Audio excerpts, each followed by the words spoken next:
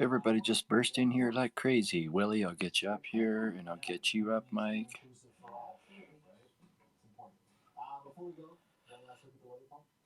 I'm wandering to let my dog in. Hey, Fendel, how's it going, brother? Jane, thanks for stopping in. Sister Sage. Okay.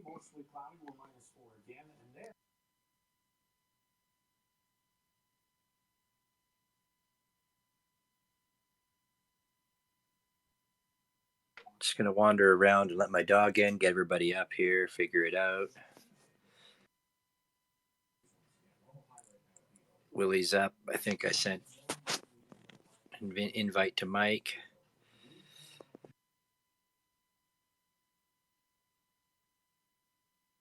Are you there, Willie, my man? I am. Okay, cool. I am here. Just trying to get all my links sent out to all my different Discords and Telegrams.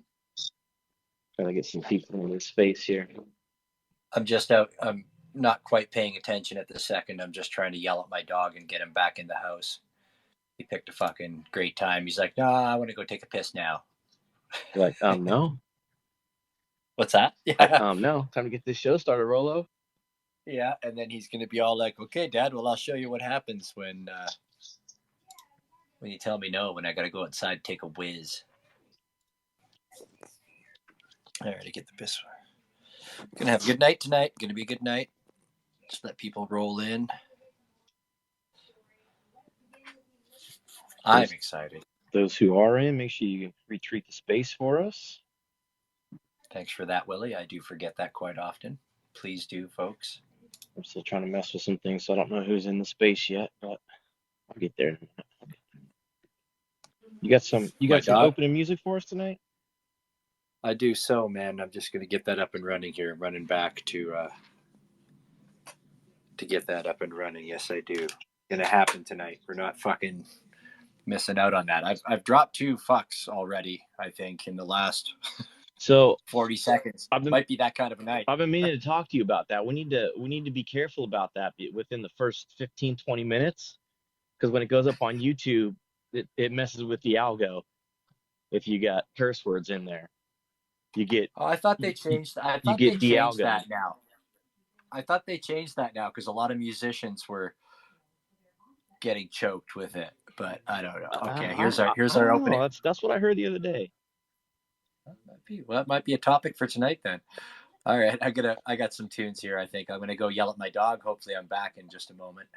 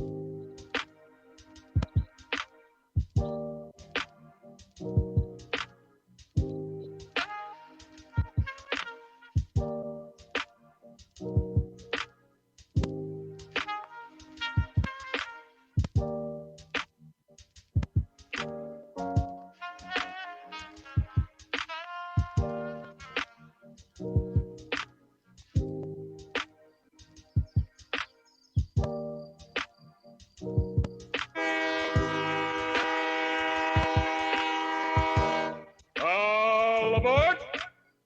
Oh shit!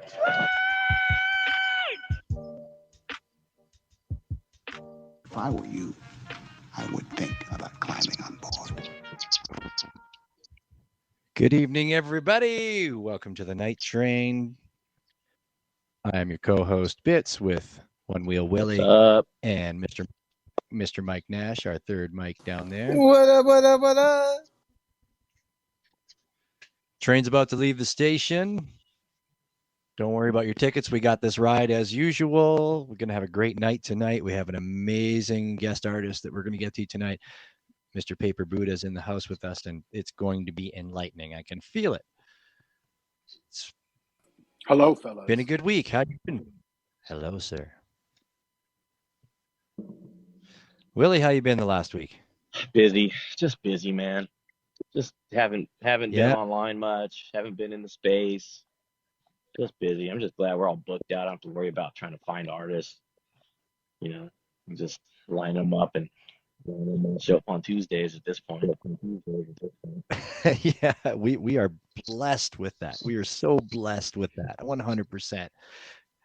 And we're blessed with our listeners as well. Like tonight, we got a good room happening in here. I don't have my phone in front of me, so if I miss you, I'm sorry. But we got Technologist in the house, Kush Zombie, Mike in the house, Nick Dimes here, Daddy V Daughters. Bless you for being here. Quantum Variant, Jane Simmons, Malicious Sheep, Bendel in the house. I did see Poke earlier. I don't know if he disappeared or if it's just I'm not seeing him on the computer screen here. I got to pick up my phone. Too many F Take a words, look man. at that, but oh, sorry. I'm getting a little echo. I was just looking to look into that. Yeah. I'm not sure where that was coming from, but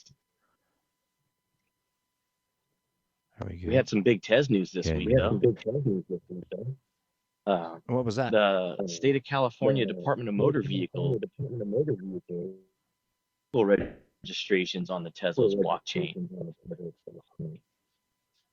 So Oh, that's cool. that's good for the chain. That's neat. That's real world using. Yeah, maybe I can sell my car without taking 3 months for my registration to go through, and you can actually just like make a sale and then transfer your Reggie. That'd be nice. Wouldn't that be So have it amazing? go to the I mean, DMV. holy smokes, right? Man, Willie, how you feeling, man? You were a little bit under the weather earlier on. Oh yeah, I'm doing all right. Thanks, Mike. Yeah, I was had a little sinus infection, kind of late last week, but doing good. Thank you for asking. Getting back there. You must have, yeah, you did do good because I remember that and like you never went full blown. We never lost Willie for a week. That's good. You kicked its Got ass. me a Z-Pack and kicked its ass quick. I was going to say it's because you got kids too, right? You get it because you have kids, but also too the kids have given you a fucking there's that thing again. They've given you a fire. I meant to say fire. They've given you a fire immune system too, right? Like that's part of it. It's like eating sand when you're a kid in the sandbox. Helps you. No, I don't know about that. No, okay. No, because you're taking so many antibiotics that they don't work anymore. So there's that. There's the flip side to the coin when it's when it's bacterial and you need antibiotics for it. All right. Well, yeah. Okay. That's Not a what I learned doctor, today. but This is not doctor advice or financial advice. If you hear any of that later on, it's not financial advice either. So that's awesome. Yeah, I didn't. I've been kind of. Yeah, I was just gonna say I didn't really. I was down and out off of the Twitter this past week and not really paying attention to socials either. I didn't really buy any art either. I was gifted something from Texadelic again today. I'm probably supposed to be paying attention to something, but I know I'm not. He does a great job. There's a fun little kind of group chase thing going on for his latest mixtape, and you've been holding people up by not selling or going after pieces. Oh Jesus! Don't tell Yeah, me dude, that. what's up with that, man? Holy smokes, People wait for kids. you to show up and pay attention. Are you serious? Get You guys on are the both- horse, homie. You guys are crapping with me, right? Like No, No, man, this is like full blown, man. It's like fucking amazing. Actually, I've been listening to it all day, and it is rad as hell. Oh, and man. Okay. All right. Well, okay. You guys take the show over. I got to go do some things. Okay. Bye. Really? You gotta Really? get some trades and accept some offers and. Okay. Yeah. No. I'll read. Yeah. I don't even want to go into that mail right now because I know there's like little blue dots next to freaking everything in there at this moment. Okay. So let's get on with that. I didn't collect anything over the past week. I don't think at all. Anybody collect anything interesting? I know Mike Nash has been like you scored some billionaires. Dude, that was like such a luck thing that I was on chain like when those two came through. Holy smokes, man! Yeah, I was able to score pretty big on those 1-on-ones. Holy smokes! Gosh, what else? Oh, my homie Denise, or I don't know, Denzi Lad, is showing in Australia at the Binance meetup on the walls, and that's really rad, and that's something I wanted to say. That was like fucking cool to see that. Cool. That's totally awesome. That exposure out there in the real world, right, man? And an up and comer. So Have you? speaking of billionaire, we had some debate last week about he, she, them, they, and I was able to speak with them and confirmed nothing. Oh So yeah. they would like Dude, to remain that's anonymous that's all I've been able and to do not figure want. out too, man. Look Yeah, at Laser down yeah. there laughing. I still think it might be a laser alt. I don't know. Either that or who knows. I don't want to get into it, but Well, I love it. they were grateful for the offer to come on the space, but they politely declined, saying that they would like to remain anonymous. As far Hmm. as I got. So Well, I don't know. Why couldn't we just? I mean, even some of these people could come up and do if it is. I mean, not that maybe it's just somebody that doesn't want to come, which is fine. Remain anonymous. That is cool too. But also, if it's somebody that has like an alter personality, you could also come up with like an encoded voice and like you know be in a dark and like make Yeah, some shit that's a up. thing, but man, that's a fucking chore too, right? Um, It is. yeah, I we mean, gotta make the voice change technology better so that we can have people up who want to remain anonymous and have a good fake voice for Yeah, but they do it all the time on like them freaking W5 shows or what like those ABC spotlight specials, right? When they're them. Yeah, but interviewing. those are like edited in post, and you never know. Like it's not I like figure you we need some on the fly voice changing. they make yeah, those. no, I You think could pick them up at voice yeah, there KB is or 100%. Toys R Us if they still exist. Uh, I could make I don't know where you've been, Mike, but yeah, Toys R Us right. has been hey bankrupt for man, quite some where we're time now. going, we don't need roads. There you go. That's 100%. I pinned up to the top our opening song information and a link to it if you're interested. I think it's a 60 Tez floor. And I also pinned up next week's guest artist. How do we say this? Chavevo or is it Chuavevo? Is it Dude, I have no CH? Is idea it how to I pronounce think it. it's Chaveva. I think Chavevo? it's Chavedo. Nah, I mean, who knows? I mean, but we were there. I think that's how it came across. I was intoxicated. Yeah, Dude, it was like 10 o'clock in really the morning, eternal man. name. Sorry? I said it was like 10 Super o'clock in cool the morning. guy.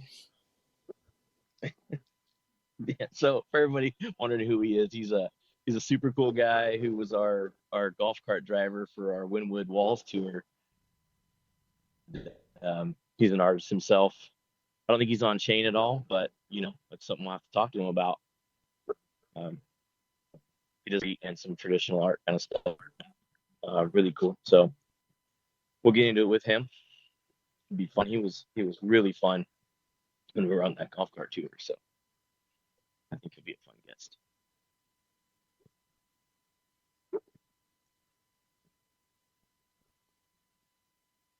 What happened? Did I lose everybody? No, I lost me though. I just got back here. Are you here? Yep, Okay. I I got gotcha. you. Get some hearts up there. Is everybody here? Am I here? Am I here? Are we Is here? every Oh, we don't know. Yeah. Paper's still Paper's here. here. All right. Well, our voices are here anyways. Okay. I missed all of that. You were probably talking bad about me and saying how great Vevo is. But yes, Yeah, pretty much. That's pretty much all the right. gist. That's cool. That's I'm okay with that. I'm down with that. I'm just up, And we'll ask him all about his mullet next week. dude. Holy smokes, dude. The only time that I've ever been jealous of a mullet. Oh my God. Hmm. I wish I could pull that off, dude. That was the raddest damn mullet that I've ever experienced in real life. I don't know, man. I think you probably could. I think you I don't should know, go, man. I'm like go super for it. curly. Yeah, I'm like so I really curly. So it would take me like 3 times the amount of time to get that length, you know? Or to have to pull out the straightener or the flat iron or something. Yeah, as I say, you have to straighten it every day. 100%. I know where you're coming from. It'd be wild. My hair is like that. So when I had my mullet back in the day, I had like little Orphan Annie ringlets coming down at the back. That's how my hair goes. And you're right, man. Like you got to grow it like 4 times as long to get it to that long. My hair was like a nice mullet length, but if you pulled it straight, like it went down like to the middle of my back. I hear you, man. You're playing my song. Anyways, I think you should do it anyway. Cool, man. I got that pinned up at the top. Sean Babo. So good. Man, I could probably have it done by next Art Basel if I started working on it right now. I think you should at least try. No, you should go You the never know other if you way. don't try. Go Jerry curl. Let your soul glow. Oh, yeah, we could do that too. We could See, do both. I could bring out the Soul Glow, or I could bring out the flat iron. You know, it just depends on if it's daytime, nighttime, or party time. I can fro it up really good. Like doing a good fro is like I've never rocked it out in public, but like I've seen some pretty nice white dude fros out there, like back in the 70s, right? Everybody had fros back in the 70s, man. And it was sexy. It was built. It was huge. And it's like, how do you do that? Well, you don't have to have spray, man. You just if you got the right hair, you can do it. You could probably Well, do it. you just got to get a perm and some curlers No, and get man, after it. I You got know, curly hair, man. I can do a fro, no problem. man, I could pick out a fro. It'd be frizzy as Yeah, hell, but maybe let's yeah, I do could do that. that. Let's do that for Art Basel next year. If I still have hair by then. Holy shit, man. Yeah, dude. I'll get some big old bell bottoms that match the width of the fro, and then it'll be balanced. No, Junkos. We got to wear those, right? Those Junkos now. That's the Janko, man. Jankos. What's a Jankos. Junko? What's a Jankos. Junko? Well, I don't know. You know what I'm talking about. No, I know what you're talking about, man. I was No, old we guy just in the go back down there. to to the Goodwill and just get like size like 50 pants and cut them off, and that's what we'd rock. I don't know. There you go. Yeah, we couldn't afford Jankos. No, neither could I if I even wanted to wear them. Anyways, well, that's all I got. Next week's artist, our opening song, and I can fluff out my hair into a nice afro. That's all I got for the whole past week. Are we doing a giveaway tonight, Bits? I know we've got a couple of Buddha buddies in there. Do we have Buddha buddies in there? I don't. Yeah, sure. I think we've got at least one. Okay. Are we going to do a tweet giveaway, or do you want to do take snapshots of who's in here? I'll let you decide. All right, we'll figure it out. I'll let you know the next couple of minutes, but we will be doing a giveaway tonight, and apparently we have a few. So retweet the space. Let everybody know that. I didn't put that in because I didn't think that through. Dan Williams down there, Chick Threes, Joe Carr, Bearby. That's all I see right there. So I'm sure there's more to that name. Damanop. Sorry if I mispronounced that as well. Thank you for popping in. A few of you in here tonight. I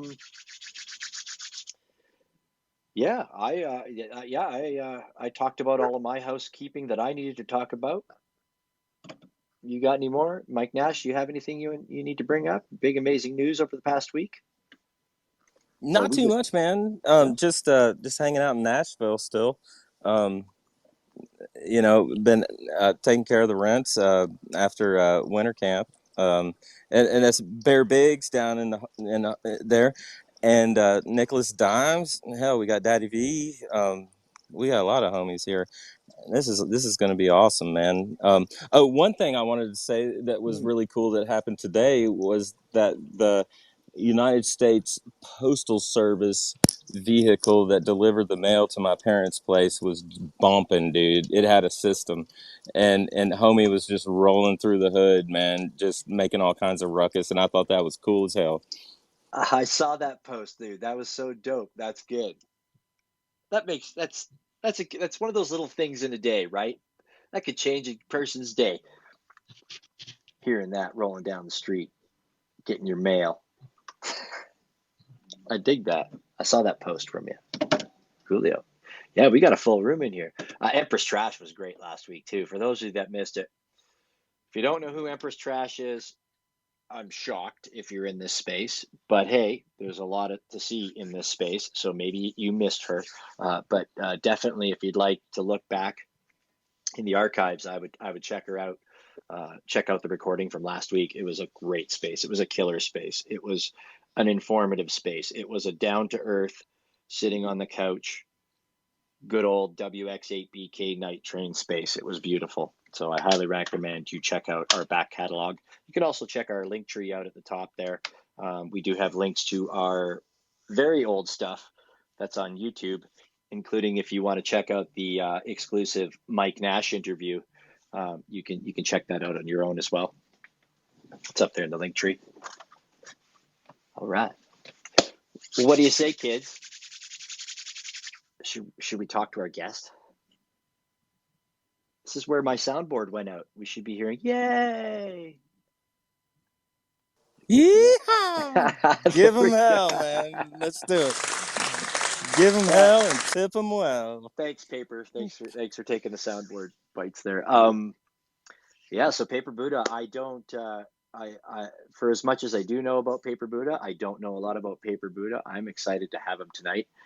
Willie's a collector of Paper Buddha. I do have a few Paper Buddha. Mike Nash is a big homie with Paper Buddha. Paper Buddha hugged me in Miami, and that was one of the greatest moments when I was in Miami, man. Somebody greeting me with a hug, and I love that so much. So I'd like to bring our guest of honor up tonight, the one and only Mr. Paper Buddha. How many times did I say Paper Buddha? Was everybody drinking every time I said Paper Buddha? I was taking hits, so you're doing Okay. good. Beautiful, buddy. Welcome, sir. Thank you for giving us your time. Thanks, man. Good to be here. Lots of homies in the crowd. Thank you for giving me some space, man. Yeah, like I love a good dialogue. So maybe what we could do is kind of go through it, and I'll stop maybe in chapters, and you can ask questions, kind of thing. How does that sound? Sure, whatever makes you feel comfortable, man. Absolutely. I'm totally down with that 100%. Chapters. I like chapters. That sounds good. Sounds like we're getting into a good old fashioned space here. Yeah, So man. do you have a chapter one, or is this a prologue? Yeah, I got a chapter one. Before I jump into it, it's the night train, so I'm smoking a bunch of weed and on my back patio where it's nine degrees, and then jumping back inside and playing video games and talking to you guys. So super chill, just hanging out like in the living room kind of vibes with you guys. Yeah, You got it. so That's how we do it. me, love it. Yeah, me. I'll jump right into the deep end. I grew up an outlaw and a drug dealer, a third generation weed guy and a hashishan on the west coast of the United States. My family was very involved in the psychedelic scene, and my mother dated one of Alan Watts's children, uh, which, put me squarely in the LSD Buddhism camp at a very young age. So those things most definitely informed who I became. So just to get all that stuff out there, kind of punch anybody in the nose that's part of the DARE program. If you're not interested in hearing my story, kick rocks. But yeah, so let's see, grew up in the 90s. It was late 80s, early 90s kid. Grew up and down the coast of California, primarily in East Oakland, and in and out of jails and juvenile halls. Was a trouble kid, was pretty feral, didn't really have much adult supervision, so grew up on the street. Very much like how Empress Trash shared her story a little bit later in her life. That was me at a very early age. And had to figure out how to fight for myself and fend for myself. And in that period, moving around from all these different institutions and places, I latched onto graffiti. The idea that I could leave my name behind, like, hey, I was here, it was like a really big deal to me, that feeling, which then turned into like all the artist expression that comes with graffiti. I started, just scribing on windows and like just bombing with a paint pen or a couple spray cans, and then started doing throwies. If you know about graffiti culture, throwies just like a big two color kind of bubble letter thing that you would see, right? That's what a throwy is. Something you do really really quick, usually one line with a filler. And then from there, I started doing pieces, like big elaborate pieces underneath bridges. And this is at a time when like you didn't get a fucking permit like these bozos do today. You have like 60 seconds underneath the freeway to fucking do a piece and get out of there before the cops get there. And that was really attractive to me. Like the part of the art that was stealing the paint and then hopping a barbed wire fence into a train depot and like doing a piece in like 2 minutes and then ducking and dodging cops and security guards to get out of there. That's my shit. And so that very much set me up to be an adrenaline junkie for the rest of my life, as well as like really viewing art as an anti-establishment, grandiose fuck you to the man. Like I always thought that from day one, that's what art was all about. And then my other form of early art was being a DJ in the rave scene in the Bay Area in the early 90s. And so this was, again, before permits, before music festivals, before any of that, it was bolt cutters and U-Hauls and abandoned warehouses. And we would, find the abandoned warehouse. We would snap off the padlock with our bolt cutters, back up the U-Haul that had the sound system in it, and we would rage. And this was like at the beginning of Web 1, the other big component of my early life was being a computer hacker and reading 2600 Quarterly and just being in the Bay Area. If you don't know, 2600 Quarterly is like the hacker magazine back in the day for hackers and freakers, people that, anyway, early hackers. And so did a lot of that stuff, played a lot with early technology. The reason I backpedal a little bit into that is because with the rave scene, we really started leaning into that. We started leaning into pagers and email lists and meet us at the payphone, and we'll give you the map point to go meet a dude in a parking lot to make sure you're not a cop, sell you a ticket, and then tell you where the party really is. Right. So really started experimenting with technology and real life events in the very early 90s. Right. So that's kind of chapter one, the moving all around, feral young years of being a DJ and a graffiti artist. And that was punctuated by me getting emancipated from the system, which means, they release you and say, all right, you're a fucking adult, go figure it out. After you've been in juvenile hall or group homes or foster homes, you got like $4 in your pocket and a bus ticket. And they're like, go figure it out, dog. So for me, I had to put away the art and I had to lean into being a drug dealer and figure it out. That's chapter one there. What was your tag? Peak, P-E-A-K.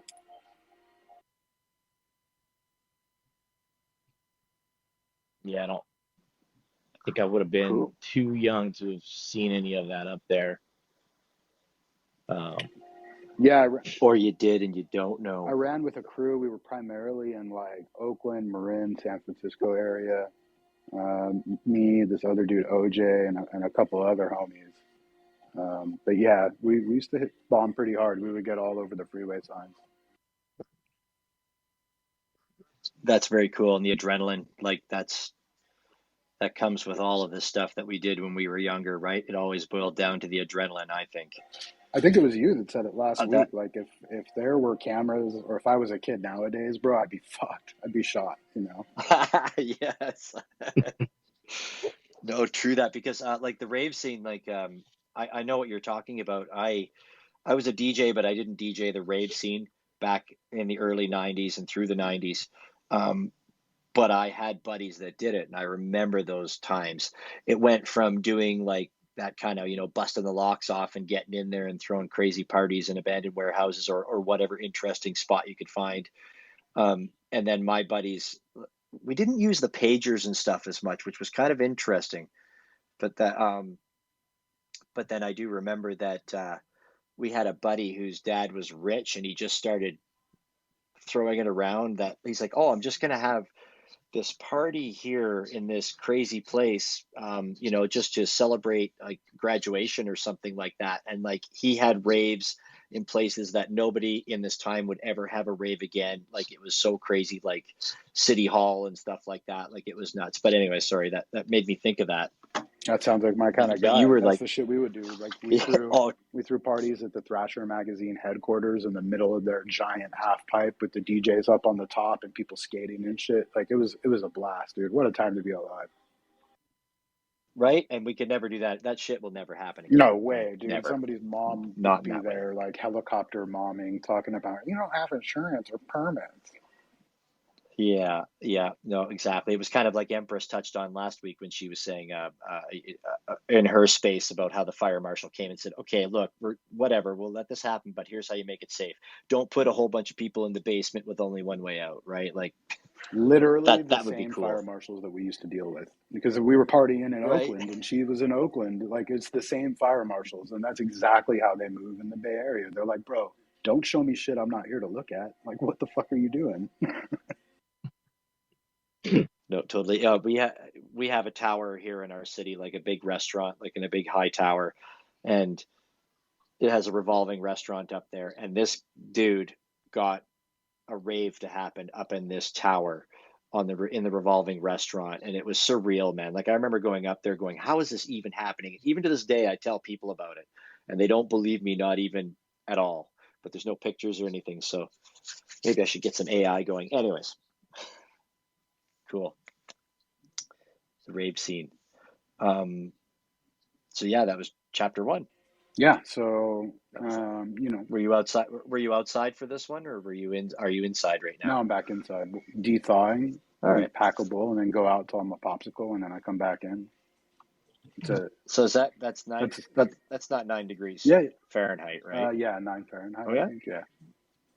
Oh, It's Michigan. It's the popsicle. Oh right, yes. Popsicle rotation. Sorry, yeah, I forgot. Yeah, okay. Popsicle I got you. rotation. Yeah. Yeah, man. So let's see. I had to make the tough choice and lean more into the drugs than into the art. At this point, there's obviously a strong crossroads between the rave scene, graffiti culture, and drugs. I made a lot more selling drugs at the raves that I threw than I did off of the door and the bar, and we made a lot off of the door and the bar. And so through developing those relationships, blah blah blah blah blah.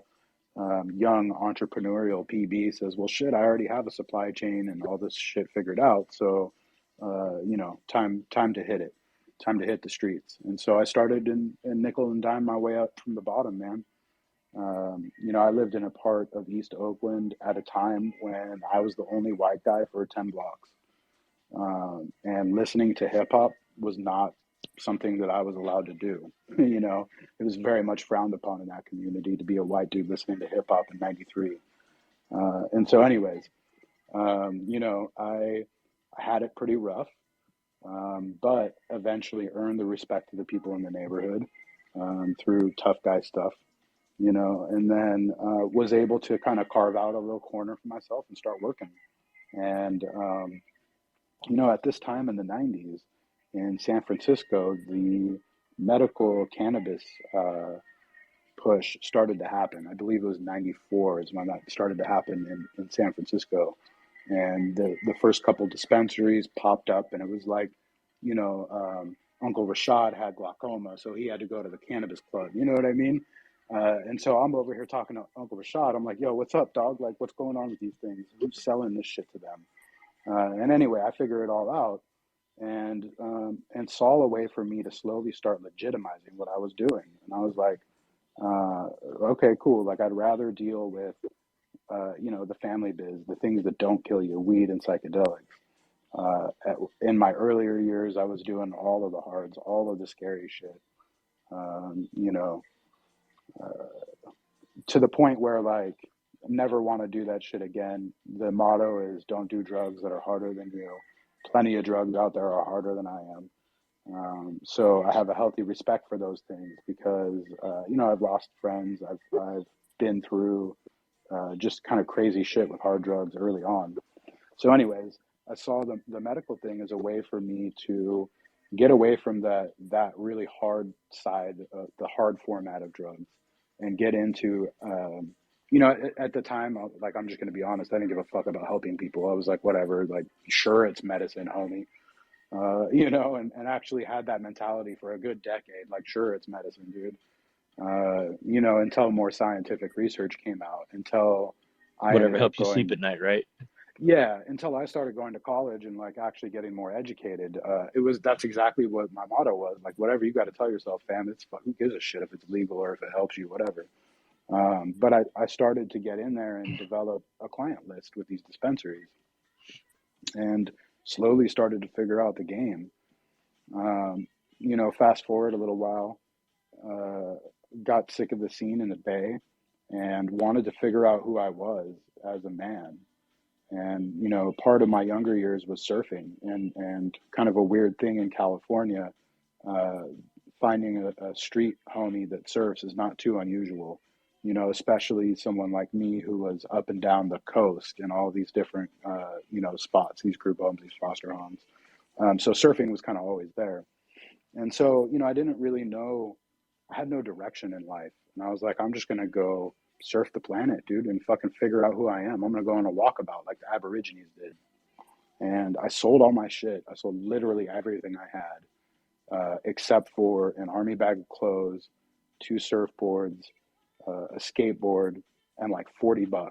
And I fucking bailed. I was out. I went to Hawaii, and I landed in Hawaii, and I broke my skateboard immediately, ollieing over the curb at the airport. And I was like, I guess I don't skate anymore. So I threw that away and went to the beach and lived off the land for 90 days. What we call in Hawaii, we call it camping. Nobody's really homeless.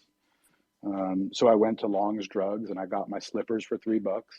I got my spear for spear fishing for like $10. So I'm $13 in and I can live off the land. And that's what it's like in Hawaii. You go stay on the beach, and as long as you cast a line out in the beach is this is shit you learn day one being homeless in Hawaii. The beach is sovereign land. The cops can't fuck with you. That's Hawaiian land. The cops can't fuck with you if you cast your line out into the ocean. So they go, here, Howley, and they tie a weight to the bottom of a fishing line, and they just say, cast that fucker out there. You're not catching nothing but sleep. I was like, all right, bet. And so I learned the hustle real quick. What you eat out there, the island provides. I mean, there's just banana, mango, avocado, breadfruit, like lilikoi. Shit is just all over the place, and then there's all kinds of amazing fish and crab, and it's just like in abundance, right? And because of my time with weed and being off grid, I wasn't unfamiliar with camping. I wasn't unfamiliar with the thought of being self sufficient. So like this was the life for me, just doing this and surfing and kind of being a bum. And the idea was I was just going to go kind of make my way around the planet and then back to the Bay Area slowly, just one stop at a time on the hippie trail. And the hash trail. That's if you guys know about that, there's a very kind of a Silk Road. It's a hashishan tour where it goes pretty much through all the major surf areas, and then you take a trip up to Nepal and into the Himalayas a little bit, and then you're back into surf culture and surf country. And so I was going to go on this whole trip, and then ended up not leaving Maui. It was fucking great. I was like, I'm not going to go anywhere, man. This is amazing. You know, it was at a time when it was low population and it was a lot of dirt roads. So, you know, like the main road in town, I would just stop and the other dude in the car would stop and we would just talk story, like roll down the window, like shoots, bro, like talk story to each other. You know, there's no traffic. There's nobody. If there's anybody behind you, they're just going to go around. You know, they probably know you guys. So it was really cool culture. And for a guy who grew up without really a semblance of a family structure, Hawaii was really good for me because it was very family focused. And so I got a lot of really good family morals and ethics from my Hanai family, the family that chooses you. You know, and it's kind of like a guardian angel type of a person, and their family usually adopts somebody, like you're always coming out to the barbecue with us, or you're coming surfing with us. You know, and so I ended up with a family like that that took me in and took care of me. Um, and yeah, while I was out there, you know, I've always had an entrepreneurial thing, so I started a couple of businesses out there. It was a kind of a MLG esports type of a thing. It was really way ahead of its time. It was a blast, and I ended up, you know, going to school out there, majoring in business and science, microbiology. Met my wife out there, you know, and so I guess in a funny way, I did kind of find myself. I just didn't have to go the full blown surf tour. You know, I did global travel later, but you know, I think at that point in my life, that was exactly what I needed.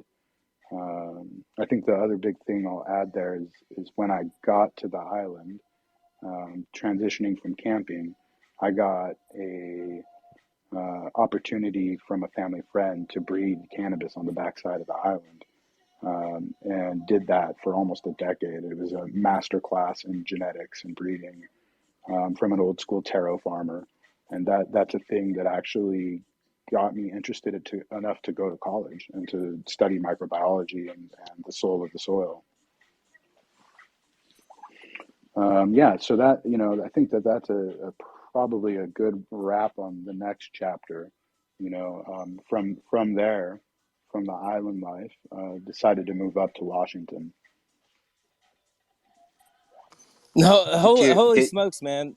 Sorry to man, I, man, I'm learning so much. I love to pick up all these little breadcrumbs that PB leaves, along the trail.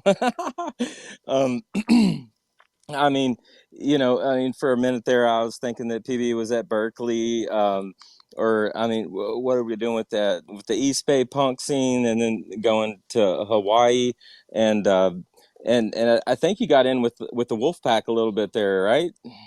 Yeah, that's right. I surfed with Andy Irons quite a bit in the Wolfpack and Bethany and all them.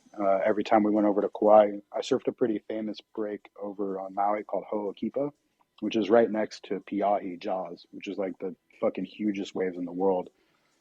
So we would have a lot of like really famous Australians or other surf packs from other islands that would come and hang.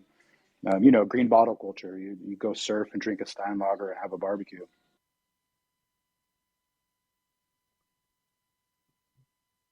Dude, that's fucking rad, man. I love this. This is amazing to me. that's the first time I've ever heard the term surf pack, but I guess I've never lived in Hawaii either. So, but It's like uh, it's a water why? gang, you know. Like the Wolfpack is Yeah, yeah, for sure. Andy Irons and Jeremy Irons and their whole crew of people that surf together every day. Yeah, Yeah, they breaks are had a whole notoriously a territorial. house right there on the shore, man. It's legendary, dude. Holy smokes. Yeah, now that you say, I bet you I've watched these guys a million times, but I can't. I'm gonna have to go back and watch my surfing stuff and check out my Canadian surfing magazines. I guarantee they're in there. That's right, I said Canadian Surfing Magazine, people. It There's exists, okay? there's break off Vancouver. Yeah, for sure. Why microbiology? Uh, what was the reason for taking microbiology? That was just kind of took me just cause A interested. lifetime of growing weed, and what do you do when you Oh grow yeah, yeah, weed? You okay. know, you're especially the way we Yeah, grew was all organic, so very much, you know, humic acid for this, bone meal here, blood meal here, simulating yeah.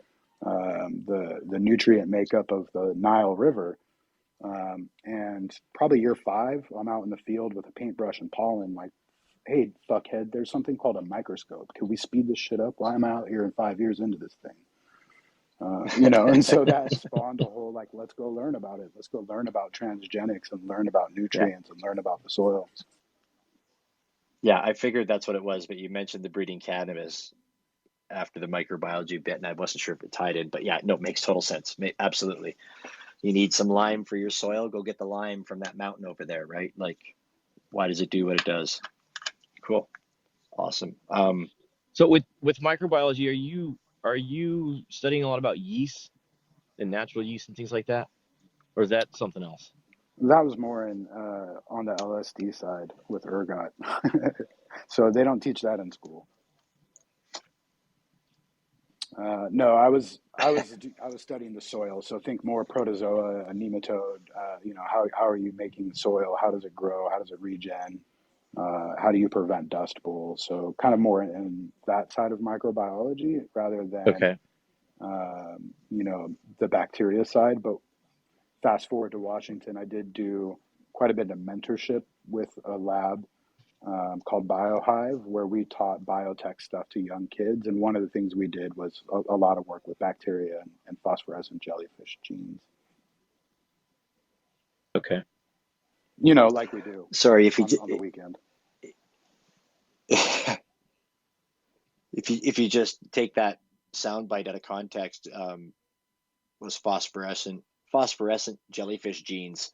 I think we should put those on the market. Maybe Levi will pick those up or something. Sorry. Anyways, it was a bad dad joke. I'm into it. I'm here for Phosphorescent it. Levi. Right. I want some phosphorescent dad jeans. Phosphorescent Yeah, put that jellyfish shit on my back genes. pocket. So I'll go to the Yeah. honky tonk. Paper. So with your journey through chapter 2 here, did you think of any, did you think back of art? Did you do any art? Were you doing any graffiti while you were doing this, or did you just put all that aside in thinking about that, and this is what you were doing, was traveling through life? Yeah, not a thought given other than Yeah. in building, and I'm looking back only in retrospect do I recognize it now. But building the company as an entrepreneur, a big part of that is the branding. A big part of that is the marketing. A big part of that is your style guide, your font, your colors. So I was definitely creative artistically within the confines of a business. So were you doing all of that, like creating all your own marketing materials and all that kind of stuff, or did you have somebody else Yeah, that was doing that? You were just kind of helping with input and oversight. at first, so this is early days as an entrepreneur. So really a young man in my early 20s trying to do it all myself like a fucking idiot. So I did a bunch of it myself until I realized I needed to hire somebody. So then I hired a marketing person to come in and learned how to be an art director and learned how to express my thoughts into words to have somebody else execute my vision. So, and then later on in my professional career, leading larger enterprises, I'm in charge of, the whole division, or I just look at the CMO and say, make it like this, motherfucker. Yeah. That's what we all dreamt about. So what was the business out in Hawaii that you built? Do you want to go It was into that a little bit more? I want to know a little bit more about that. not too much, but basically Okay. a nightclub meets a LAN center, where people could come in and pay a couple bucks and play any video game competitively with DJs and anime up on big screens and shit. And this is Okay. like, sounds pretty like, oh yeah, kind of anybody would do that shit now. Well, But What? 20 years I'm ago is way ahead of its time. yeah, you didn't have internet access. Not everybody had internet access back then. Yeah, and Or most people didn't have games, or people would have to bring their Xboxes over to the homie's house to like network up and play Halo. So to have a place to come drop a couple of bucks, smoke weed, and like sit in stadium seating and be competitive was pretty groundbreaking. That's cool. That's very cool. yeah, that's Man, those really were the cool. days. Hey, remember having to do that? I remember that I used to have buddies bring their computers over, I guess some days you'd still would do that, maybe. With your Switch. People I do don't it with know. their Switch now. Like everyone comes over with a Well, Nintendo yeah, Switch. sure, yeah, or your phone. Just like when we were talking. Yeah, never mind. I'm not going to go into that. But yeah, no, I remember those days. That's crazy. Like, yeah, that would be surreal at that time in those days. That would be totally surreal. Like that would be amazing, and especially being in Hawaii, where you're so much more cut off from the rest of the world and all the other fun things we do. Yeah, you know, I was really inspired as a kid. I watched that movie Hackers. Do you remember that movie? Hell They, yeah. bro, they have 100%. this scene where they're like on rollerblades and they're playing Wipeout on the big screen and they're like eating French fries and shit. I'm like, yo, whatever this is, I want to make it. And so, and I was also always into Cyberpunk 2020, the role playing game, the tabletop role playing game. So I've always been kind of this futuristic Blade Runner kind of dude in my head. And so I really imparted that vibe into the place too. So not only was it, you know, ahead of its time, but like it was a total transport to a different world. If you're sitting there in Hawaii and walk into the fucking Tron and you're like, what the fuck's going on in here, dude? So yeah, it was a lot of fun for sure. That's wild. That's absolutely wild. Man, I lived in a city of 800,000 people back in the day, and we didn't have anything like that. My city's I still had to not go to that big. Hawaii, I guess. No? I said my city's still not that big.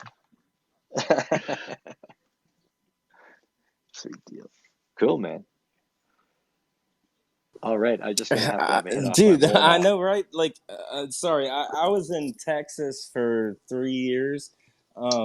About 2 years ago was when I moved down to South Florida. But they've got an esports arena there. But that was what, just a few years ago, man. And you were doing this shit like a few or a couple decades ago. That's fucking amazing, man.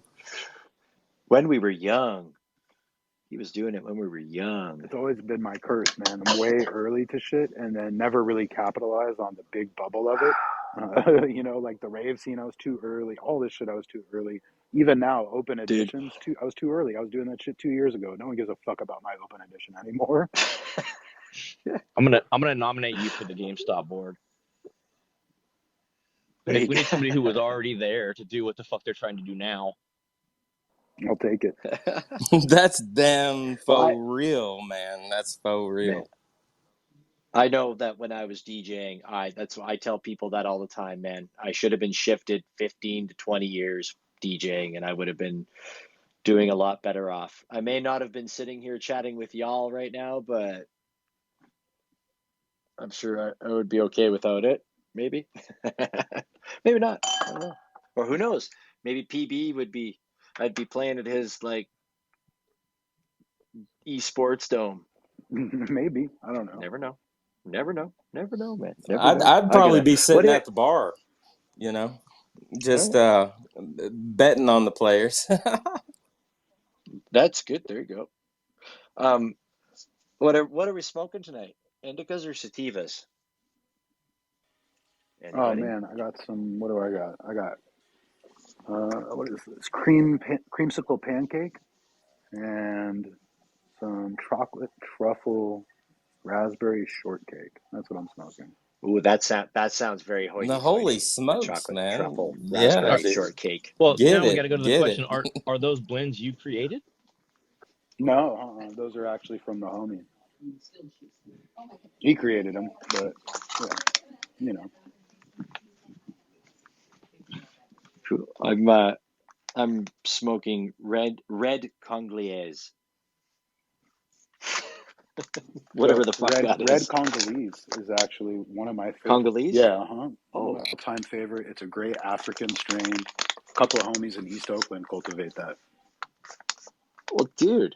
Also, I Frenched it up a little bit too much there. I missed the O. Congolese. I I like said I like Congolese. yours, Tarjay, bro. That shit's Okay. fancy. You like that? That's what Lou. What the hell did I say? I made a comment on one of Laser Lou's posts, and I said favorite. I spelt it, of course, the Canadian way with the Favourite, and he's like, man, I love how you add extra, Canadians add extra vowels or whatever he said,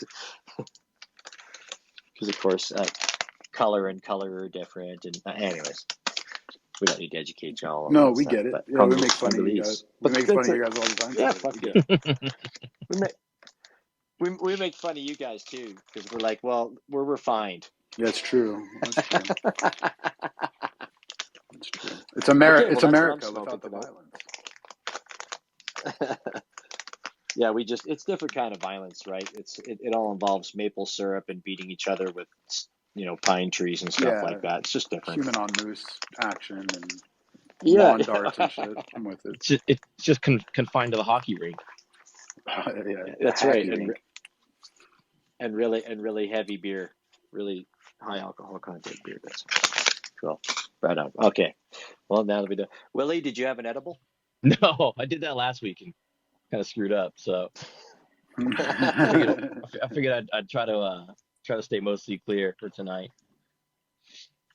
I forgot we had He's the space last designated week. driver. Yeah, someone's got to keep this train on the tracks. That's right. Thank God, Willie. Thank you for taking that upon yourself. You might derail. Yeah. Cool, man. Yeah. Plus, I got to go to my parents So, after. So. Oh, really? Yeah. Dude. Yeah. You're hardcore. All right. Well, we'll see if you get to your parents tonight, I guess. Yeah, because we got chapter 3. Like a teenager, I don't like to get coming high up. before I go over to my parents. That's cute. I'm like, nah, y'all gonna kill my buzz. Oh, that's me. With me, it's fun. It's like they all know. They've known for years, even before it was legal up here, and it's where it's good. What's wrong with you? Are you high? Yeah. Why aren't you answering me? Are you high? Yeah. Anyway, stop asking me that question. Yes, I am. Just wear a shirt that says that.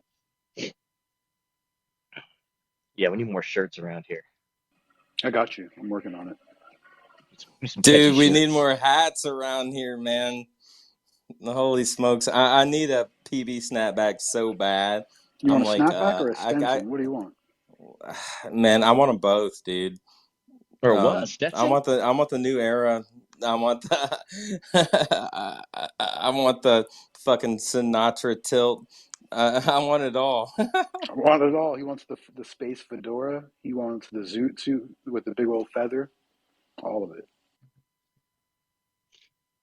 Zoot suit. That's when I know I've made it, man. I mean, shit. I mean, how else are you gonna gauge that shit? I'm out in California. I need a big Mexican sombrero. Ooh, that's a good one. That you can do the soccer ball going around and when you spin your head around. No, not that style. Like a new new style. Gardener style. There's a new sombrero. Well, it's like a ditch digger style, yeah. like a rice paddy style one. Oh, I got one of those too. That's different. I know it. Like a surf, like a big, fishing for marlin kind of hat. Yes. Is that what you're talking about? There you go. Like the big, just a big straw hat. Yeah, I got you, man. I think in mountain biking, I know we wear when they're out there building the trails. That's what they wear, is them big suckers. Yeah. There's a name. I know Kush got a couple of those down there. An old SSL surf. You got a couple of them big old straws. Gotta keep the sun off the neck, man. Gotta keep it classy around here. Especially you. You're the only one that went out and bought a tourist hat in Hawaii so that you wouldn't burn. In Miami, yeah. Oh, in Miami. Sorry, yeah. I got that Irish white boy skin. Yeah. I burn easy. Right. Dude. Well, I'm high now. I'm ready for chapter 3. Is everybody ready for chapter 3?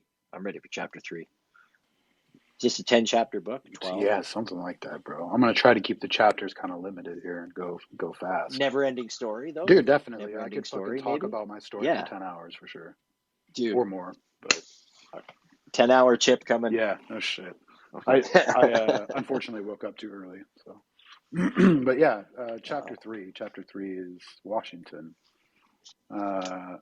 I get to Washington with my wife, who says, "I'm gonna, let's move to Washington so I can go to UW." Okay, and we get out there, and that doesn't happen. Um, so instead, what happens is I get recruited to do some tech stuff for a big company, for a big Fortune 500 company. You know, falling back onto my hacker days, had a contact, and they were like, "Do you want to come do some white hat security for us?" And I was like, "Fuck no, I don't. You know, I don't. What are you talking about, dude?" And he says, "Well, how about some hardware? You want to work with some hardware?" And I'm like, "Yeah, I want to work with hardware. Hardware doesn't talk back. I like that. It's pretty neutral." Um, and so I came into the company and started working.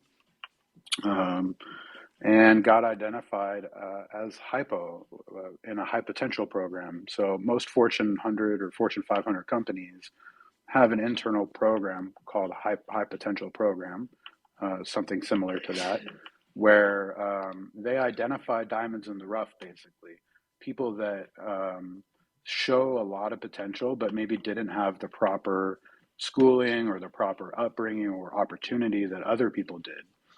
And so very early on, they identified me as one of those people, and they fast tracked me to management, which means, getting me an industrial psychologist, getting me enrolled in an MBA program, starting to rapidly having me shadow VPs and senior VPs in the company, and just like a lot of face time and access to high level executives in the company.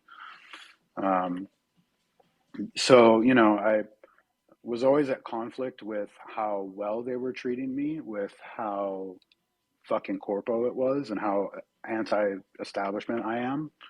And I managed to be there for, I think, almost 5 years.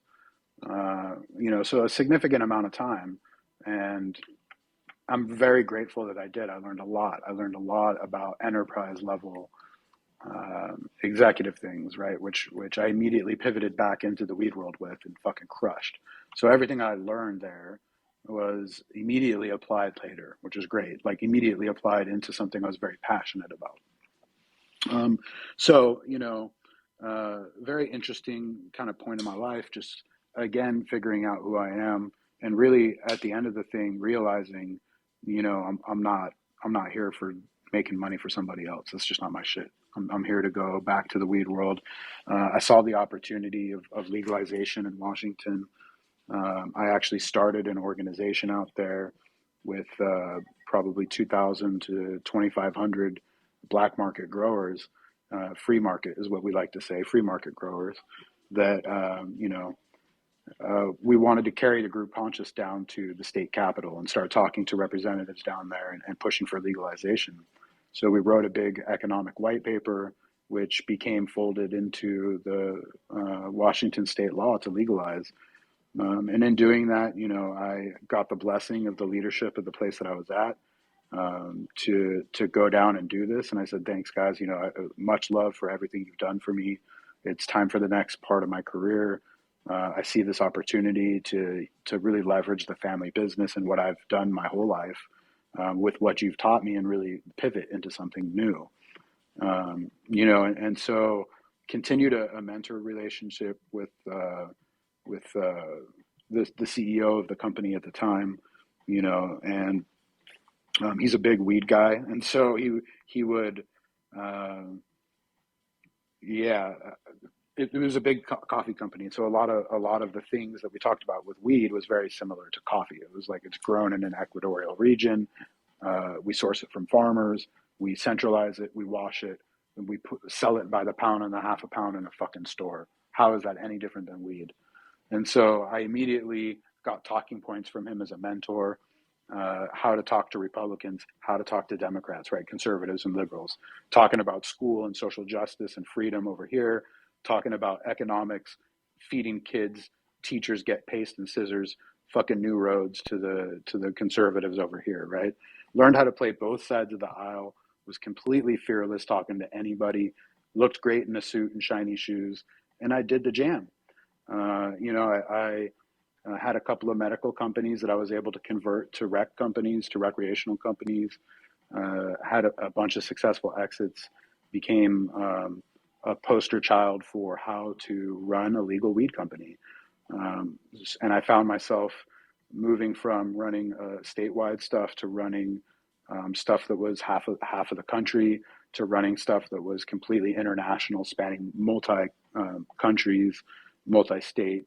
And I found myself as a CEO and a COO. And when I was younger, I was in the CEO seat. I think that's a good place for people with a big ego. And as I got older, I decided that, I'm more of the ops guy, more of the day to day, get shit done kind of guy. And let's let a young kid take the spotlight, and I'll just prop him up and give him whatever he needs to be successful. Because that's what people did with me when I was a younger exec. And so, had a great time doing that. Lots of fun. Just going all over the world, high life, whining and dining. My typical business day was waking up, smoking weed, hopping in a plane somewhere, wearing a hoodie while everyone else is wearing nice clothes, going out to the fanciest restaurant at the fucking spot, ordering everything on the menu, smoking the best weed, closing deals, coming back and kicking it with my wife. And so, had a lot of fun with that. Some successful exits put me in a place where I was on the board. I was on the board. I was the board of director, and we were placing executive teams. I led a whole bunch of teams. So I was the guy that's like, okay, we need a COO over here. We know these guys from Google. We know this guy from Lego. We know this guy over here. Who do we want in that company? Let's move that COO over here to this company where he's going to be a better fit. So we started playing a really meta game, and I learned a lot. And in this time, rewind a little bit. At that Fortune 500, I was also fucking around with Silk Road and doing Bitcoin for bags. And so that was kind of my first intro into crypto. There's a guy in my department who's like, yo, dude, I'm mining this shit. I'm like, mining what shit? And he introduced me to cryptocurrency really, really early. And, I had read The Sovereign Individual a couple of times. And so, the prediction of a cryptocurrency was always in the back of my head. The idea of being a sovereign individual and transcending a nation, and being a global citizen and a digital nomad. These things were written about in the late 90s. I think Sovereign Individual came out in 98, I believe. And so very early, I had all these things in my head. And the second this dude showed me Bitcoin and Bitcoin mining, I mean, we're talking like maybe a year after the white paper, a year after the Satoshi white paper. This shit is barely migrated out of the Bay Area. It's like coming up into Seattle. This dude's one of the really early adopters. It was still at a point where, like, if you wanted to cash your Bitcoin out, you had to go to a Bitcoin meetup, and you had to meet a shady motherfucker like me with a hockey bag full of cash and be like, I will give you Bitcoin for your cash. And I'd be like, dope, thank you, bro, because I'm trying to get this weed money the fuck off of me and get some Bitcoin. But it was a really uncomfortable exchange between, at that time, a complete nerd type and a street dealer. It was just a really awkward meetup. Not a safe place to offboard to fiat. I'm just going to throw that out there. Like, I'm a pretty decent guy. I'm a good actor in that space, but like, man, not everybody is. So yeah, pretty wild shit that was happening at night. And then, during the day, I'd go back and be working with this homie, and we'd be doing the thing and running a big company. So that was my early exposure to crypto. Holy shit. Hey, Willie, if ever there was that mind-blowing emoji, would you put it in here? I don't have the consciousness to be able to do that right now. Wow. Chapter 3 is a holy banger. shit. Okay, so I'm just going to start up. Oh, are you done chapter 3? Sorry, Yeah. I need to butt in here. I just have questions. Okay.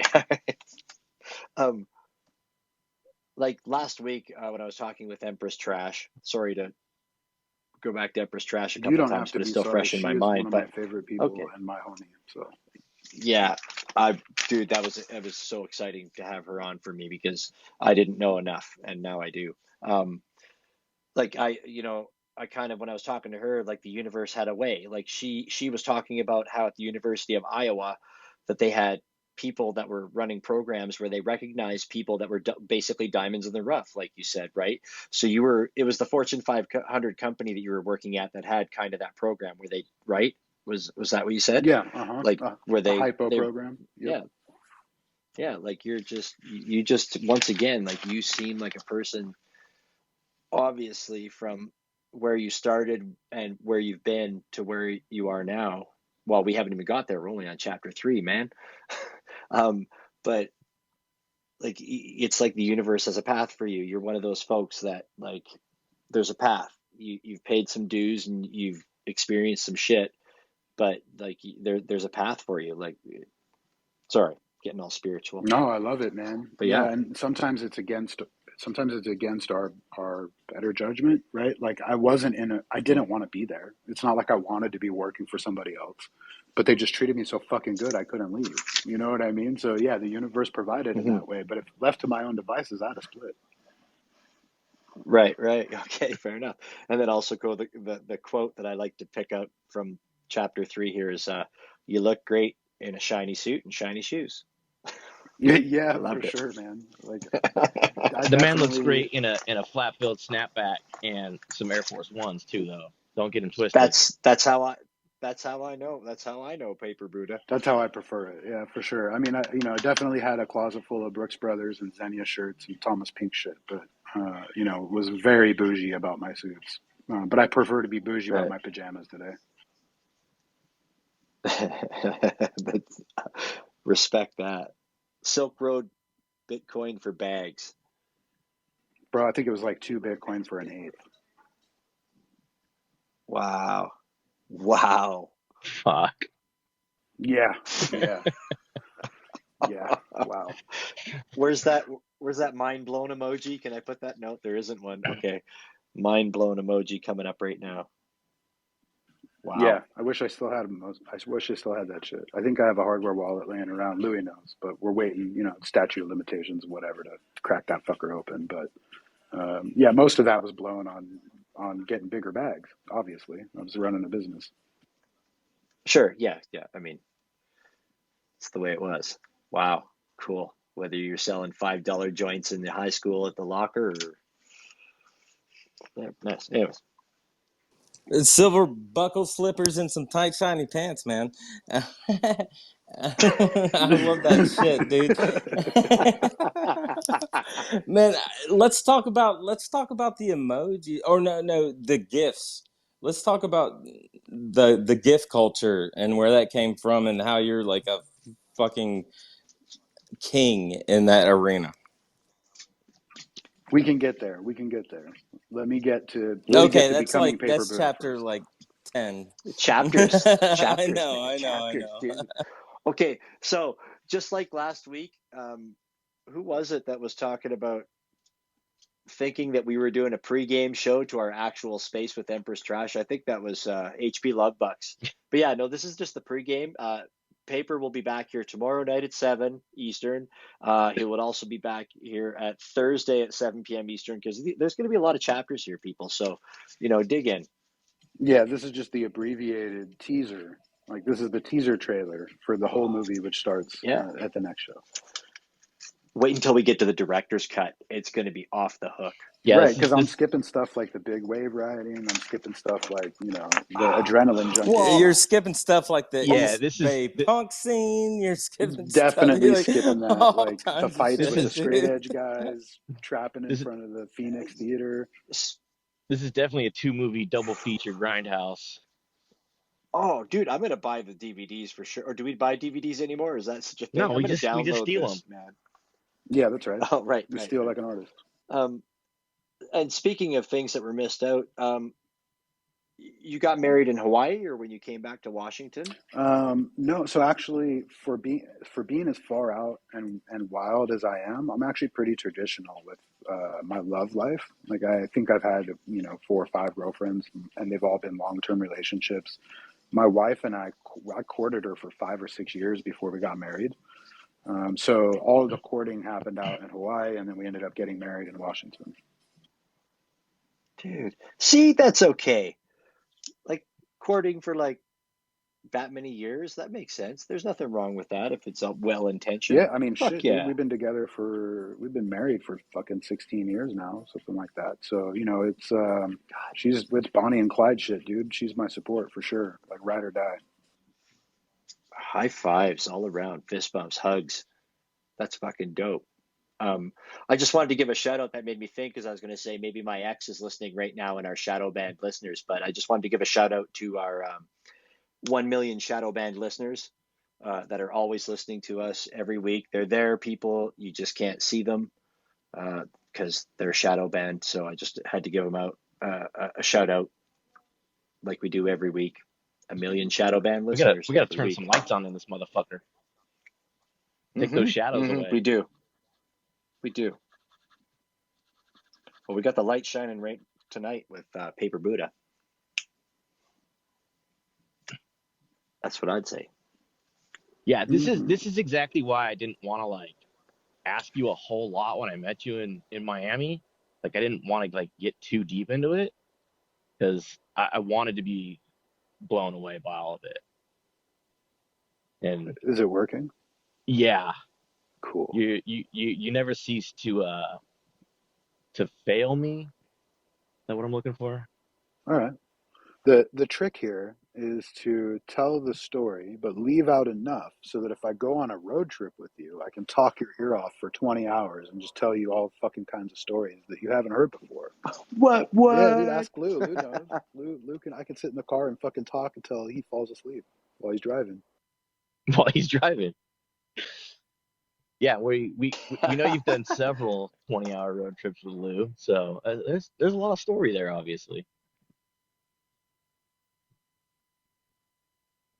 Dude, when I did mobile DJing and I was on the road for hundreds and thousands of miles, hundreds of thousands of miles in a year, I also used to think of that. It's like somehow I get into this van basically with the same dude every time, and somehow I can talk for hours and hours on end. We haven't hit every dead end yet. Like we can still do this.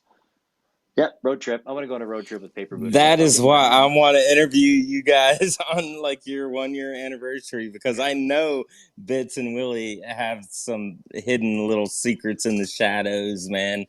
I think that'd be amazing. Well, Here's what it to is. expose It's going most to of my be like, story is I you got to wish I do let like the Paper Boo Seinfeld live. thing, where Seinfeld did all the comedians in cars. That's the season 2 of you guys. You got to drink wine with everybody in the car and just fucking drive with bottles of wine falling out of that shit. It'd be great. I wasn't gonna bring it I, up, but since you did, have you had the intent wine yet? You caught me. You caught me mid bong rip. I have not. I actually don't drink that often. woo! I have a whole cabinet full of wines and sakes that have been gifted to me, and I just opened a sake, so that's gonna last me like, I don't know, 30 days, maybe 60 days. Dude, Save it for one of Paper those walked CEO out with friends. the red, man, in Miami. Walked out with the golden goose. There's plenty more. Dude, I was just up in my liquor cabinet, which is the cupboard above my stove, on the weekend, just kind of, seeing what the hell was up there. And I have fucking 4 bottles of sake. 2 of them are open, 2 of them are not. But I'm like, I don't even know who brought those to me or where the fuck they came from. But that's something that you drink one You like it hot or glass at a cold? time, You man. like it hot or cold?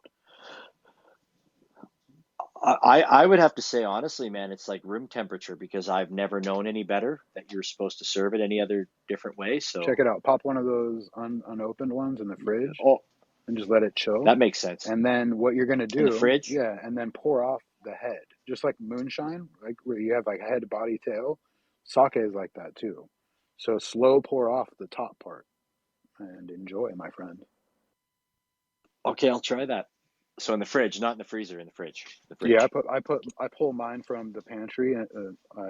Yeah, mine's in the pantry. It used to be above the stove too, and then just put it in the fridge for a couple of days. Yeah, just chill it out before you want to use it.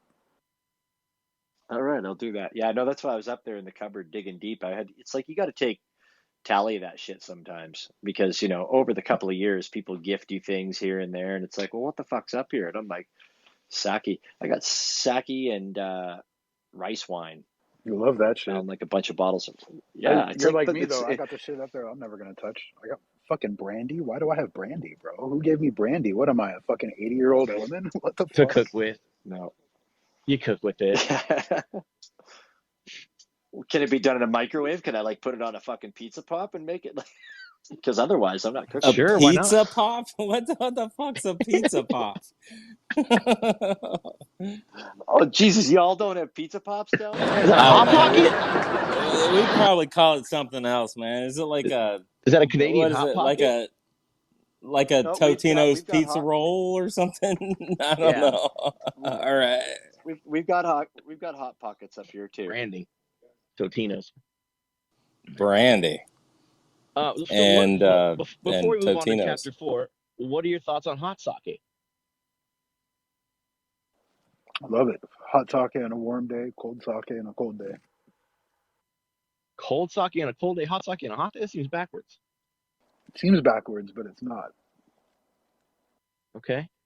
I like it both ways. So I was I'm just up in the wondering cold right now, so if Say you it had again. serving recommendations. I said I like it both ways. So I was just wondering if you had like hot serving recommendations as well. Oh, just like a double boiler. So usually you could just like boil some water in a pot and then turn it off and let it stop boiling and just put your bottle in there and let it Yeah. warm up. that just sounds like too much work. It is, man. It's a lot easier to do chilled in the fridge. That's why I do. Well, if we're doing hot sake on a hot day, I'll just put it outside, let it sit on the driveway for an hour or two. Then you're Fuck, just dude, that'll drinking like turn red. into vapor. Yeah, bro, just drink Red Stripe, room like fucking room temperature beer. What? It's 120 outside. It's Where do hot. you live? California. Oh yeah, you're right. I just moved the fuck out of there because it was 120. Willie was sending me temperatures in the summertime, and I'm like, dude, what do you do? And he's like, we just hide in our houses. Yo, Like, legit. that's Yeah, crazy. legit. We moved away because 3 months out of the year we were in the Sacramento area. 3 months of the year it was 110 outside. You had to hide inside. When it wasn't 110, it was so thick with wildfire smoke you couldn't fucking breathe outside. So it's like 6 months of the year you're inside in California. What's the fucking point? Yep. Time to get the fuck out. That's wild shit. And I don't know. How cold does it get there? Paper. 9. It's pretty cold. I mean, it's not too bad. Is that pretty much your limit? 9? Yeah, sometimes it That's gets not below bad. 0, but only for a couple of days. And like honestly, it's not been bad this year. The first year we were out here was pretty wild with the snow, and I lived in Eastern Washington for a while. But the fucking snow out here was like crazy blizzard shit. But they have the infrastructure to deal with it. So, you get a little warning that says don't hit the freeway for the next 4 hours, but then shit'll be clear. And they hit it all with the plows and salt the roads, and they can deal with it better because they're used to it. And it, It's 9. but yeah, it's getting more and more. The winters are getting shorter and milder, for sure, every year. Yeah, we're kind of like that here too. It's the same thing. But except I'm finding we're getting harder hits of super cold temperatures. Like we had I can't remember. -9 is like -20 Celsius. Yeah, we were like close to -40. What is it? -43, I think, is where Celsius and Fahrenheit cross, I believe. But yeah, we've been getting longer bouts of being close to -40, whatever. Yeah, that's what's happening here too. It's like more intensity. Yeah, But I also but I live right on Lake Michigan, so we have what's called the lake effect. So I get extra fucked. I Oh, get yeah. extra nailed. It's might as well slap some humidity and a small weather system on its own into there too. And Why that not? Sure. frozen wind that comes off the lake. Yo, bro, it's like the lake is frozen a good half a mile out right now. So people die all the time at this time of year because they think they can just walk out on the ice, and they're a half a mile out, dude. They fall in, and it's peace out. Bye. Bye-bye. Darwin Award. Yeah. Exactly. It's cool. It's good I appreciate it when I can talk to Americans that understand what Canadian weather is like. Yeah. Yeah, for sure, dude. It takes some grit. It takes some grit to be able to be outside. Yeah. That's why going to Miami and at the end of November, beginning of December, it's a no fucking brainer. Right? Oh my God, dude. Wearing a Yes. t-shirt and shorts? You kidding me? Oh, dude, I got out of the plane and I was wearing a hoodie and jeans. And I was like, oh, okay, well, this isn't so bad. This is all right. This is all right. But of course, not thinking I'm in a fucking air conditioned airport. As soon as I walk out those airport doors, man, I was like, I was looking for a bush to like change into shorts. Yeah, I landed in Michigan gear, so I had like a base layer on. I had probably like, I had a I, bunch of jackets on, and I went straight to Clown Vamp's brunch. And I got there. I was like stripping in the car. I was like, I gotta get this shit out. well, I that Lou, was the thing with me. I was it was funny. I was like changing. I was like, I gotta get this shit off of me. just drive, don't stop. Dude, there's a I was crazy like, line in Florida, man. It's like not a very big line either. It's like maybe what 10, 15, 20 miles where you go from regular like North American weather to tropical weather. I mean, it's nuts. Like you can like just like step over the line and all of a sudden you're in the tropics. It's like I don't know, like 10, 15 degrees difference like really quick. Yeah, dude, I think we were on the causeway and we hit that line. And like right when that happened is when I decided to change in the bathroom. I was like, fuck, it got hot real quick. Lou was like, oh yeah, dude, it got warm. I when I left that morning, because here we had a cold snap hit us that morning when I left here and I was up at 5:30 in the morning and I got my Uber and I'm like looking out the window and I'm like, well, fuck, I'm not wearing winter shit onto the plane to Miami because I just got to carry that shit around for no reason whatsoever, right? And then I was like, so no, I was just the bare bones of what I needed to get to Miami. And I got into the Uber and I looked at the guy and I'm like, man, you can't get into a car accident and you can't fucking break down because I will die out here. He's like, well, where's your winter jacket? And I'm like, dude, I'm going to Miami. You're like, That, you got to pull right up to the front doors too. And I got to jam yeah. straight from this door to that door. I'm not messing around. Yeah. Yeah. Can I borrow your jacket? Can you just come and just put it over me like fucking some superstar? Yeah. Anyways. Yet I still live here. I swear to fuck that if I didn't have a dog at this moment in time, that I would probably be down in California somewhere. Yeah, Probably camping. the, Probably camping with a tent in Willie's Yeah, backyard. it's that nice sounds out here right great. now. That sounds great. I should come over. Yeah, the wife Holy doesn't. smokes, it's the dog, man. I mean, I'm Bring him sure, with you. dude. Yeah, I'm sure Fido's gonna love the warmer weather, man. We're good to go. And the road trip too, bro. Yeah, Plenty of maybe. yard. Hey, I Plenty know. of yard for Rolo. Oh man, we gotta paint that wall, dude. That's Yeah, another we do. thing. We need to talk about that like every single week until it Well, happens because it's gonna happen when we go to LA. I think, yep, right? Well, NFTLA. I didn't know PB was a graffiti artist too. Oh, you don't want my Nor did trash up I. there. Come on. I'm a collage artist now. Dude, we need peak all over this shit. Now I'll say paper. That's right. That's Sure, right.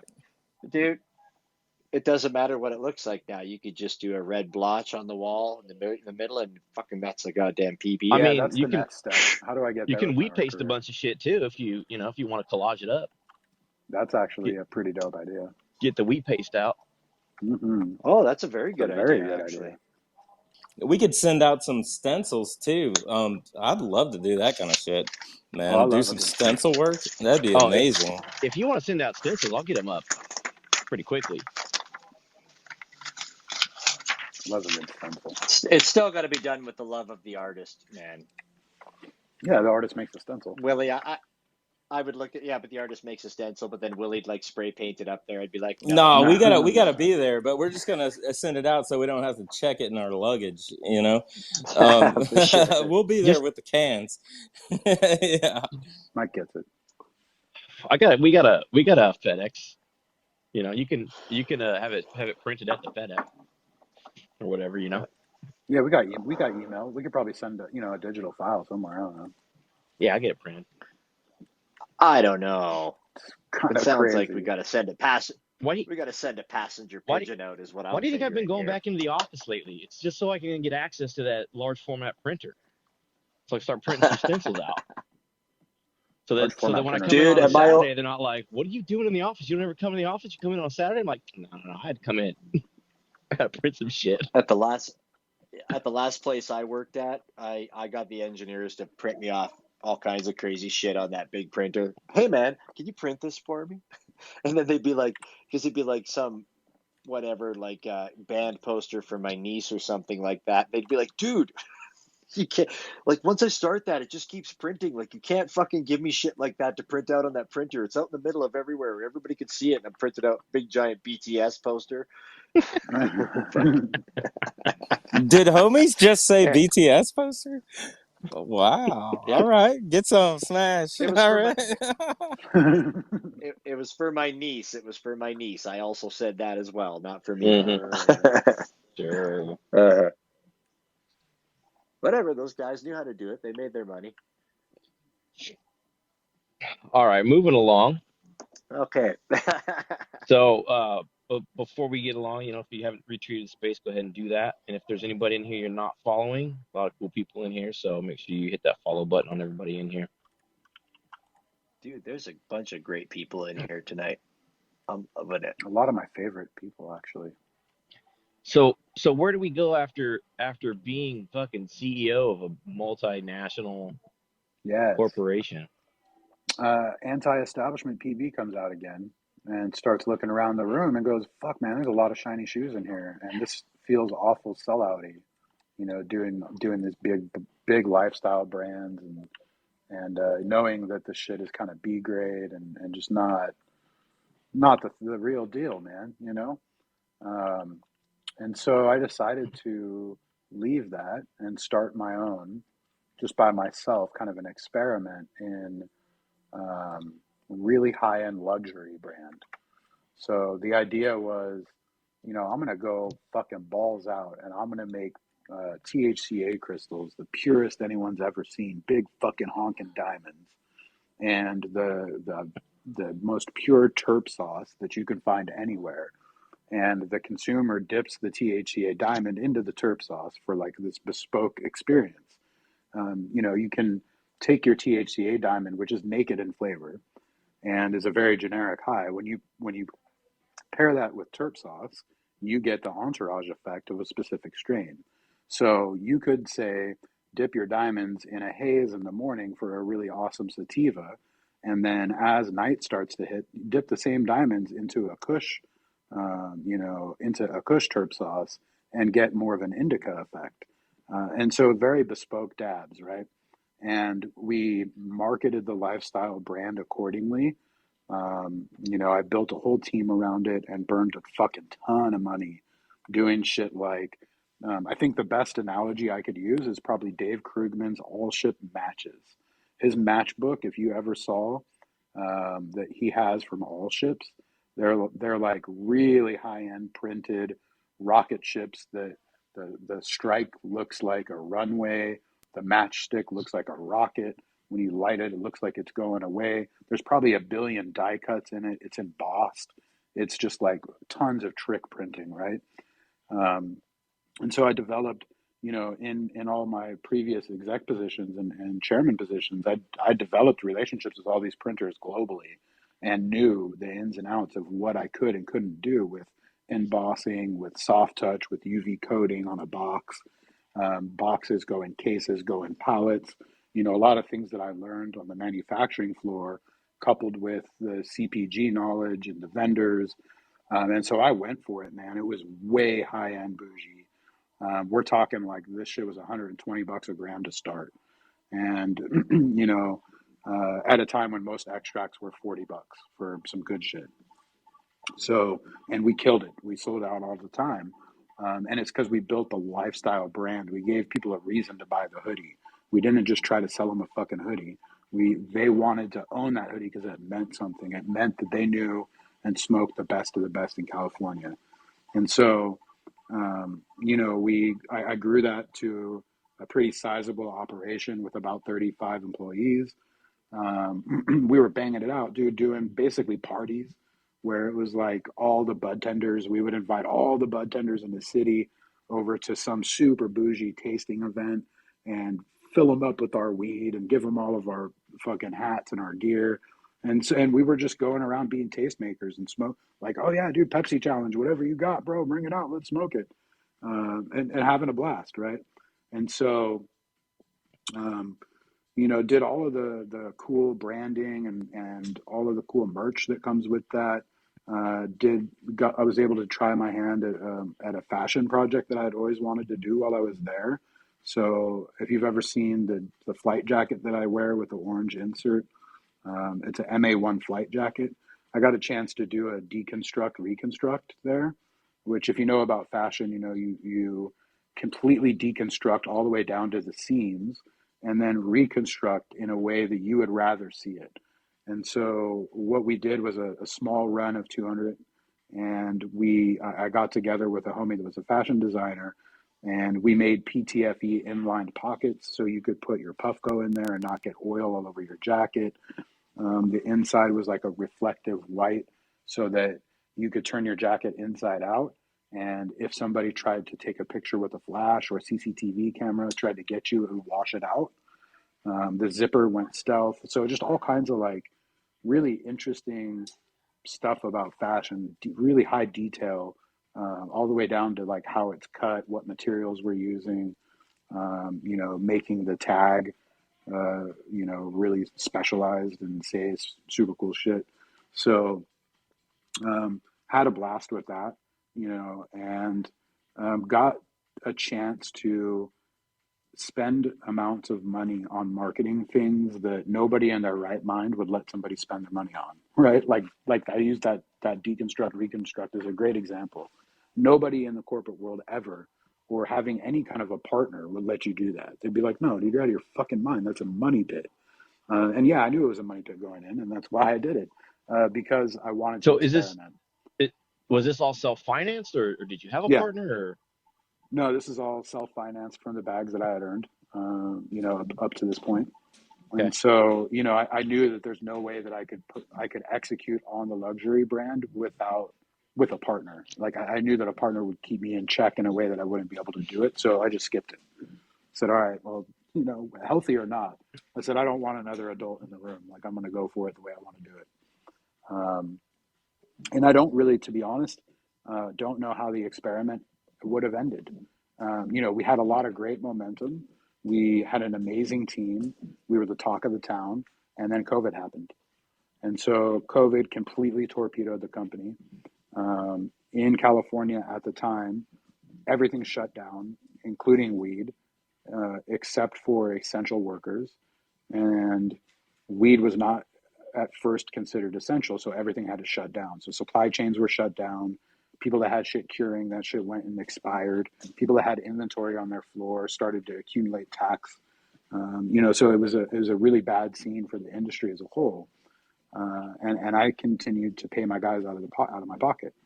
And then after a few weeks, they opened it slowly back up for essential personnel only, and then finally said, okay, cannabis is essential, it's medicine for a lot of people. And so they opened that back up. But by the time they did, the supply chain damage had been done. Most vendors were not taking new meetings with people.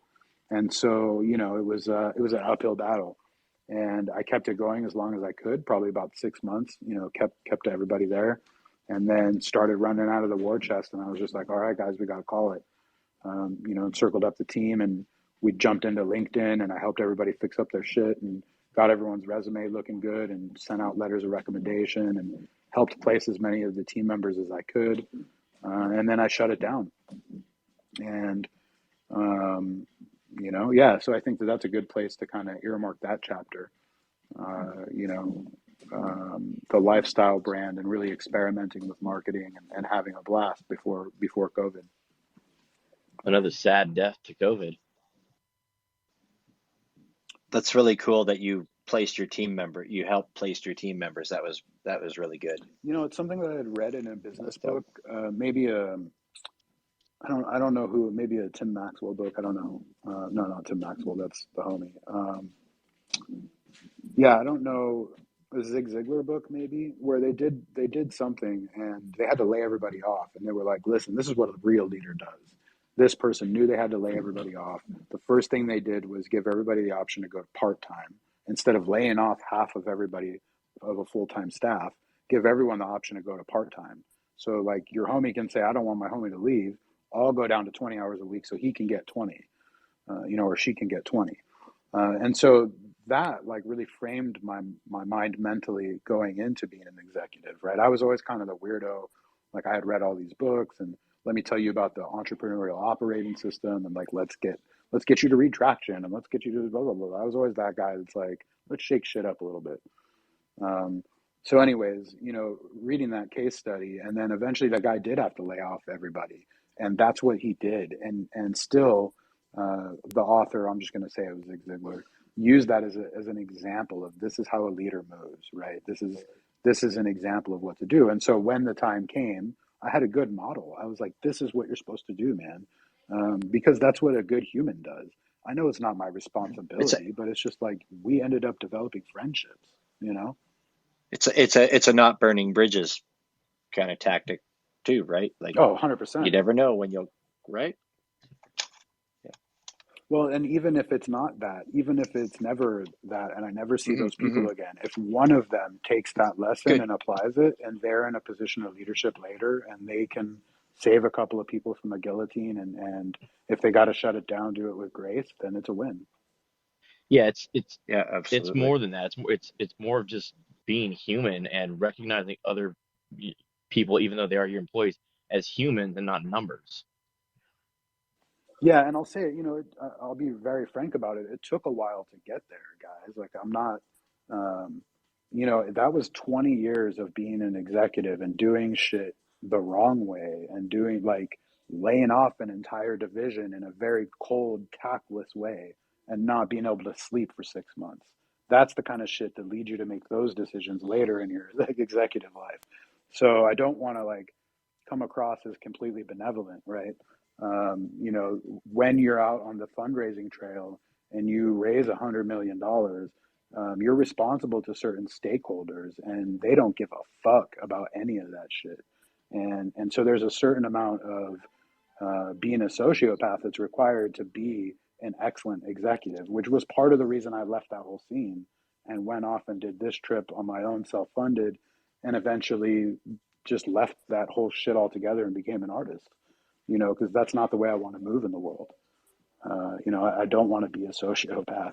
I want to be the empathetic leader. I want to be the guy that gets it. So yeah, a lot of that stuff though comes from, making a lot of mistakes and then eventually having a healthy relationship with whatever it is, finances or building companies or HR leadership, those kind of things. From making a lot of mistakes, we mature and make better ones later in life. Kids, you listen to what Mr. Paper just said right there. That was some good true wisdom. I like that. That made me feel good. Sorry, I had to acknowledge that. No, I'll take it, man. Thank you. I'm just writing down the timestamp. All right. Okay. Diamonds into terp sauce. Dipping diamonds into terp sauces. Right there, when you started off chapter 4 with that, I was like, yeah, okay, if I had diamonds or I had terp sauces, I'd like to dip them both together. And I was like, dude, like that's crazy. And then when you said like $120 a gram to start, I was like, yeah, that okay, I get it now, right? But Dude, we went hard on it. Like we made flights, like a flight of beer, like you'd have tastings. And so we would do yeah, like a half a yeah. gram of diamonds and then a couple of half a grams of terp sauces and sell them as flights. We did the Oh, whole shit, bro. dude. We were way bougie with the diamonds. We had the 4 C's, just like you would grade a normal diamond, cut, Yeah, clarity, yeah. the whole thing, dude. And like, yeah, we were checking facets. It was the shit, man. We came in super bougie. That's the kind of shit I want right Dude. now. I Why didn't I know Oh about this? man, that's I don't that's know shit dream. about weed though. So I'm like like, is it what you'll green? That's see most beyond we commonly on the that's market, beyond weed. yeah, what you'll see most commonly on the market is like a caviar or a sugar. Well, you'll see like little crystals and saucy looking stuff. Those guys are just like stopping way early. If you keep going down the line, you grow those diamonds into really big ass diamonds, and all the terp sauce separates out of it, and then you can offer the terp sauce without all the impurities that you see in that today, and it's just a completely streak free, crash proof terp sauce that will never recrystallize. But what you see now, mostly when you go out to a dispensary, is just kind of that mixed up version that's called a caviar or a sugar.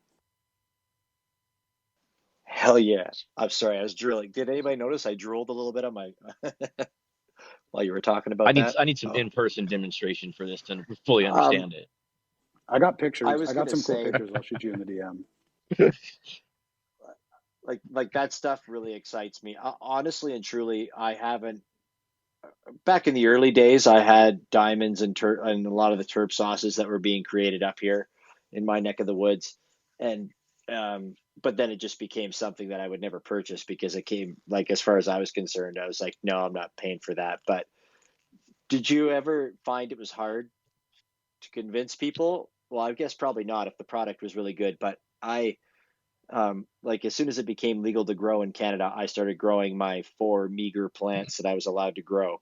But I grew them big, and then I wanted a process to make a concentrate. I ended up with doing rosin because it's just heat and pressure. I looked into CO2, and I looked into the whole process of doing diamonds and everything. Just, of course, just way out of my league, and money I don't need to spend to make my concentrates. Like rosin is decent enough, but like, did you ever find the pushback? Because I found that people, when you're telling them you're basically getting 3 to 1, well, when you get into diamonds and terps and stuff like that, like you're getting even less of a ratio. Did you ever find it was hard to convince people to pay those kinds of dollars for that? So that's a really rad fucking question. A couple things. Rosin's the shit, bro. I love rosin. Um, Coming back to being the third generation hashishan, I make hash, dude. That's my shit. Is pressing out pucks of ounce hash and aging it for years, and then it looks like the La Brea tar pits, dude. You just, a little bit of that shit, kind of candy comes off, and oh my god, you're off, right? That shit is amazing. There's nothing better than that. And rosin, close second, dude. Like a really good rosin, through the right micron filter is fucking amazing. So both of those are great. I love them. And diamonds and terp sauce hits harder than either of those does. And so a lot of times we would Pepsi challenge people, but if people know, they know, right? Like I remember, you've probably heard of the Cookies brand. We had their sales rep come through our spot. And I was like, yo, just do a dab. And she was giving a little bit of a pushback. I was like, yo, I don't usually do this with people, but because you're with Connected, I'm going to do the taste test with you. Because part of the lifestyle brand and part of what we were building was a very much fuck you attitude. If you don't get it, fuck you. It's not for you. If you can't afford it, tough. Get a better job. Like if you're not with it, dude, you just don't know, and we don't have the time to fuck with you. And that was part of the brand and was actually a huge selling technique that all my salespeople used. Well, Uh, you're it kind of rolling up with the height of like what is it, influencer culture too. Big time. Yeah, we don't need you. We're the influencers on social media. Like, if we do a drop in your dispensary, you'll fucking thank us for shouting you out on social media. Like, we were definitely, our shit did not stink when we walked through the door. So there wasn't really, um, we didn't have like people that weren't with it just didn't talk to us. So there wasn't too much pushback, right? But when you're running a weed company and you see a bunch of Ray-Bans and flat brims come in like they fucking own the place, you straighten up and flat right. You're going to be like, what do you have? Otherwise you're going to lose money because they probably know what the fuck they're doing. And that was us. That was our crew. We would walk in and they'd be like, oh shit, okay, what do you got? Usually no appointment needed. Usually it was by referral. Our guys didn't usually walk in cold. They would come in and be like, oh, fucking blah, blah, blah down the street told me you wanted to carry our product. But every now and then, like this woman from Connected, I was like, all right, go light. Like, this is not, this is way different. This is like, heroin to opium. Like, don't fuck around. And so I set her up with a really small one, and she took a small rip, and she was fucking wasted, just like completely hammered. And this woman dabbed multiple times every day. Like, she was a seasoned vet, bro. She was not a freshman dabber. She would out dab any dude in this room any day, and she was out.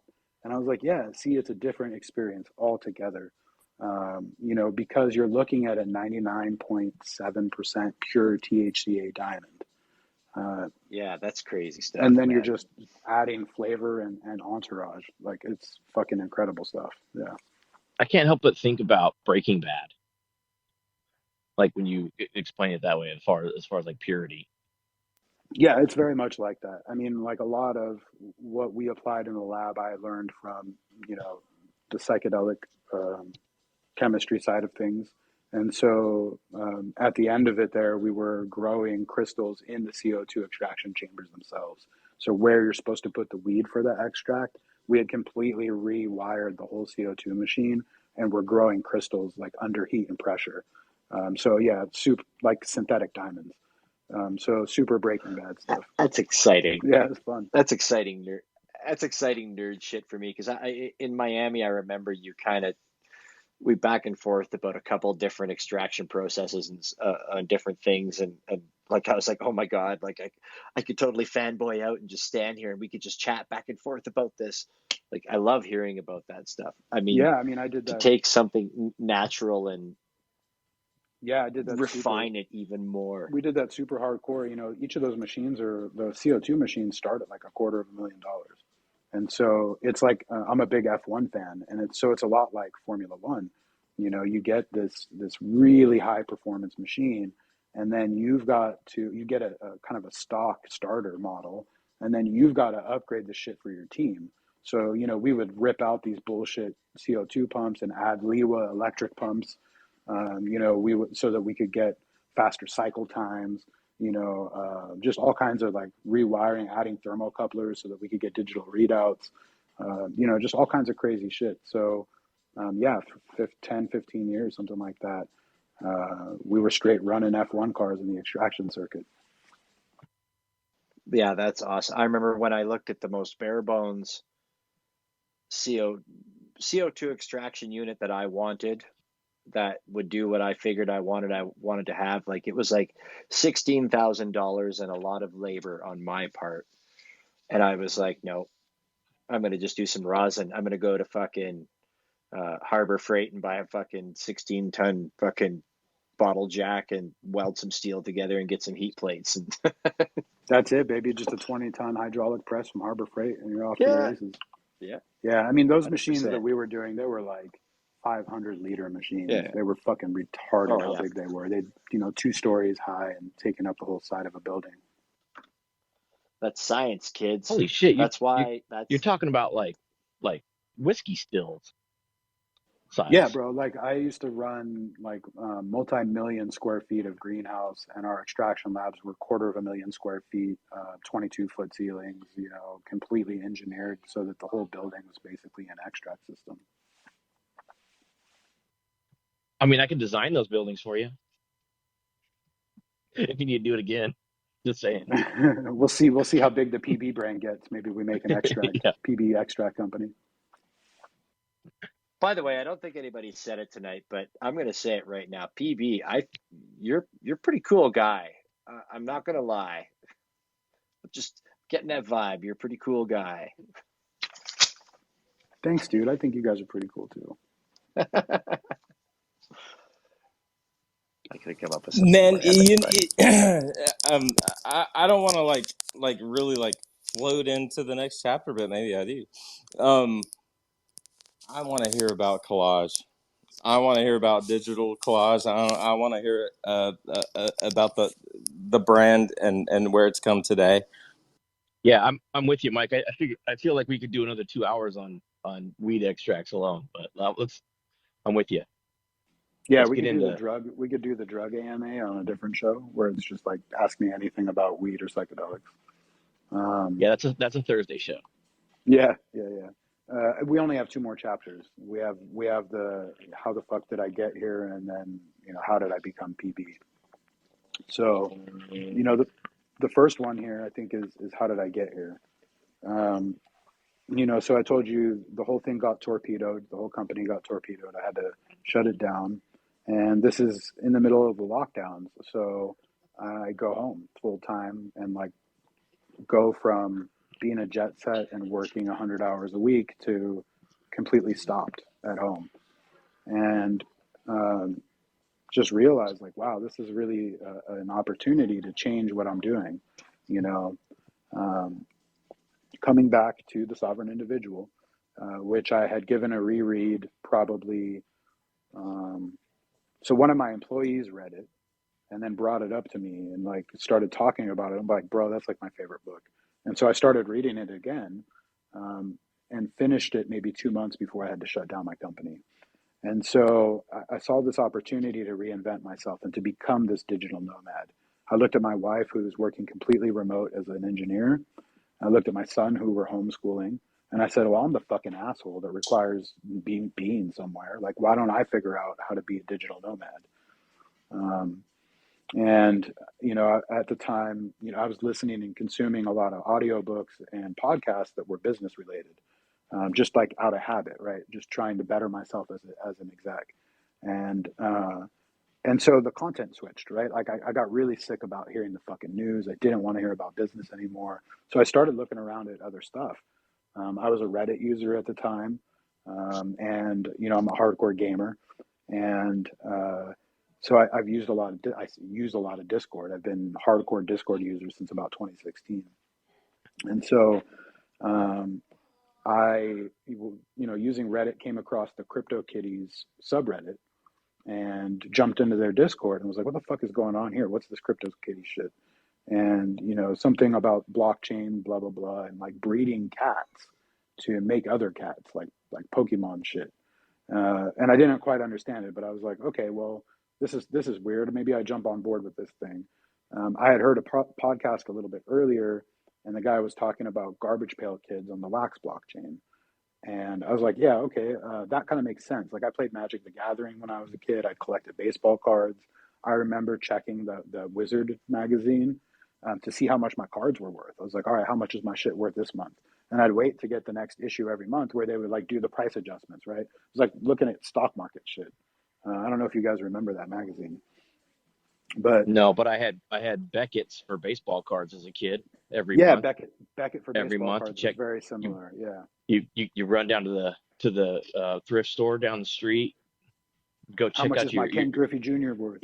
exactly. Yep. That's exactly Yep. the same card too. How much my Griffey Jr. Totally. worth? Yep. I was like, Andrew, I got this Jose Canseco and this Mark McGuire. Is this shit worth anything yet? I'd be like, nah. I'd be like, fuck. So, but yeah, definitely had that exposure in the early 90s. So the second that somebody mentioned Garbage Pail Kids, which is a recognizable franchise, and it was a trading card thing that was on a blockchain that people were like trading it and like making money. And I was like, oh, bet, I get it. And it was called a fucking digital collectible. Nobody said the word NFT. And I was like, oh, well, yeah, I get this.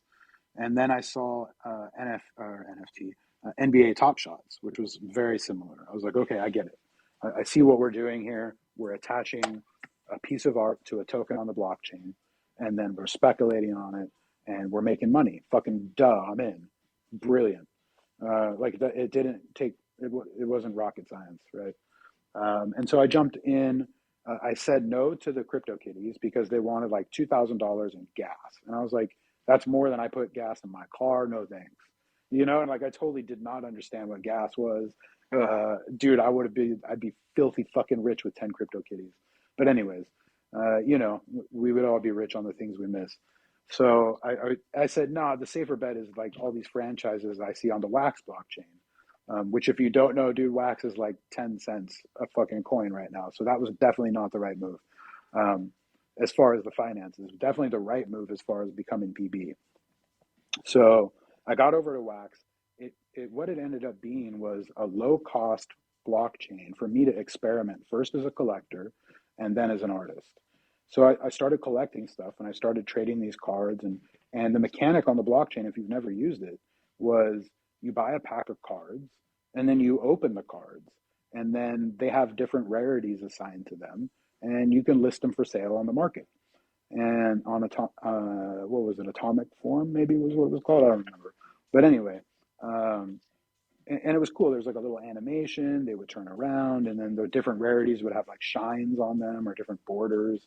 And then there was also a play to earn game called Alien Worlds, which is like a turn-based RPG, where you buy these cards on the blockchain, and then you have a deck, and then you play it, right? And you gather these resources, which the resources were level 1 chain on Wax, or I'm sorry, a level 2 chain on Wax.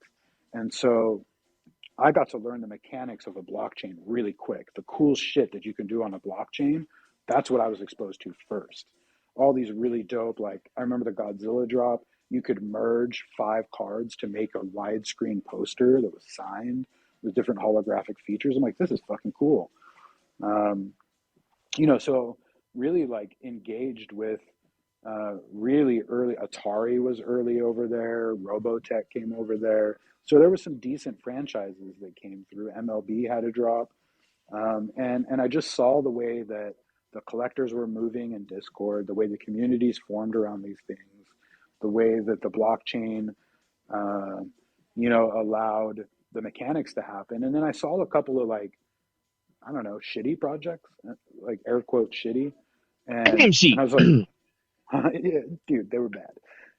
And so I like checked them out. I'm like, well, why the fuck are these here? Like, who are these people? And I start looking into them, and they're nobodies. No offense to them. They were just artists, right? Just like a one-off artist that experimented with dropping a pack of S&M cards that like just didn't go anywhere. And and I was like, well, shit, man, I'm a fan. I'm a fan of stuff. Maybe I can make cards of things.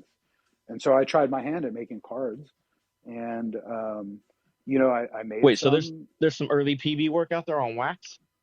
It's not PB stuff. It was before I became PB, and honestly, it's like not really art. It's just kind of like graphic design. Like I don't know. I took the skills that I had learned in Photoshop doing CPG stuff, and made trading cards. They're not very artistic.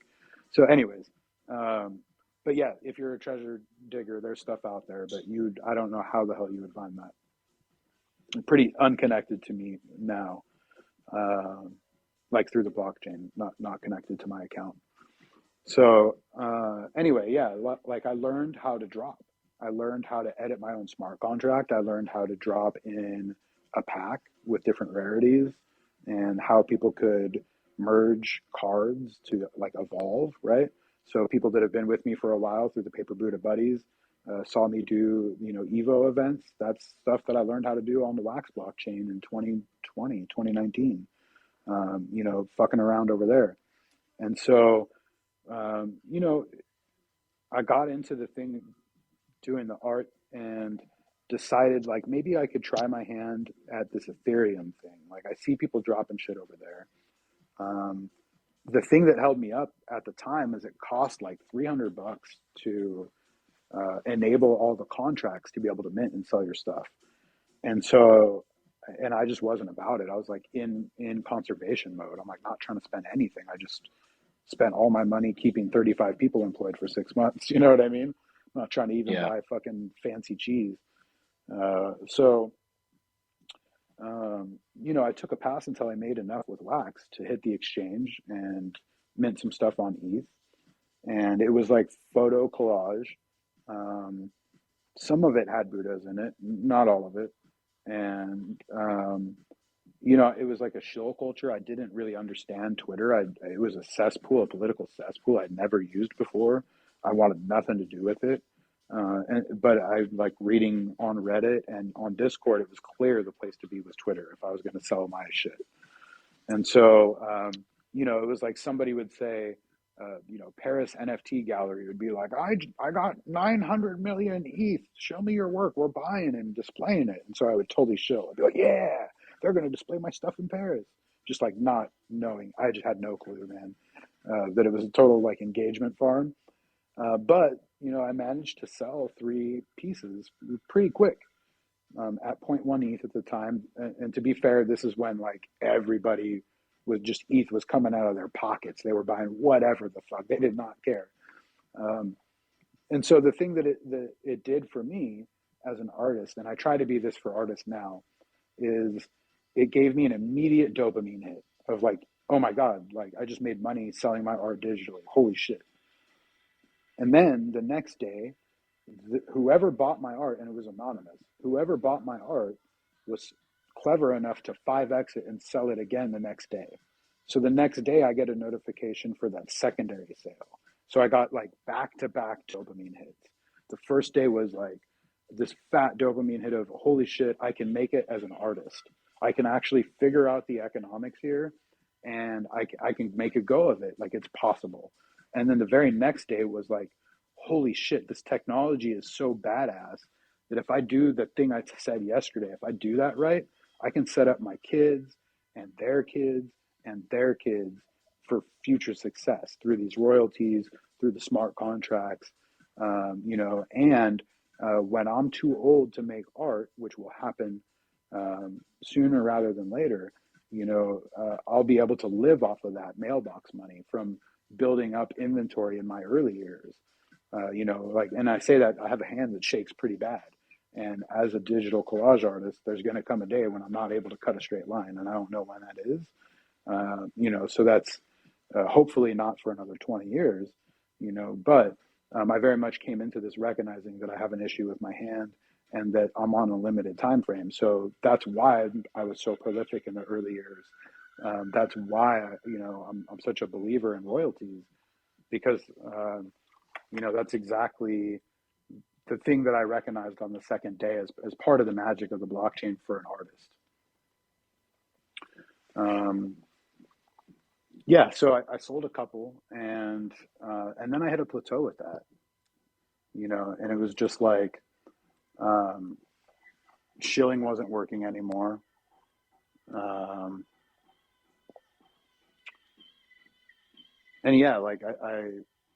It wasn't working. And I heard a podcast with Chemical Messiah, with Des LaCresse, and this dude, Nikki Papers. And they were just talking. They were just talking story. And Chemical Messiah said something. Chemical Messiah said something that was very profound to me at the time, which was, you are the brand. You, the things you say, your Twitter, all these things make up you as the brand. And I was like, oh shit, like I am not branding myself at all. Like, my name is lame. The things I'm doing they don't make sense. And so I took a minute to really just take a step back and rebrand, and I talk about that a lot nowadays. Just because I think some people need to hear it, especially in the bear market, that it's okay to rebrand, and it's a thing that I did when I hit a plateau. There was no more shilling that was going to work. I didn't understand Twitter enough. I did not have a cohesive brand. Listening to the way that Chemical Messiah and Des LaCresse were talking about branding, I was like, dude, I have all this knowledge. I just literally have not fucking applied it to myself because I'm an idiot. And so I took a bunch of acid and I was like, what am I going to do? Like, what the fuck am I doing here? What's my purpose? Who am I? Right? I don't want to build a following of people that don't get it. I don't want to have to fake it every day. Right? If I build a follower base, if I build a collector base and a fan base of people that don't see me for who I am, then I'm going to be faking it every fucking day I come to work and eventually burn myself out. But if I let my true colors fly and I do something I'm really passionate about and I don't fucking pull punches, I'm never going to be sick of this, dude. Because I wake up every morning, even on the hard days, I'm like, fuck it. I smoke weed. I make art. I get on spaces. I fuck around on social media. And like, dude, is it really that bad? No. Even on the worst day. Some guy wants to talk shit about me in public. I don't give fuck you, pal. Like I made art and smoked weed and fucking got on social media today, dude. And I like it's a good day no matter what. So anyways, I did all that and had to go to work. Yeah, right. And still probably have a pretty sunny, happy outlook on life. Yeah, and so I decided to rebrand, and it was the things that are near and dear to my heart are the Buddhism.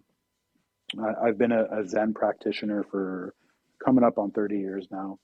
It started very casually and has gotten incredibly serious in later life.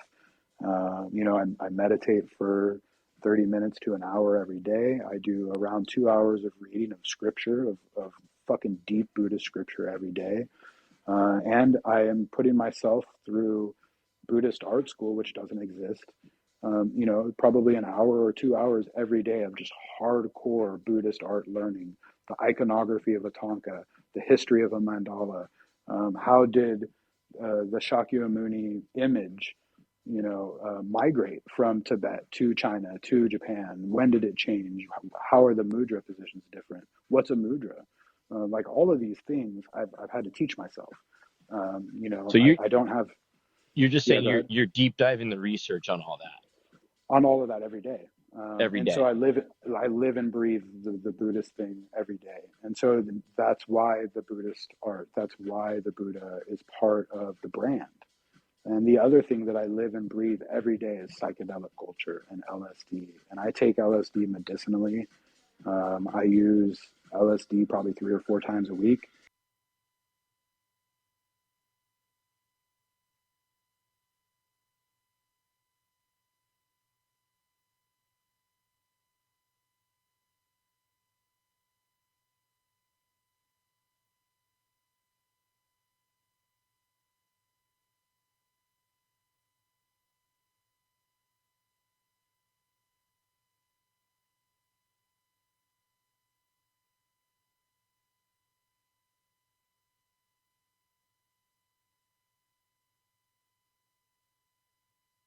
And have for a very long time. It makes me feel normal. And it's a thing that, I was involved with in the underground in a very meaningful way. And now that it's becoming legalized, it's something I could be a lot more public about. And it's something that I recognized immediately as an opportunity for me to attach myself to a groundswell culturally. We haven't seen this much acid on the street since the end of the Vietnam era, since the civil rights era and the end of the Vietnam era. That's when the last time there was this much LSD out there. And to see the legalization push of psychedelics, to see what's happening globally with the awareness, books like Michael Pollan, people like Michael Pollan coming out and popularizing this, Tim Ferriss. Watching this, I'm like, yeah, all right. So attaching myself to this movement right now puts me in a very unique position that other artists might not be able to capitalize on. And when I tie that back to my very personal experience with it, and I combine that with the Buddhism, and I get to share what I'm learning about with the art in a very public way with my collage work, that's a fucking brand, right? And so I kind of had that epiphany, and I was like, yes, that's the deal right there. It's authentic and true to who I am. It's taking advantage of a time and a place, and it gives me a very clear guidelines artistically. The paper refers to three things. It refers to money, to the paper chase. I've always been about that fucking paper chase. I've always been in the hustler street mentality, even in the boardroom. It would slip up, man. The words would not get pronounced properly in the boardroom all the time, and they would immediately recognize, like, okay, kid, fucking clean it up. So that's like where I prefer to be, gritty and grimy. And so realizing that first mover, blah, blah, blah.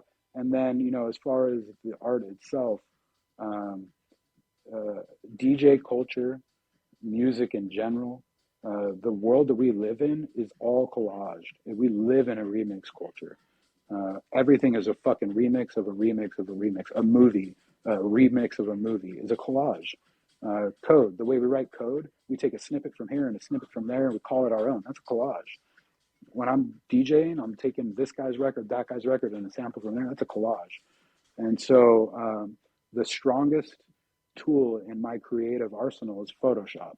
And Photoshop is layers. Photoshop made all the sense in the world for me to pick up and start making collage with. And so the first thing I started with was the background. I said, what does a blank canvas look like to me? The blank canvas is the stars. That's what it looks like to me. When when I first started learning about all of these different the pantheon, the Buddhist pantheon, when I started learning about it, in Zen Buddhism, we don't have pretty pictures usually. We have pretty words. We have haiku. We have calligraphy. We have a lot of really great philosophy, but we don't have a lot of Tanka art.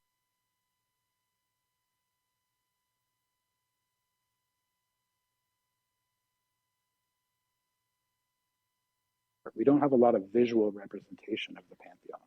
And so when I read about Shakyamuni Buddha, I had to make up what it looked like in my head based off of what I read in words. And, you know, big comic book fan over here, the shit that I made up in my head was very much like the Marvel Cinematic Universe for Buddhist pantheon, right?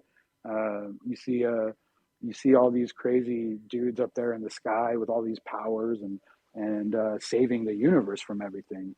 And so that's kind of the vision that I have in my head for a lot of this stuff. So that's where I always want to set the cosmic background.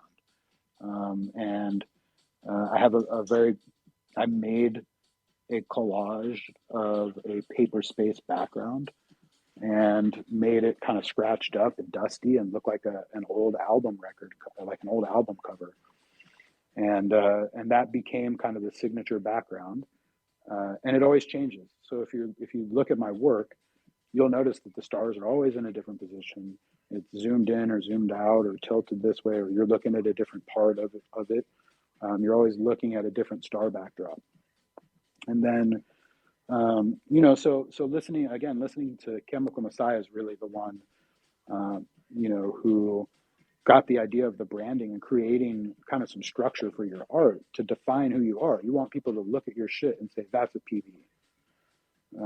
That when I look at Josh's work, when I look at a Chemical Messiah piece, I know it's him from a million miles away. And I know when it's not him, when it's somebody trying to be him, right? Same thing with Des LaCresse. A million people have tried to do his shit, and I always know when it's a fake, and I always know when it's a real Des. And that's because of that conversation they were having about branding and creating some artistic guidelines that will give you uniformity throughout all of your work, a recognizable brand, right? And they're not necessarily rules, they're guidelines, and I break them sometimes. So, but for the most part, I follow them. Another big one for me is the shadows in my work. The shadows in my work are from, my family lives in Bali, my family lives in Indonesia, and in Indo, they have shadow puppets, a shadow puppet theater, and they are like marionettes. They're two-dimensional, and a light is shown on them, and their shadow is cast on a white sheet. And that white sheet is the viewing screen that can be seen from either side. And so the story unfolds on this white sheet, this veil, if you will, and it can be shown from either side. You can watch it. And very much like how I feel about LSD, like you jump into the deep end, you pierce the veil, you go through where, words are just blah, and you're fucking gone, right? You're pierced through the veil of psychedelia.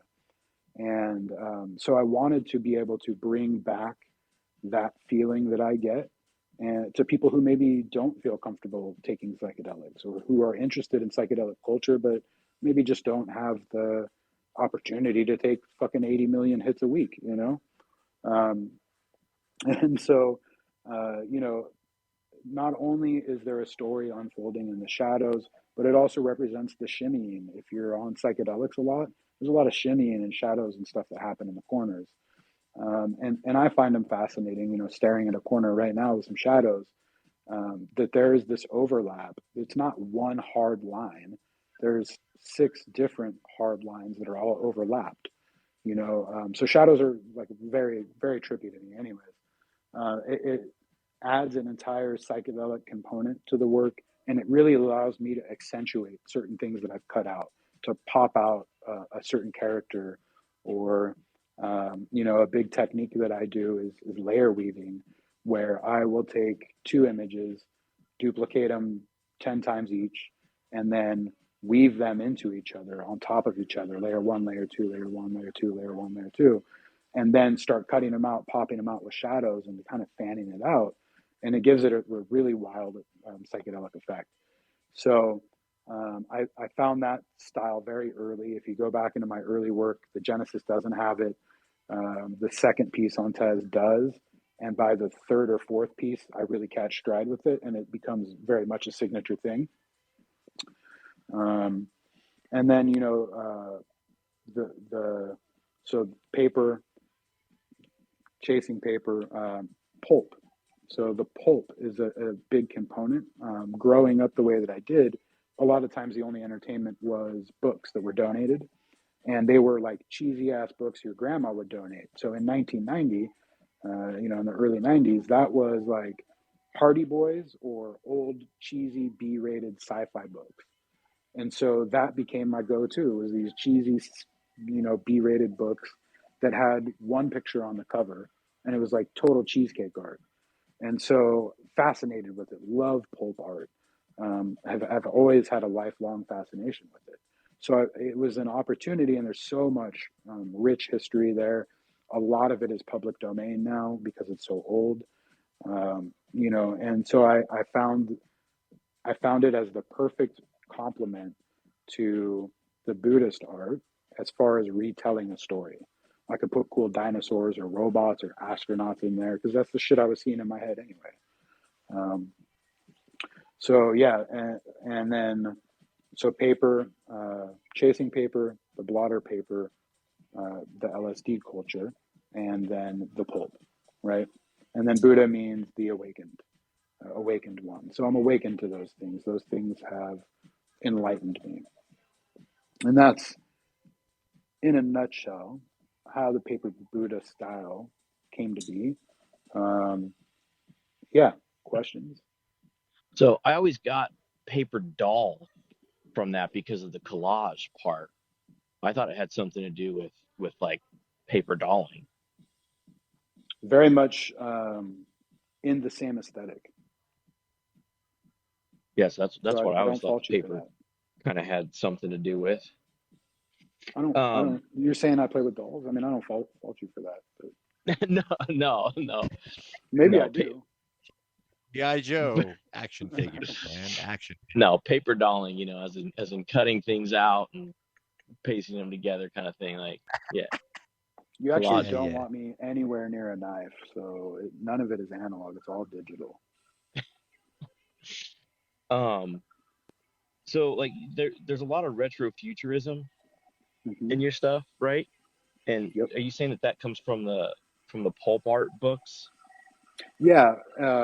I mean, I specifically seek out a lot of retrofuturism. Like it's a genre that really fascinates me. The whole future that never was, right? And that's a very early theme. So if you look at pulp work, very early sci-fi themes are retrofuturism. And then right around 1938, 39, it starts to really switch over to be more war themed. And then as World War One hits, World War Two comes about, a lot of these magazines, a lot of the pulp evolves into more, you know, battle aces and all kinds of, you know, men's tales and fucking bullshit like that. But really early stuff, um, you know, amazing adventures and stuff like that. That's a lot of retrofuturism. And then there's a lot of cool fantasy and adventure stuff too. The shimmering you were talking about that you recreate that you see from acid. I experimented with acid LSD back in my high school days, and I actually stopped because I was like, you know what, I like this too much, and that's honestly why I stopped. But the shimmering that you talk about, I totally get that, and I understand what you're saying with that, and with the shadows that you're trying to recreate a little bit of that, like 100%. It totally jives with me. I totally see it now. Yeah, and there's some I can tell when I'm really heavy dosed. Um, you can look at some of the work and you can see the shadow work is really wild, and there's shadows of things that aren't even in the collage. Like I've hidden them off screen and then projected their shadows into the back. You know, like just fucking wild shadow That's stuff. cool. That's cool. And back in the day when I started, it was actually the guy that got me to first dose. His brother came into his room when he was 7 years old and said, "Stick out your tongue." And I guess he put acid on his tongue. So he used to tell me about these things, about the shimmering and the tracers and the things that he would get. So then one day I'm like, "Yeah, man, let me see. I want to see this stuff." And here I am today. Every once in a while, I'll move my hand in the right way or be sitting in the right light, and I'll be like, "Oh yeah, Yeah, you get a little freebie. there's that vibe." Nice. The hum is what I like to call it. It's the The hum, afterglow. the afterglow. Yeah. Yeah, I dig that for sure, man. So you're so since we're now getting into talking about your actual like your pieces and how you so where is this coming from? You do it digitally. Are you scanning this stuff? Is it digitally found? Are you creating this stuff and then It is cutting it out and pasting it? almost all of those things. So it's all done Okay. digitally. My process straddles the iPad and a desktop. Unfortunately, my whole tool set doesn't work on the iPad. Like I have to use them both. So I use my iPad on a rollout mouse and keyboard mat on a standing desk with my Apple Pencil. So it's like if I were standing next to an analog collage artist, we look like we're doing the same shit. They would have a green cutting mat, they would have an X-Acto knife, and they would be at a standing desk that's tilted the same way I am with my digital shit. Um, but I have to go to the desktop to complete a lot of the effect work, a lot of the shadow stuff. So, Sure.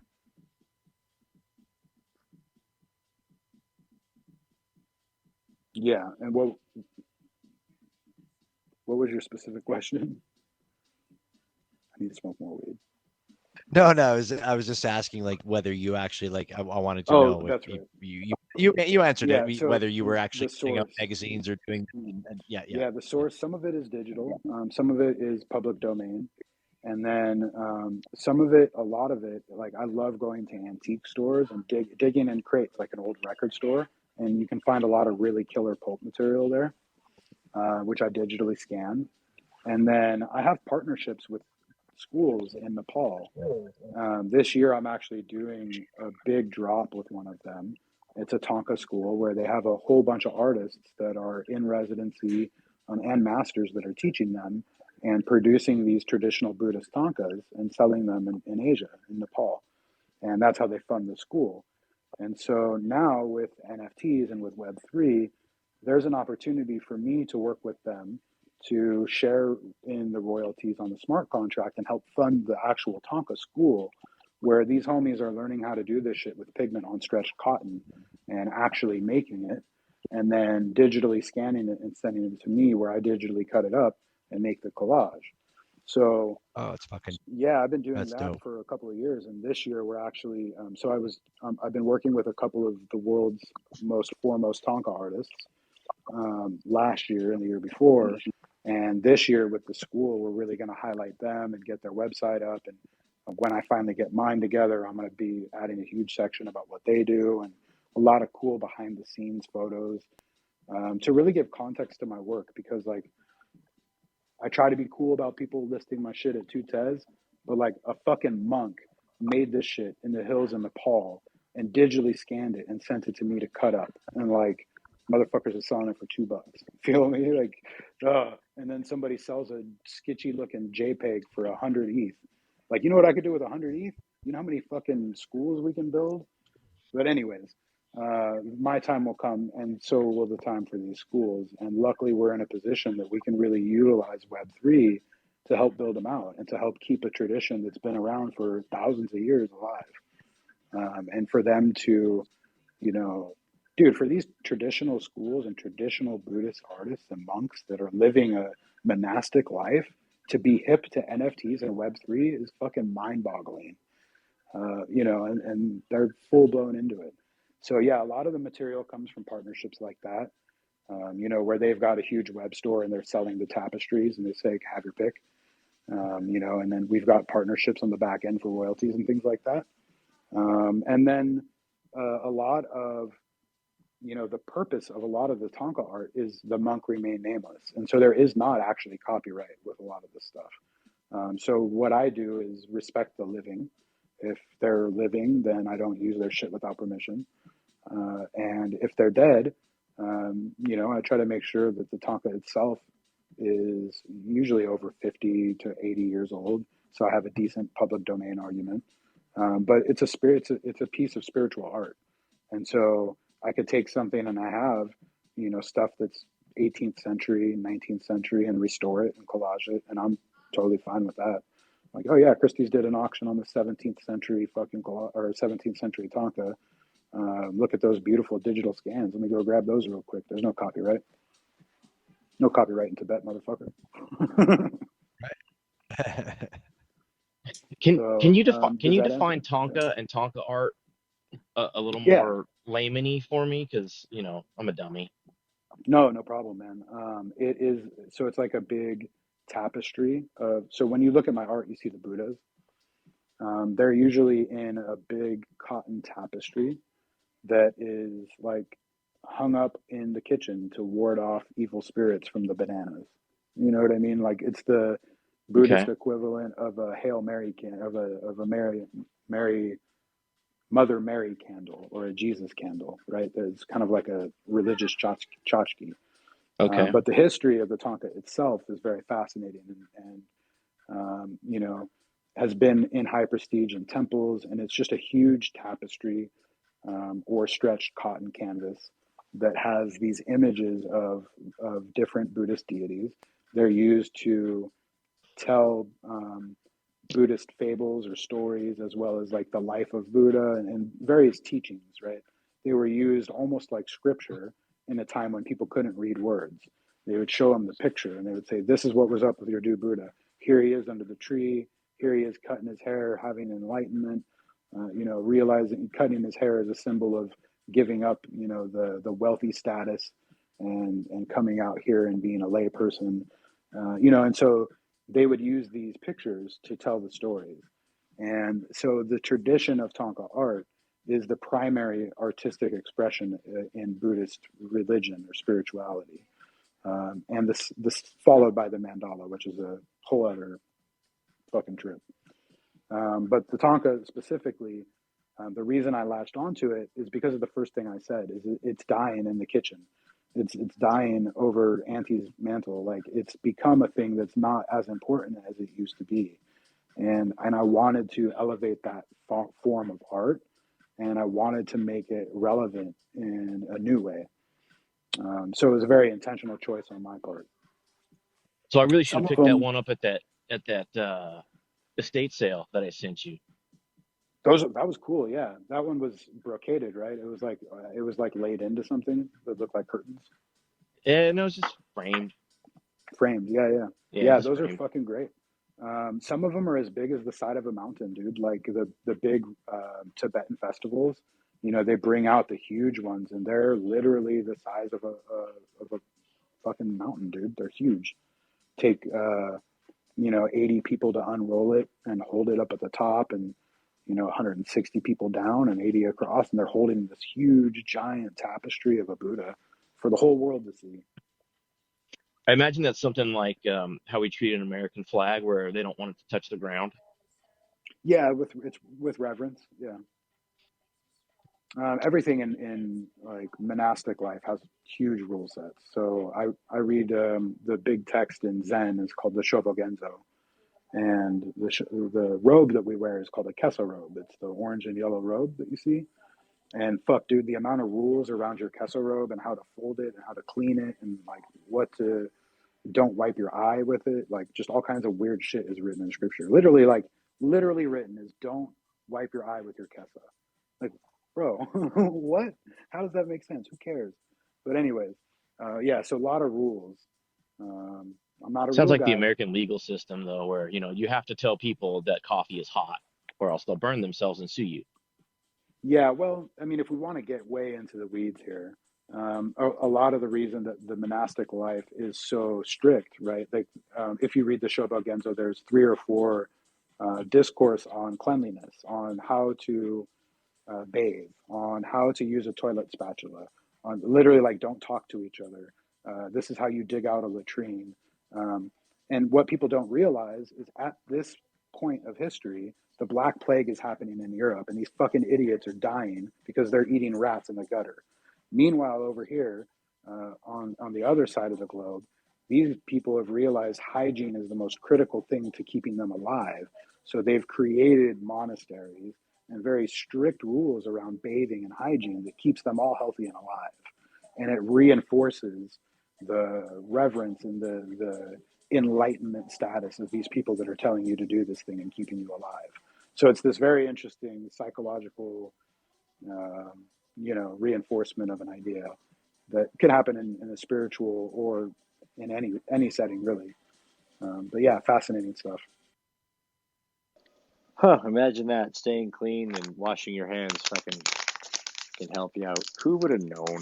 I was gonna It's say, yeah. crazy too, dude. They're like, these guys are like making mud balls. There's a whole section of the book that's like, go into the river with 16 mud balls and you rub them all over your body, like to exfoliate, dude. But the way that, like today we can look at it and be like, oh, they're exfoliating their skin, they're getting all the shit off of there. Today I was reading in my rotation, they were talking about chewing the willow bark, and it was like scrape your tongue 3 times so that when you're talking, people aren't offended by your breath. It's like literally teaching homies how to brush their teeth with willow bark.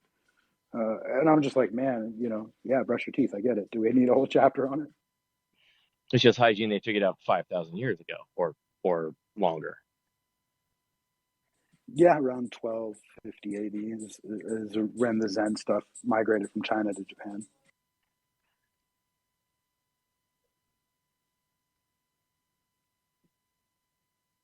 Yeah, it's fast. They had some shit It's figured out. fascinating. It's definitely fascinating. I had the great pleasure of enjoying your art on a 55-inch and a 46-inch TV in my living room this weekend. And it really is amazing. Like you always say, like zoom in on the details, and it, dude, it's dope. Like I really enjoyed it. I was trying to film that little tiny promo thing, that commercial promo thing that I made for you being on tonight. And I was trying to put, like, it was a really short piece in actually the whole segment, but I was going through your artwork on my TV screens trying to get a good background. And man, I loved zooming in on that shit. And I know my mother, I've never showed my mom your artwork, but I know the next time I visit mom, which might be this weekend, I'm fucking going to introduce her to PB and explain it to her, and she'll be quite interested. 100%. Dude, I know mom. I I love know it. mom. She tells me about the LSD trips and the mushrooms, but I know she'll love your stuff, especially if I That's put it up awesome. on the big screen. Yeah, that's how it's made, man. It's one of the things that's difficult actually is, we live in a phone culture where everyone's on Twitter, but I make my stuff to be on 72-inch or bigger TVs, and have people spend time with it. Yeah, right. So just kind of to veer off course just a little bit, like Willie and I were talking about this. Like if I make a little promo video or a movie, like Willie had mentioned, maybe it should be in the fucking 4x4 fucking format, like it should be a square as opposed to widescreen. What do you think? I mean, honestly, I'm telling people to click on it and unmute it and listen to it when I do something. But Yeah, should I be format? when I first started, I didn't really know what size to go with. And coming back to Chemical Messiah, mad love, man. I just fucking like straight right click save some of his shit and went, what size is it? And it was 2048 by 2048. I was like, yeah, bro, a fucking square for the phone for Instagram. That makes sense. And then I was like, well, I want to do most of my shit 2048 by 2048 because, yeah, phone culture. Um, but when I do 101s, I want to do these widescreens because I can do way more detail. And my second monitor is my TV. Yeah. So what Yeah, for what sure. size monitor are you working with when you're putting it together? I have a 72, but I'm zoomed out, so I'm never at 100%. I'm at like, what is it, 67%. So if I want to see my shit full res, I gotta go to Costco Fucking checking out on one of their displays because I'm too cheap to buy one of those fuckers. I'm not blue chip yet. I'm still gorilla, bro. We're still hitting Costco. Yeah, your pieces when I first noticed you and started collecting your pieces was like when I realized, oh shit, these need to be screensavers, like because that's how I'm gonna see them on my big computer monitors. You know, like That's how I as have them. opposed to just scrolling through my phone. And then you like it really gave me a big push to go through and find all the other art that was in my wallet at the time. Wasn't a lot. But like it still gives me like your pieces still give me that push to like constantly refresh my screensaver folder to a more curated collection than what's actually in my wallet. Yeah, that's what I do. I have a PV gallery folder that I set to change desktop background. And it was actually, I highly recommend this for other artists. I didn't do it until recently, and doing it was the best slash worst thing I could have done because now I'm looking at my own art every day and I'm like, ooh, I fucking don't like that piece. I see where I fucked up on that one. Or I'm like, wow, I really killed it with that piece. Like the one I keep thinking of is my Foundation Genesis piece, Conquest. Fuck, man, I love that piece. I look at that thing all the time. I'm like, I nailed it. Or I look at my super rare Genesis. I'm like, I love that one. I fucking smashed it. That was great. What can I do with that in the next one? What do I like about those ones so much? What do I not like about the ones that I don't like? And so I really started to ask myself deeper artistic questions about my own work just by looking at it all day. So if you got a second monitor, art homies, fucking throw your own work up there, put it on rotate so it changes every 30 minutes. And you'll immediately start removing shit out of that folder and be like, why did I do that? I don't want to look at that fucking thing. Like, well, why did you remove that out of the folder? What about it didn't you like? Like, let's make sure that we evolve our art so we're not doing that again. So yeah, it was a very cool little takeaway that I had by putting it up on the second screen. For those of us that don't do art, that's like fucking, having a playlist on your phone for music and just going, well, fucking make a playlist and then like weed out the shit. Yep, exactly. Yeah, your stuff on a big screen.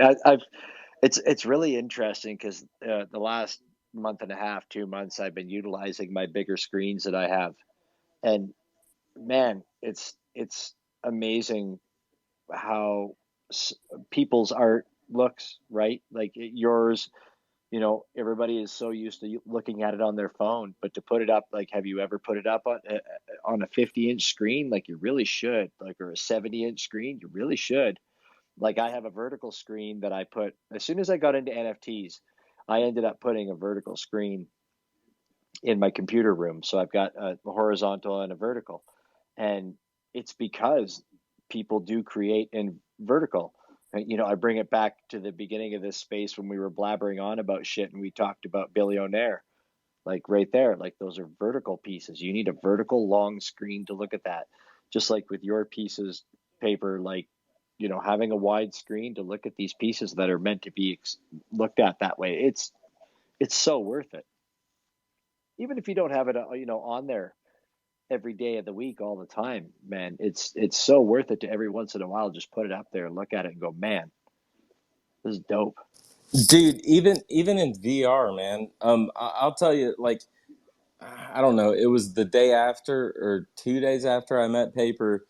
I got to walk up to one of his pieces in VR in a gallery with that. I mean, I don't own an Oculus yet, but holy smokes, dude! To see a 3-story PV, that was amazing, man. Like that is when I was like, holy shit, this needs to be like larger than life because it is.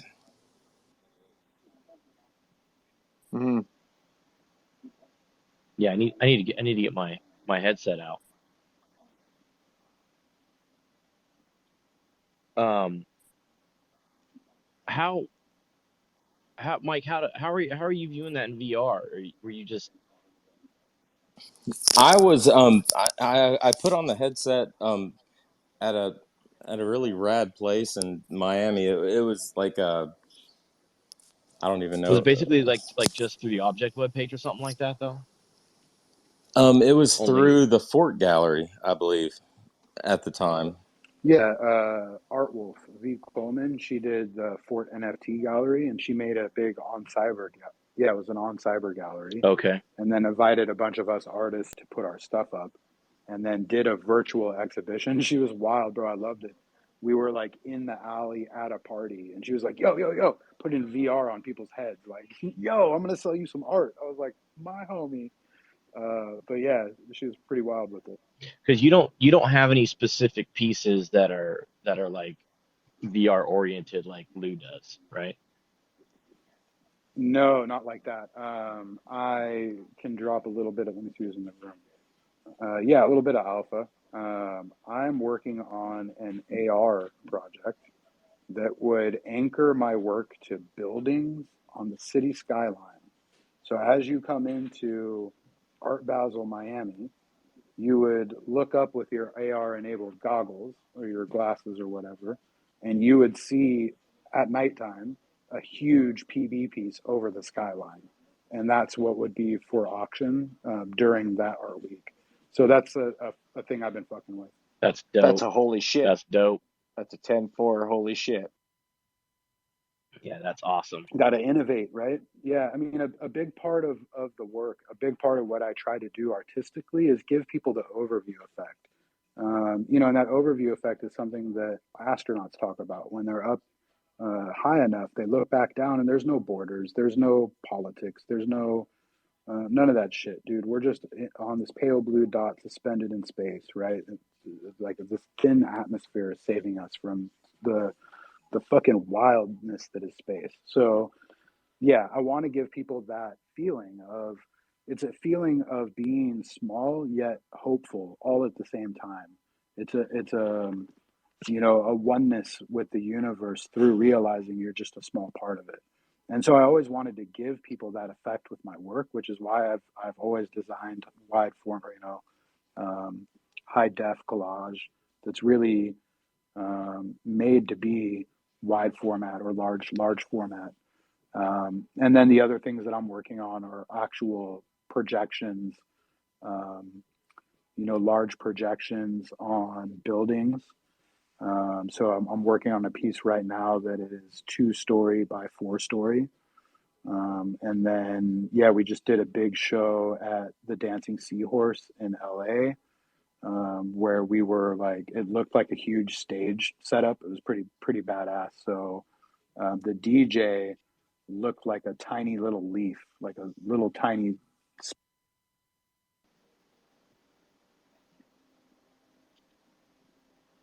Oh, my bad. Sorry. Yeah, you're all good. Yeah, he looked like a tiny little speck in front of the art. So it was pretty crazy to see. That's fucking cool as fuck. Yeah, It's like being engulfed in PB. Yeah, Blanketed. Blanketed. Flip has one of the physicals, the one of the only physicals I've done. He's down there in the listeners. It's a 2 by 4 foot canvas, and then some of the homies got to see it at camp. And yeah, I think a lot of them were like, "Oh shit, I didn't realize your work was like meant to be this big." I'm like, "Yeah, actually, that 2 by 4 is a little bit small." that was a 1-1 auction, right? That came with the physical, if I remember right. Not too long Um, ago. no, we did it on Tez. So the way it works, and I'm doing another one of these probably in a week or so. It's 20. It's the edition. It's the collection called the 20s, and it's 20 drops, and they're all 20 editions, and it's top 20 offers over 20 Tez. So it's a lot of 20s. And then anybody that bids over 300 TEDs and has a winning bid gets a physical. So both Flip and Bitcoinsky got physicals out of that one, and signed them and sent them. Okay. Hand delivered Bitcoinskys because we live pretty close. Yeah, I So remember yeah, seeing any those, but basically any drop in that 20s that you bid over 300 tes on, you'll get a physical. And then usually I offer physicals on the ETH stuff if people hit a certain amount, but that I just haven't been popular enough to really have my one-on-ones bang out as high as I want them to do. So we'll stick to doing the physicals on tes. And then we are going to be doing merch, and one of the pieces of merch will be posters. So they're not going to be as high quality as those stretched canvas with my actual signature on them and special love notes on the back. But they'll be really high quality posters that you can get. like the music style posters that you did for Basel this year, like those. Yeah, like those for sure. And then select ones. I'm working on a book as well, like a coffee table book that's AR enabled. Ooh, coffee And table book. so, yeah, a lot of the cool thing is I've done a lot of work with Kush, and he's animated a lot of my Tez work. And so something like high tide, I can put that, or tsunami, I can put that as a still image on the page. And then when you pull up the AR, the animated pops Hell up. yeah. So there's some really cool shit that we can do with the work that we've been doing. And then as Meta Mushrooms, as Kush and I continue to work together, we can really flesh out a second book. So I have in my Holy notes shit, here. man! High tide and man, I'm sorry. I don't mean to interrupt. Man, the Empire State Building underwater on two different pieces on the same page just sounds fucking amazing to me.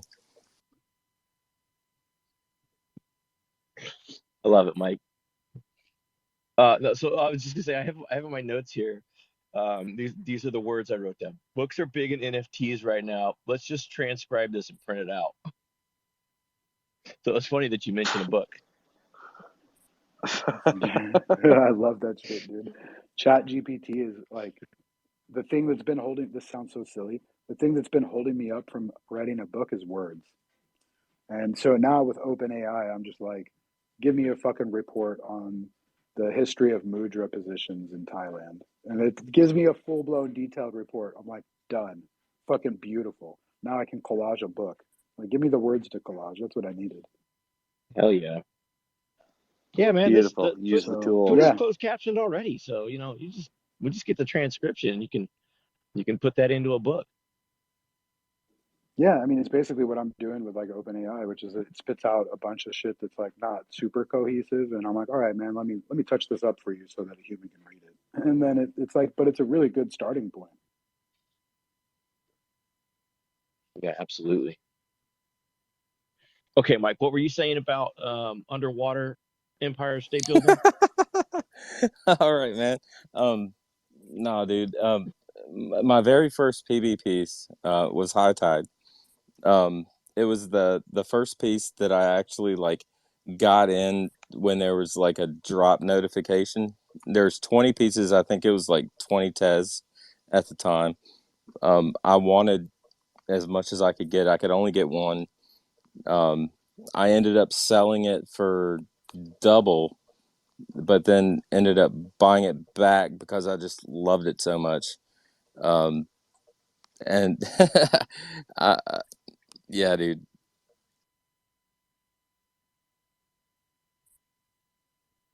That's a punk rock move right there. Totally dig that. I was trying to see. We have an I think I enemy. have that piece, and I was gonna send it to you, Mike, but you said you already bought it back. So No, I got High Tide, man, but I'm still looking for a few. We haven't animated High Tide yet, have we? Ooh, yes, no. Yes, no.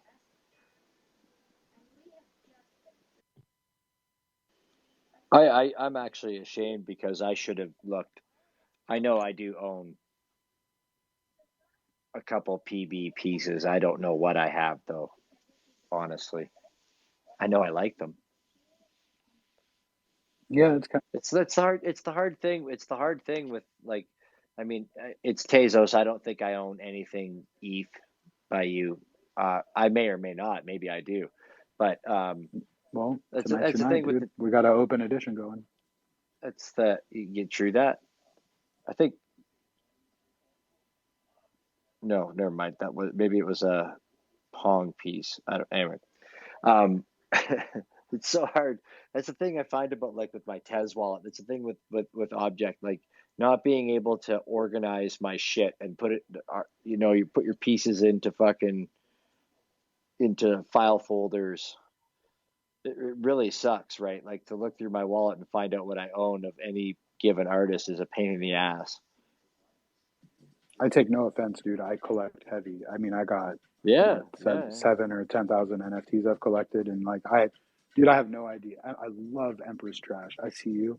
That's the homie. I'm trying to scoop all her shit. I got no idea how many pieces I have. It's like I have no idea, dude. Laser Lou. I'm sure I have all of them, right? Don't I have all of them? I don't know. And then I try to look up Laser Lou in my wallet, and I'm like, I don't know. There's fucking everything's a laser. Everybody's an Empress. Like I can't find nothing in my wallet. yeah. No, it sucks. Aside from opening like a fucking 250 wallets, right? Like we've heard this. We heard the inside scoop months back that Object was supposed to be working on something that was going to be able to make you able to curate your collection, but haven't seen it yet, right? I mean, they have made some improvements on some other things, but yeah, we haven't specifically seen that yet. I mean, it's not any different on ETH or Solana, to be honest. Like the way I do it is I look at the first couple of pages of recently received.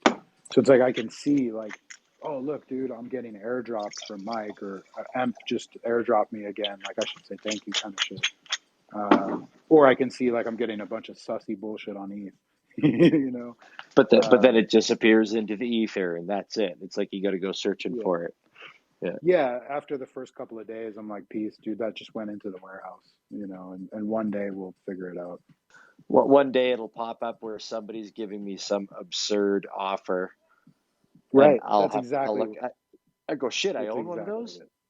Fucking, I own that Empress Trash. Fucking, How many do I own? I own 3 copies. Perfect. Yeah, I'll take that. Yeah.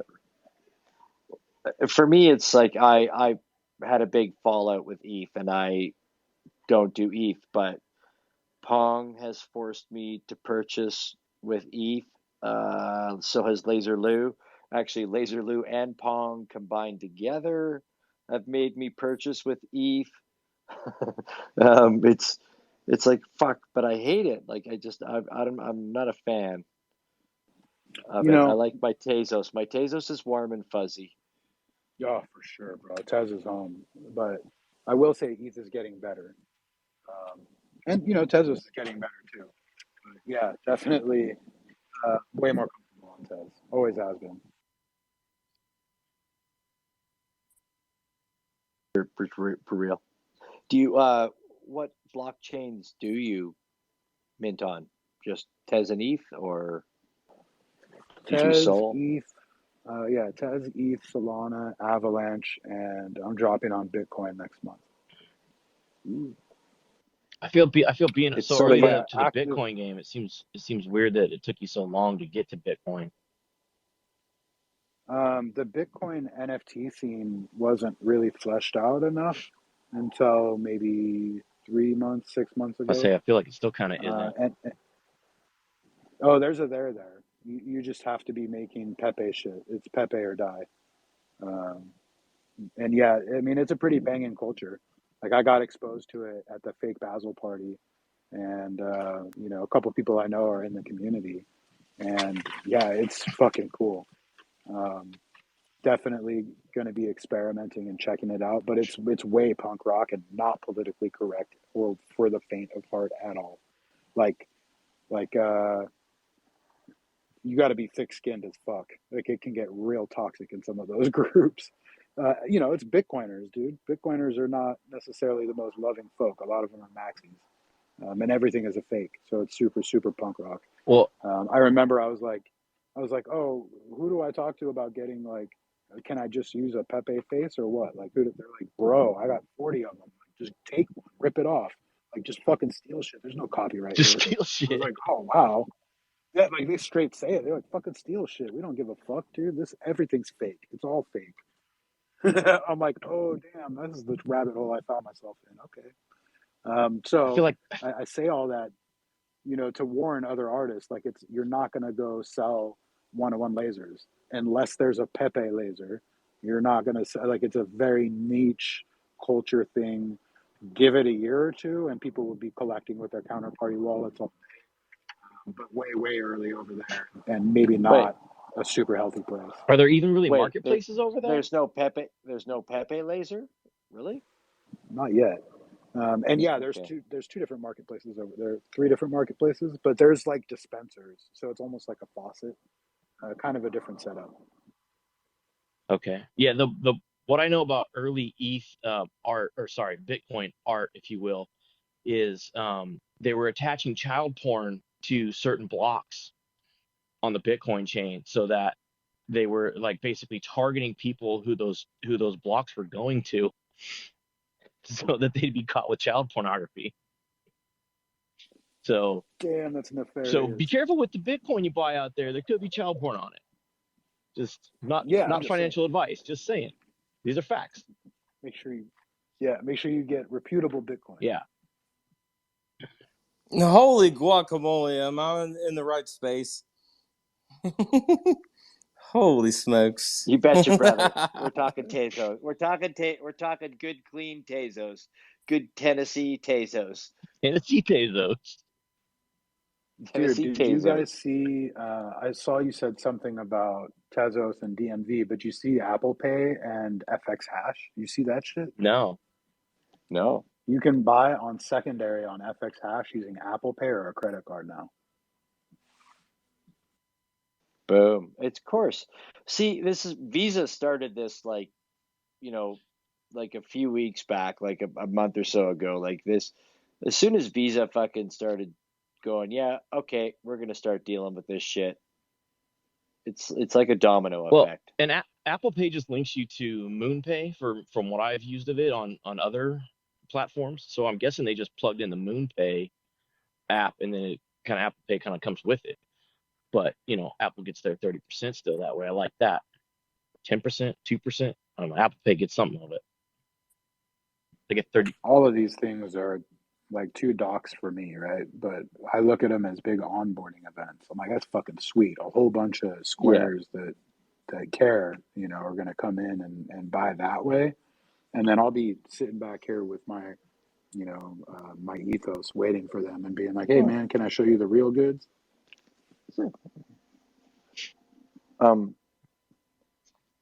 Yeah, onboarding people is what needs to happen, and if it has to go through all the normal ways to get people here.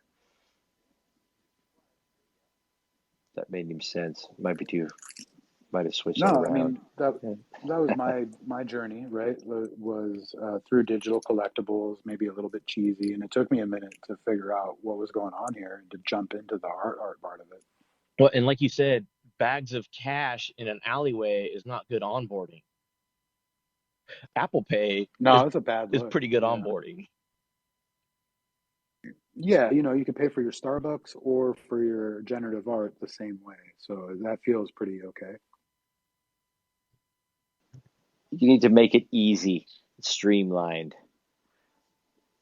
Yeah, look, that's the future, man. Like nobody says send me my SMTP email, like my electronic mailbox. Like get the fuck out of here. No one's talking about their FTPs. No one's going to be talking about their NFTs either. So, I think we all got hung up on some digital language that helped us identify technology. But like that's going to go away, and it's just going to be like I'm a digital artist. That's what I say when I meet people in real life. I'm like, oh, I'm an artist, and I sell my art for crypto. I'll take cash too if you got that, but I prefer crypto. Prefer crypto. That's what the homeless people are going to be telling you pretty soon. They already Maybe do. change, but Yeah, Come to California. They already do. no, fucking miss me with that. What's your Bitcoin address? Send me that Yeah. shit. yeah. Homie said, Well, I "Miss remember me with that." I love that shit. Man, I like every opportunity I can say miss me with that. That's so. I don't know. Anyway, I'm going back down. I remember the first time I saw a homeless person with a fucking a tile tap on their phone. He spares. No, it's okay. I got tapped, man. I was like, I think it was Vegas. It was probably Vegas. I mean, it seems like a pretty safe place to say for sure that you saw a homeless person come up with a fucking tap option for fucking change. Dude, we're living in the future. That's fucking Yeah. ingenuity. That guy right there is killing the game. Oh, I dude, love whoever that was. you made it that much harder for somebody to say no, right? Like usually, oh, I don't have any cash. Fuck it, that's okay. I got tap.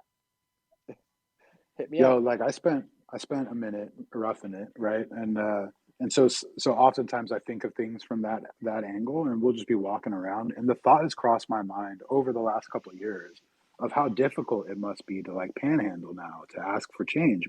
Nobody has cash, right? Like, oh, sorry, man, I don't got cash. And no one's lying to you. Literally, nobody has cash. So it's become more and more difficult to ask for help that way. So to hear somebody like, yeah, I got a tap, bro, hook it up. I think that's great. Yeah, no, and it's that easy, right? I'm sure it has to be. Like this was a few years back, like probably about 5 years ago. So I'm sure it's become commonplace. We just like it Oh, totally makes dude, sense to me. in Fort Lauderdale, man. Yeah, absolutely. There's, the Cash App address on the sign, man. Um, yeah, at the stop. I guess what it really boils down to too is that there are artists that are existing in this space that way. I mean, it's what it's about, right? I mean, there's homeless artists that are fucking selling art right now. That's how they're eating. Yeah, dude, my first couple of pieces I minted from the trap in Compton. I'm not ashamed of that shit. There were fucking drugs on the table. I'm on a laptop. I'm minting on object and straight up in the trap house. Like that's fucking reality, man. Um, yeah, so no, there's definitely people out there like myself living mint to mint. There's people out there that are in a way worse spot, and I always think about a collage artist that I linked up with real early, who was living in the favela, and just like I was like, bro, your work is fucking fire, homie, and I just linked up and started mentoring him a lot in the DM, and just like, yeah, bro, this can help get you out of your shitty situation, man. And a lot of homies in Indo, same kind of stuff, dude. Not knowing how they're going to provide for their family or put a roof over their head, get to mint on Tez. And we don't think much about two Tez. That goes a long ass way in Indo, you know. But yeah, for me, kind of coming back to why, right? Why the whys of why I'm here. Why the sovereign individual? Because I believe that, like in my heart of hearts, that we remove the bullshit. We remove these political structures, these class systems, these banking systems that are holding people down, and just let them transact with each other, like we're seeing right now. That people are able to take their own destiny back in their own hands, right? For me, it was leaving a work environment, a professional environment I didn't want to be in. To be frank, in Buddhist text, it says very specifically that we're not supposed to be selling or buying alcohol. And that extends out to drugs. And so the whole idea that I made my living selling drugs didn't quite line up with my Buddhist spirituality. And so the idea that I could make that shift due to the power of the blockchain, and that I saw a clear path to uh, a career change, and I joke about it with my friends. I'm like, yeah, I'm an artist now. And they're like, how did that happen? I'm like, midlife crisis bullshit. And they're like, oh, okay. I'm like, yeah, typical second career stuff. But really, I'm downplaying the fact that this technology, the ability to build a base, right? My personal story is not knowing how to use Twitter at all, like overdoing hashtags, overdoing the whole shit. Literally, did not know how to fucking use Twitter. And my first 10 edition that I put out was at one Tez and took fucking 2 weeks to sell, man. Like, we're not talking high octane fuel here. This is a slow growth process. So, But the whole way, I knew that there was a way for me to make enough money to make ends meet and to be an artist and to change it up. And so, yeah, and that was with a rebrand that's in slow motion, and not a traditional artist, like not. I was selling drugs in the back parking lot instead of going to art class. I've never been to an art class. Got no idea. I have a picture in my head of what an art class might look like, but I've literally never even fucking been in one. Like I don't know. There's paintbrushes and mason jars, right? I'm sure, and easels and stuff and shit like that. I've literally never walked into one. So if I can do this, coming from a business background with good taste in fashion and music and art, and then make myself into an artist, um, you know, the tools are here. Uh, yeah, very empowering shit. Hell yeah, man. Hell yeah. What else are we talking about? I think it's I think it's really cool. You touched on something that's come up numerous times with different people that we've talked to on the night train, and that's how other countries can use this so freely and so easily and get quick access to that money that they've acquired, right? Um, like there's an indigenous project that was 400 drums. And basically, what they were talking about in the beginning was that, like up here in Canada, right, our indigenous people up here, of course, the government gives them money to do things with, but the problem is that there's all the fucking bullshit government paperwork that takes forever and ever. It's like we need clean water. Okay, well, okay, you got to file this paperwork and file this paperwork. All of a sudden, years later, it's like, hey guys, like we still need this money, right? Yeah, no, it's coming. It's going to come. It will come, right? And the point being is that it gives, whether it's indigenous people or people in third world countries or what have you, it gives the ability to have that instantaneous cash flow coming straight to them. Nothing is getting taken off the top. I mean, whatever object fees or it is, right? And it's a beautiful thing. Like you said, like in Indo, like what two tes is a big deal, right? Yeah, definitely, man. And growing up the way that I did and spending a lot of time in the hood, predatory lending is a thing, man. And it's a thing that really fucks me up. Like, to see somebody come in and get a payday advance loan with a fucking usury Yeah, amount that is like in there, get into this downward 60%. Fuck. spiral. It's fucking wild, bro. And they're financially illiterate, so they don't know. They just need cash because they need to feed their family. And the whole system is built to fuck them. And it's just like, holy shit, bro. Um, the ability to remove all of that bullshit, and to just be like, um, really transparent with everything. It's all on the blockchain, dude. There's no need to hide nothing. There's no need to have intermediaries that are going to take usury amounts. There's no need to have, fucking stuffy old white people in a basement chasing provenance. Like, fuck that, dude. It's on the blockchain. Go find a different job, told Booth Willie. Yeah. I remember when I first got into this Web3 world, like almost a year ago. Well, it was a year ago, I'm sure, like probably tomorrow or something. But one of the spaces that I ended up in, and they were talking about, it was England, I think, that was talking about doing something about getting on the government was talking about getting on the blockchain. The government should be on the blockchain and in Web3. And then I was like, well, that's like everything the government doesn't want. They don't want that full Right. transparency. They don't want. I said that doesn't make any sense. I said number one, it wouldn't work, and number two, it's like no, it's not what they want. They're not going to do that. They're going to figure out a way to blur it somehow before they do it. Regulation, Yeah. red tape, tie it all up. Oh, dude, I always giggle when, I always giggle when they're trying to do shit like that on the blockchain or trying to spin up a U.S. coin. I'm just like, that's exactly what we're trying to avoid here. I don't think you guys get it. We're trying to remove you from this whole Oh, thing. they get it. They're Yeah, well yeah. aware. Yeah, I mean they're trying. They're doing their best. It's like that They're little. playing catch up. Yeah, it's that meme with the little girl trying to catch the ball. Like I'm trying. Yeah. Yeah.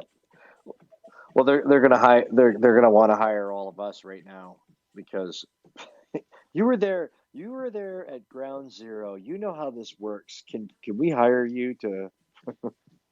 You're not wrong, man. I know a lot of Yeah. people that made a killing in Web 1 because they were early. And then there's a 2 or 3 year period where these big companies will pay literally any jackass that was early a lot of money to tell them whatever. So everybody in this room is not a jackass. I mean, well, Lou. I mean, yeah, okay. Like most people in this room aren't I wouldn't jackasses. take And offense so, to it if you called me. I have a shirt that says "Jackass of all trades." So, but seriously, I mean, there's definitely a period after the early adoption where money is falling out of the pockets of big brands, and they're looking for subject matter experts, is what it's called in the business world, your SMEs, and so that's everybody in this room, whether that's me in a lull period looking to stabilize stuff, whether that's somebody that's having a rough time making it as an artist or just a collector, even as a pure collector, you have way more insight into this than people that are out here trying to manage artists.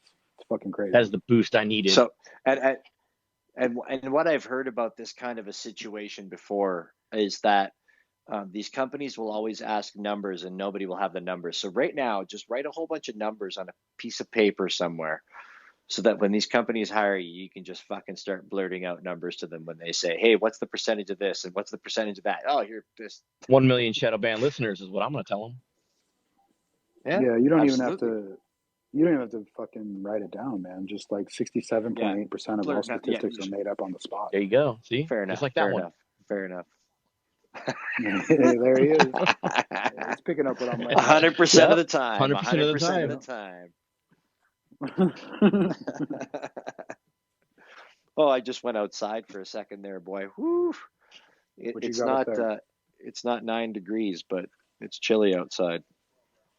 It's not even the worst here. I saw somebody in Milwaukee. I think it was Ness in Milwaukee or something. His hand was steaming at -10 or something. It's like, oh shit, that's cold. Getting cold.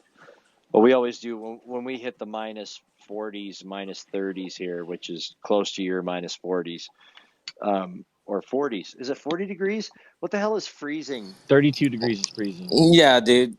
It's Come on, freezing. homie. And 40 and I think it's come on now, let's go metric. Yeah, 0 0. degrees is Please freezing. remember your Let's shit. talk about that, folks. We don't need to But I was talk gonna about it. say, You're right. You're right. yeah, no. So I was gonna say, but I think it's minus 42 is where we come together. Like that's the one where Celsius and Fahrenheit. Minus 42 or minus 45. It's somewhere down there, and then they start Yeah. lockstep on the way down. Homie, we always come together. One way or another, Absolutely, we come buddy. together. Brothers, we do. Sisters, everybody. Now, PB, if there isn't another chapter, I don't know where I was going with that. I want to go back to, since you mentioned memes, I want to go back to Mike's comment about gift culture. Yeah. And how did you become the master? One of the big things that coming back to that podcast with Josh saying that you are the brand, and that extends to the words that you use, that extends to your tweets, to your images, to your GIF shorts, right? And so I find that I communicate better through visuals than words, right? I'm a visual artist. I'm not a word artist. And so, yeah, I just found a couple of funny ones really, really early on and decided to make that part of the deal. You get it. Oh, sorry. You're good. I get it. I was yelling at my dog. Mine's getting wild right now too. But yeah, that was the big thing, was just like wanting to stand out. Not a lot of people were doing it. I saw an opportunity to, I looked up a couple of different things that really fit the brand. But before that, it was a thing that we used in drug communication because you're trying to buy some LSD, throw an I Love Lucy jiffy up there. What kind of a cop in their right mind is going to read through the text and see an embed of a fucking animated I Love Lucy GIF and figure out that we're selling And LSD to each translate other? that to Like, Lucy in the Sky good with luck. Diamonds and then LSD. And then LSD, like, good luck figuring that shit out. And so we started using it in our Signal chats to sell drugs to each other. And it would be like, I open up some of these Signal chats and it would just be nonstop jiffies. Like, and you would be able to figure it out if you knew street. You'd be like, oh yeah, send the packs here, elbows there, throwing elbows like an Ong Bak attack. I get it, bro. I'll meet you at the harbor. All kinds of like just wild shit. So having that in the background. And then I had a couple of really early people like Woman NFT who got what I was doing and engaged with me really quick. Emp was always there too, really early. And so, like, it's not fun if there's not a second player, right? If it's just me throwing him out and it doesn't have a whole back and forth, then it doesn't hit as hard. It's a lot funnier when you see the back and forth. I knew that it wasn't going to get points with the algorithm, but I was all right with that. I was like, whatever. I mean, when I'm really high, I don't feel like wording anyway. It's crazy that you mentioned about using like the gifts in the drug dealing days. Like, this is what you drop that in there, because I had a girlfriend years ago that sold weed, and she had gotten busted, and it was right when in my neck of the woods up here they passed a law on dealing drugs with technology, and they were looking to fucking nail people to the wall. So they were going through her text messages and they were like, well, what is this and that? Like, because they were trying to use code words and shit like that, right? But her lawyer was smart enough to fight and go, well, what fucking however-year-old girl doesn't have a cell phone these days and talk on their cell phone? Like, this is commonplace. Right. Thank God he was a smart lawyer like that. But it's like, Lucy, she should have been using GIFs. Had she known. She should have, man. I know. Fuck. Should have been hip. She should have been hip, but she was square. It was all right. Yeah. So anyways. Yeah, I mean, look, we made a whole life of ducking cops, right? That was a whole cat and mouse game. It was like, and the funny thing is we knew them all, right? So it was like those old cartoons where Elmer Fudd and Bugs Bunny, like, hey, how you doing? How you doing? Good. And then they both clock in and chase each other around the tree. And then they clock out and they're like, all right, tell the wife hi. Okay, bye. See you tomorrow. And that's like, that was the deal for years. Always just trying to stay a step ahead. And yeah, not only with the cops, but also culturally, just always trying to be the cool guy, right? Like, always doing lifestyle brand stuff, always being an early adopter, always wanting to be the guy at the party that's like, oh, you don't know about the new greatest thing? You're lame. So that always You're kept me not on the dipping cutting your edge. diamonds in sauce, Turp like, sauce? Jesus. What do you know? You fucking Reggies, smoking Reggies over there. Hippie. A bunch of normies, jeez. Damn it. Guilty. But yeah, that was yeah, I think that's why the gift game, that's why, building my community in Discord early, that's why we've moved the community over to Telegram and we've adopted that. Just being early to the tech that's about to get adopted.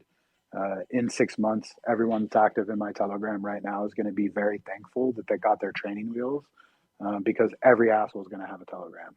And it's going to be like, oh, good thing I was in the temple and good thing I figured out how to use the chats and the channels and the groups and, Yeah, I don't etiquette and all understand that Telegram stuff. at all.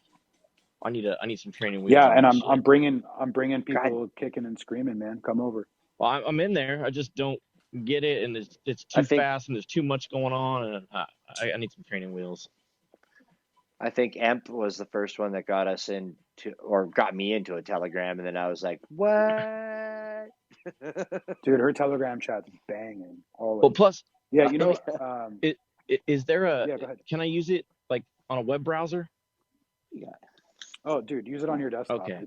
I tell everybody, like, first timers, dude, it's way easier on your desktop at Well, because first. that's how I usually use And then once Discord, you're because used I'm to it, working all I'm day, on so it's my like right phone. there on the side. Literally just swap the two. Yeah. Like I'm looking at my two right now. I have Discord as a square with Telegram as a square right on top of it. Okay. Same size, same layout. Yep.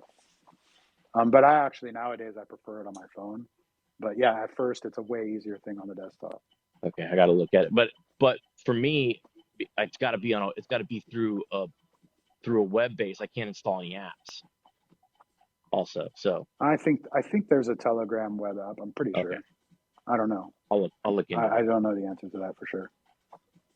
I'll look. But yeah, what you're gonna see, is just being early adopter stuff, man. Like Discord is just full of noise. Telegram is a more authentic chat.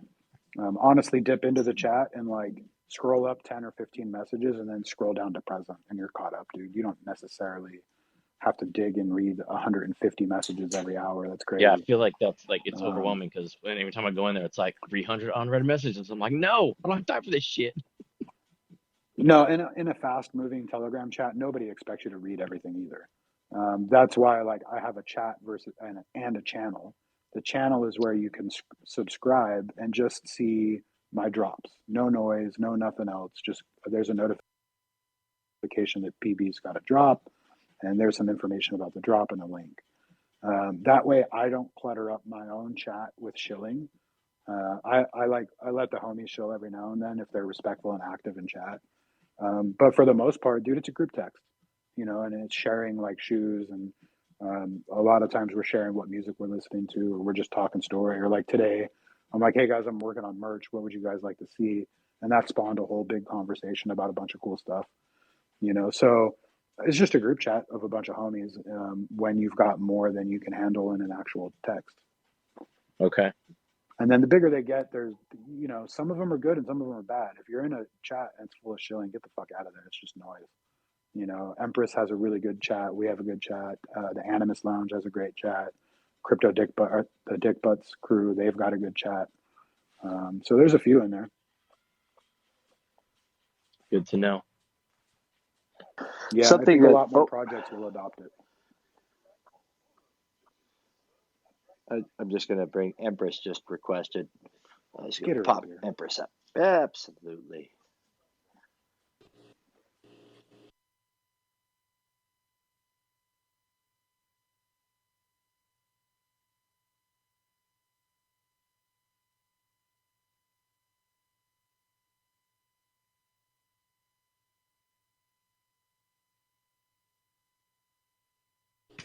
She's up late. She's on that late night time zone kind of deal, having some Cheetos. Hi, you kept talking about me, so that's why I was like, I'm gonna come up and just say hi, and I love you. Hi.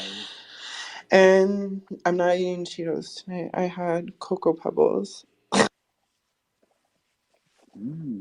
That's a harsh contrast, Cheetos to Cocoa Pebbles. Need to make Cocoa Pebble treats with the marshmallows. Oh my god, that would be so good. I should do that. My new thing is graham crackers with peanut butter and marshmallows. It's the best mouthfeel on the fucking planet. I swear to you. Just soft and sticky. Grittiness of and the grittiness of the graham cracker all in your mouth. Holy shit. It's like a s'more, but not. Are you using like full marshmallows, or are you using like a fluff, like a fluffer nutter? I am a little specific about what I eat, so it's actually like organic peanut butter, gluten-free graham crackers, and vegan marshmallow. The small marshmallows, not the big ones. Okay. All right. Jesus, but honestly, you don't have to be that bougie, dude. Any graham cracker, any peanut butter, any marshmallow, you'll get that good mouthfeel. I think textures in the mouth is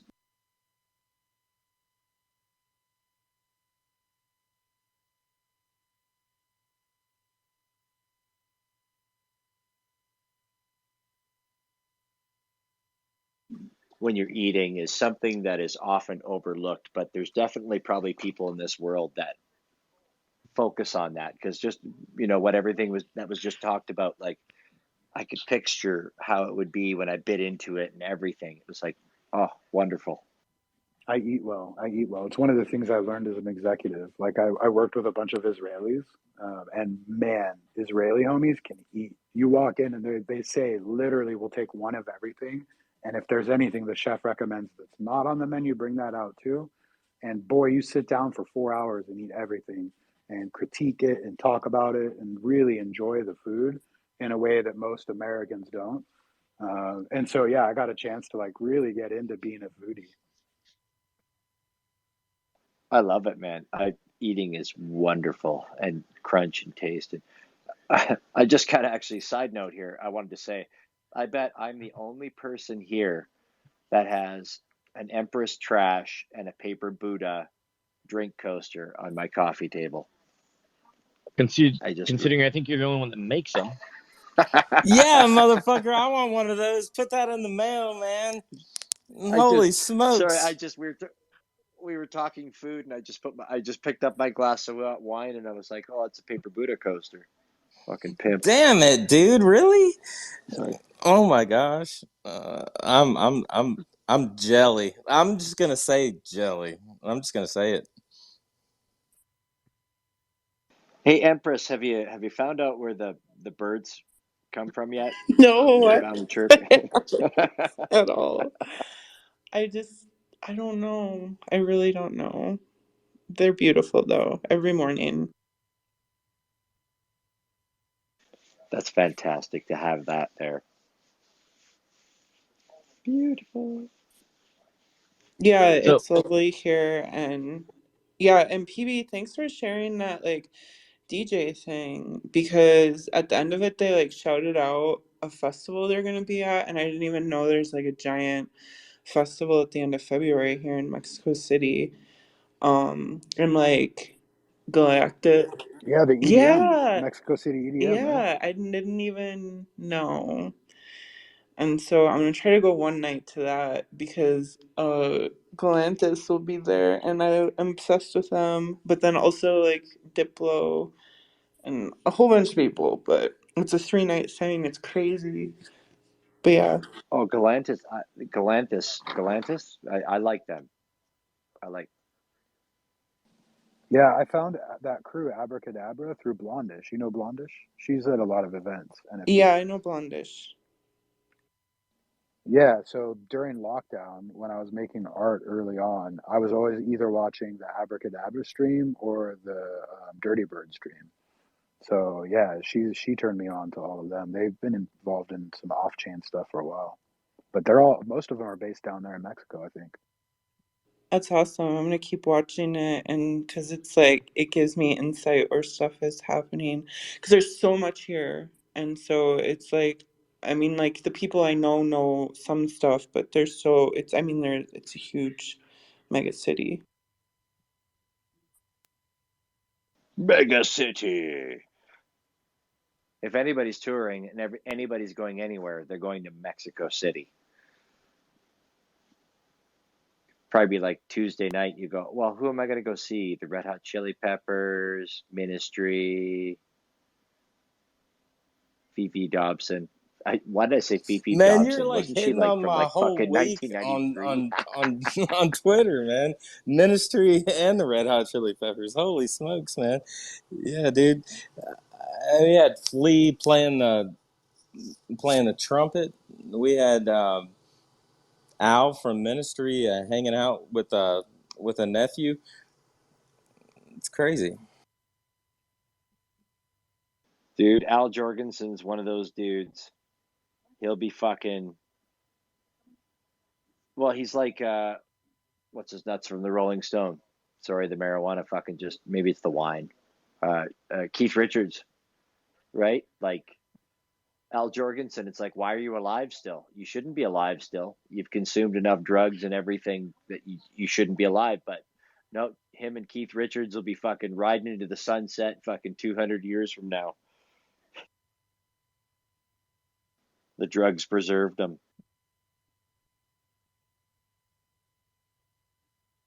Yeah, I'm working on that same path. Hey, I want to PB, figure out where to get that when you're ozone. creating, oh, What, Mike? Sorry, I interrupted. The ozone treatment that the Red Hot Chili Peppers have gotten, and I believe old Keith Richards got a little dose or two. Is that what's preserving them? I I don't thought it know, was man, Ziploc but bags. I I want thought to they were try. doing. I thought they were doing the Michael. I thought they were doing the Michael Jackson, and they fucking like just put them in Ziploc bags every night when they go to sleep. I mean, Keep the you dust can off of them. you can buy ozone generators, but they kind of fuck with your lungs if you're not careful with them, and they fuck up your sense of smell and taste, and yeah, Oh, there's quite a few drawbacks, but they're used in wineries a lot to keep mold down. there you go. And that's what we learned today, kids. We always learn on this space, right? We get deep with artists. We have good, honest conversations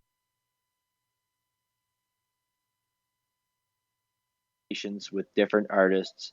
And we also have moments like that where we just learn like super important shit as far as I'm concerned. Well, I feel like the microbiologist in the room could like give us a lot better definition on as to why and how, but you know, Is that Nick Dimes? he may Is not Nick be Dimes the super versed microbiologist? in all No, that, wait. so he's probably just holding his tongue on it as well. Mike, don't you Hey, Nicky inject Dimes. ozone? Isn't that what Anthony Kiedis does? You like inject it somehow. Yeah, dude, it's like intravenous. Yep. Yeah. Intravenous ozone? Is that Yeah. the right way to say it? I don't Yeah, no, even that's right. know. That doesn't sound super No, safe. that's I don't know. that's right. Intravenous. That's Hey, interesting. Nick Dimes, you had some. I got Nick Dimes up here. You had something you wanted to say up Hey, in here, yeah, sir? anytime you guys do these shows, I always love to ask, a question or two for the guest. And, Paper, when you came in hot with the graffiti, talking about throw ups, man, you took me back. And, the pit crew and we used to go hit some New York trains and just bomb the shit out of those. It was the greatest time of my life. And, you know, I really do miss that lifestyle. I wanted to ask you a couple of questions. As a graffiti artist, I'm sure you got one hell of a racking story to tell, and then also I wanted to ask you, you and Laser Lou did a big road trip recently to Art Basel, and I just wanted to ask, what was your favorite memory from that drive? Oh man, my favorite memory from the drive. The My favorite roadhead. memory. Yeah, definitely Easy. Chick-fil-A. Easily Roadhead. Chick-fil-A. Yeah, Chick-fil-A. I Dude, fucking the fucking love roadhead. I Chick-fil-A. mean, you didn't even close your eyes, bro. Chick-fil-A not throwing up deuces in the Gator Bites bar? Man, feeling Bro, left no, out he over said on here. the road. He said on the road. He said on the road, not at the show. Well, I figured like we that's But like yeah, post show. we didn't. To be clear, we didn't stop at Chick-fil-A. The deal with Chick-fil-A is every single Chick-fil-A sign that I saw, the further south we got, I said, I bet that one's the best one because it's further south. But that one's hella good, bro. And then even on the way north, I was like, yo, I bet that one's hella good. All right. I was just thinking about the Pennsylvania Turnpike pit stops and our appreciation for the layout, how they designed these pit stops to be very easy in and out. I was just thinking about that today. I don't know if that's a highlight of the trip by any means, but I do remember pointing that out. You mean actual I've talked engineering? about that. That's great. Yeah, I've talked about it multiple times. The engineering's fascinating. The on-off, it's great. Yeah. We don't get that in California. Man, No, as a West Coaster coming out here and experiencing that is something else, Yeah, buddy. I'm glad as you someone I'm who works on those projects, we don't get that in California. I'm glad you guys brought that up because I really, you're right. And I think we just take a lot of things for granted too. And, stuff like that. Just did you guys ever stop at a Wawa by chance? Not on this trip. I've been to one before, but Okay, I don't believe we did. I miss Wawa. Let me tell you. But yeah, I really wanted to see if you had any sort of racking stories. Maybe you already touched on it. I kind of had some issues with my phone. I wasn't able to stay in as long as I could, but I came back. My phone's working now. Yeah, I mean, standard operating procedure, like two dudes going into the hardware store. We had a couple local favorites where they didn't really lock anything up yet, and just one dude looks out, the other one just throws everything into the backpack, and you fucking run out. And yeah, a lot of times you would just look up they have a security guard, you'd be like, "Can I outrun that guy?" Yeah, all right, cool, let's go get some paint. Fuck yeah. My dad works at a Home Depot up here, and he tells me those stories all the time. It still happens. It's still living, and it's still strong. Every time I go to the art supply store,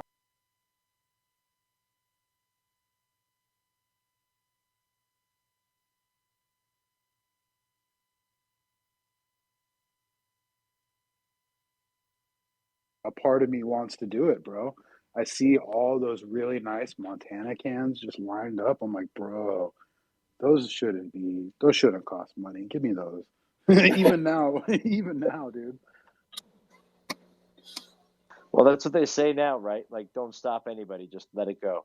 So apparently, if you give up a fight these days, they'll just let you go, unless it's like some superhero working at the art Oh, store that as day. long as total value is under $800, they're not taking you to jail. So, at least in I California. mean, really, you could just like put it into a shopping bag and just be like, I own this shit. They'd be like, okay, you do it as long as you act like you're supposed to be there. People let you do whatever.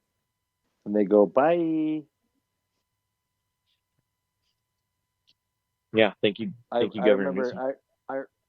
I remember long time ago, I was on a school trip with a sports team, and I fucking walked out of a grocery store with 4 flats of Coca-Cola, and I just walked out. And I do remember that. Like, I could remember people looking at me going like, is he supposed to be? And I just walked out because it's like, and that's all I thought was like, I grabbed those 4 flats of Coke, and I was like, dude, like, if you just walk out of here, like, you own this shit, they're just gonna let you I go. did that. That's my I bad. did that at Napa Auto Parts. I walked out with some oil, some bottles of oil. They absolutely just thought I had bought it already or something. Did you tell him, See, no, man, you fucking earned Castrol it. sponsors me? Yeah, that's right. That's on the hood. Yeah. Oh no, that one's on the rear. The guy's wearing a racing fire suit. Like, obviously he fucking can take that shit. Dude, if you walk into Napa Auto Parts in your fire suit with your helmet in hand and take oil, no one's saying shit, dog. Take as much oil Yeah. as you want. I'm 55, baby. I just need a couple quarts to get me All through the day. right. Yeah, I need a couple quarts to get me to the office. Back to Anthony Kiedis and those guys. I always heard that that they were doing like blood transfusions, like full swap, like a dialysis machine, like weekly, even though their livers were still fine. Fucking rich That was the story I people, always right? heard. Voodoo shit. Rich white people are crazy. Right? Rich white True people. that. If you had the money, would you get blood transfusions, Paper Buddha? I don't know. That's weird. I mean, if I need it for a health thing, like if I'm gonna die, I don't know. Yeah, but if I'm just trying to stay young, I don't think so. So my uncle got a blood transfusion, and it was given to him immediately for there was no signing of papers. It was an emergency situation, and he immediately quit smoking. He was like a 2-pack a day kind of guy. And as soon as he got the blood transfusion, he had no craving once he was done the surgery. Wild. And it's funny because he's one of those guys that he wants to fight everything, and he's like, well, they should have asked and they should have gotten permission to do this, and he goes, but I didn't want a cigarette anymore, so I figured they gave me blood from somebody that didn't smoke and blah blah blah. And I was just like, whoa, dude, like, okay. I mean, there could be truth to it. I mean, I'm sure right? That's Yeah, that's it's the like, situation where like I'm in for the blood transfusion, but recreationally blood transfusions, I don't know. It's not like donating blood. We just like, you should donate blood whenever you can. Hey, you should go get a blood transfusion whenever you want to feel clean.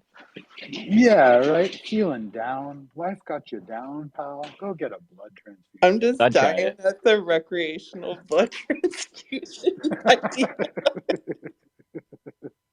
That's what they're doing, you fucking weirdos. Miami next year. That's what we're doing. We're gonna have a tent where you can come and get your recreational blood transfusion. No, it's medicinal only, bro. Do you have your medical card? You can't get a blood transfusion Oh, without a medical sorry, card in buddy. Florida. No. Yeah, no, sorry, Florida state law, man.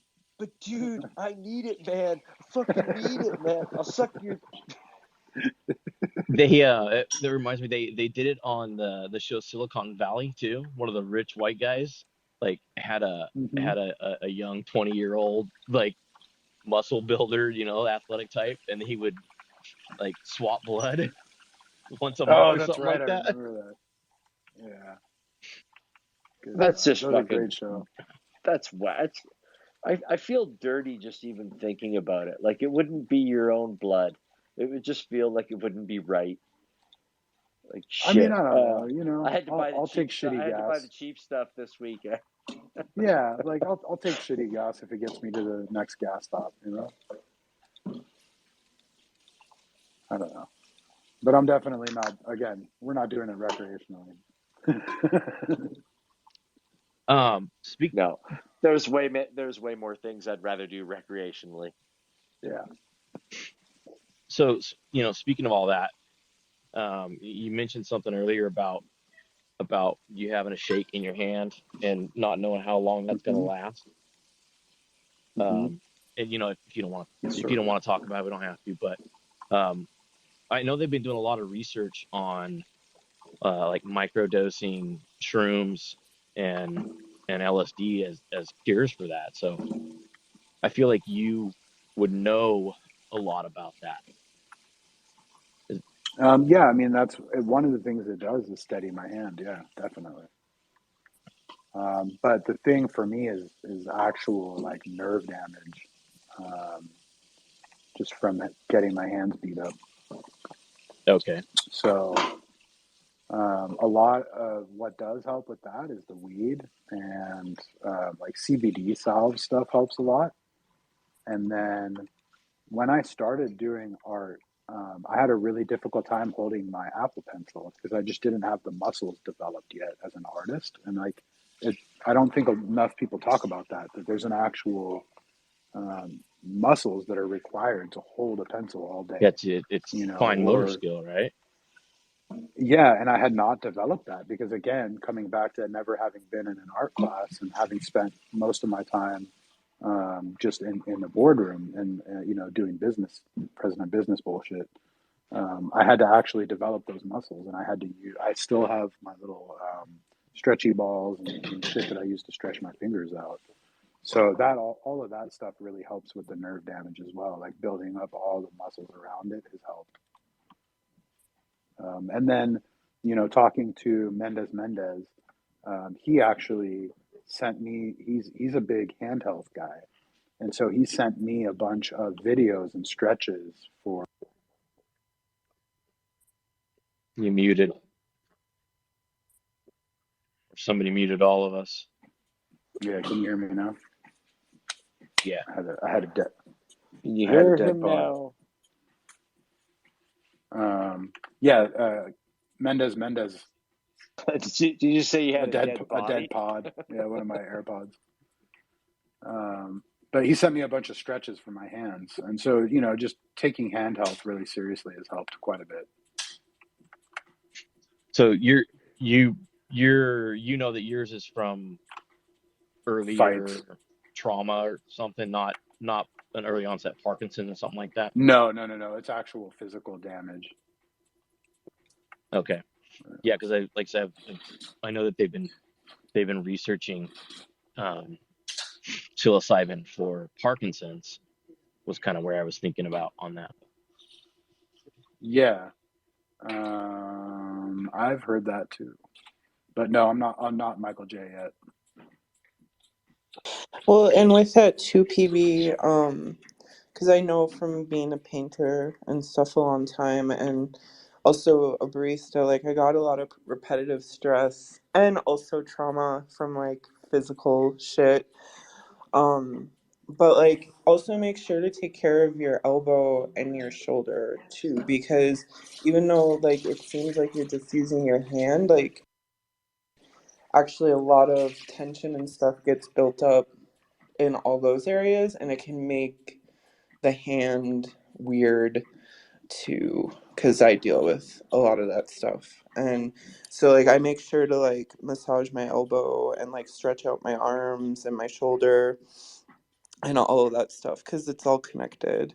And even like I'll have like a pinched nerve in my neck from bullshit, and like that will make it where I can't even, because it's on my right side and it like pinches the nerve so much it like my hand like is not as in control.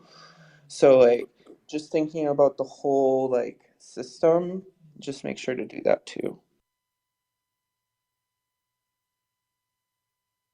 That's me being Hey, more hey, loud. Empress, I'm trying to massage my elbow right now, and I'm not getting anything from it. You got to use your other hand. Bunch You of bone. you have to use the opposite hand. Oh, Cuddy. okay. Goober. Yeah, that's funny that you say that. I actually, my wife loves it. I'm like, my shoulder hurts when you rub my shoulder. And so eventually we got a standing desk that's adjustable, and that helped a ton. And so now I just have to make sure that I'm not resting my forearm on the standing desk. Yeah, we had a slight conversation about ergonomics a couple weeks ago, didn't we? Absolutely. I need a standing desk. I've been standing with my microphone. I moved my microphone stand. I pinned it up higher so that I can fucking stand up and talk into it. It's it's important. Dude, it's a I game tell you, Nick, changer. I bet you if you go sit in Nick Dimes' car and you were Nick Dimes, I bet you his car is ergonomic. Well, custom built to the man himself. Hmm. Are I your mean, car are your car seats massage seats? I Are they mean heated? to be real honest with you guys, we try to make this bitch lightweight as possible. So all the, of course, I imagine you guys think I'll just go straight for luxury, because I can afford it. But you know, to win these races, we have to make everything lightweight and as fast as possible. So, Custom molded fiberglass. um, you know, my elbows they really be hurting. Uh, yeah. That brings me back to something else I wanted to ask you, PB. Is name the F1 race. I'll be there. When are we going? Where are we going? Oh man, I'm looking at, so we got Miami, Vegas, Austin in the US. I'm trying to figure out where I can get a paddock pass. And then what I'd really love Well, to do is Vegas Austin. sucks. From everything I've Uh, been trying to find and see, and there's not much going on. Well, there's too much going on there, I guess is what I should say. So everything's overpriced and nobody wants to give anything out. So that one's kind of been off my radar this year. But go ahead. Sorry. yeah, the real deal would be to do Austin, which is like I think mid-October, followed by Mexico City, where we go hang out with Emp for Day of the Dead. So like that's the circuit right there. The two, because they're 2 weeks from each other. And So that's you come that's a in that's to a quick flight Austin. from Austin to Mexico City, right? Yeah, you come into Austin for F1 and then stay for a few days to do Austin and then fly in early to Mexico City and catch F1 before you leave and go home. I like it. I like that idea. Yeah, dude, that's the blue chip roadmap right there. So whenever that happens to me, 24 maybe, that's when we're gonna do I it. mean, It's on Daddy. We're all going. y'all should really consider, especially if you're like on a budget. Try making it out to one of the NHRA events. Honestly, those are real fun. I have a real good time. Just there's some big motors, so you should definitely check that out. Yeah, me Go dirt track. me and a small group of friends have been going to the Long Beach Grand Prix in California for the past 20 something years before COVID hit. And then we still try to hit What a great at track. least one race a year of something. Yeah, that's a great track. Up here in Michigan, we got just fucking bullshit tracks everywhere, like everywhere, dude. And there's races popping off in every little podunk city all the time, and it's a blast. People on shrooms and beer everywhere. Isn't the Circuit of Americas up there? Circuit of Americas is Austin. No, that's what I'm thinking of. I'm thinking of what the hell's the name of that track? There's a big road course track up there, right? Yeah, there's a big road course up here, and then there's the Indy, obviously, which is really close. Oh yeah, you're close to Indy too, huh? Where's Watkins Glen? Is that what you That's guys are what I'm thinking? thinking of. Yeah. Thank you. You're welcome. Laser Lou, he's building stuff in his closet, and he's also fucking very informative. That was like the Jeopardy answer. Where is Watkins Glen? Mike, 100%. Mike, we can't hear you. FYI. No, he said that was the Jeopardy answer to that. What is Watkins Glen?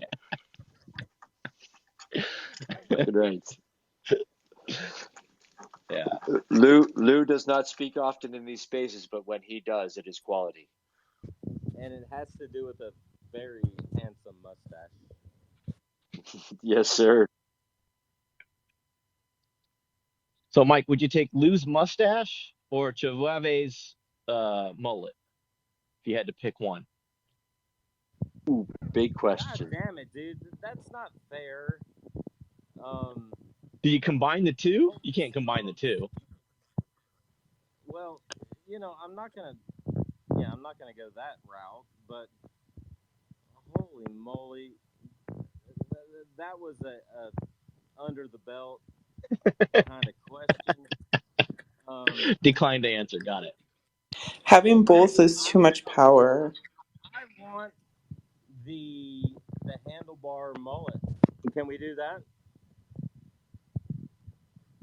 How about the mullet mustache, bro? A handlebar mullet? It's like a mullet curtain in front of your mouth.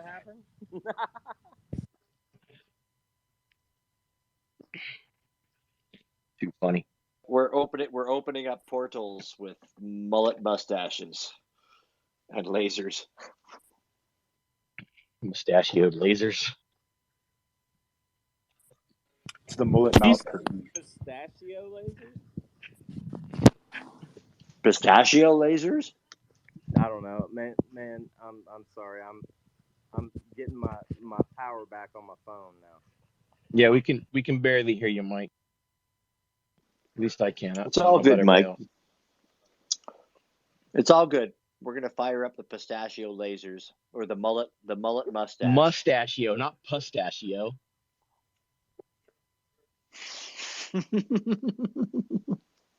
Although a pistachio-colored laser might be more real world. Mm-hmm. Take a picture of that, man. That's not going to come through that green.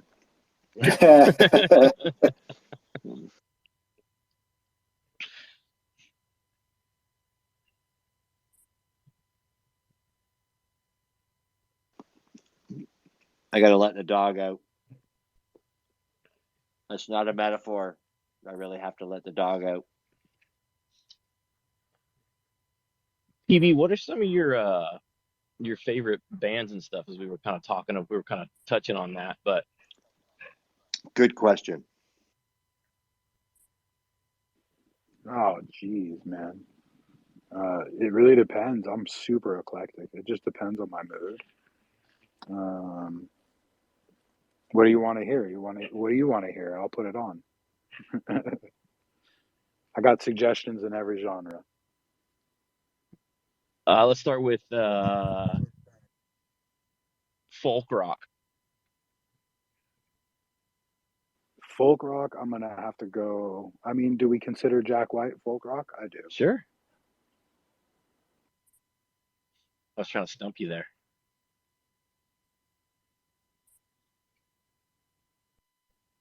What about dude? Jack White. When Jack White was in that documentary, It Might Get Loud. I think it was called, or This Might Get Loud. Yeah, This Might Get Loud. Yeah, man. Like that beginning where he whips up that.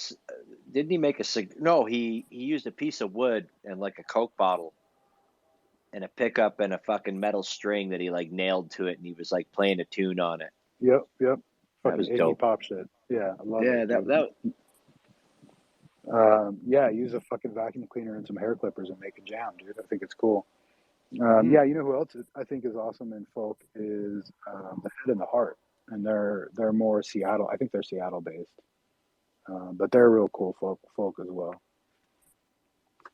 And then yeah, I mean I like heavy I like a lot of Pacific Northwest hip hop, so like Nacho Picasso, Sam LaChow, Jarv D, um, a lot of underground hip hop,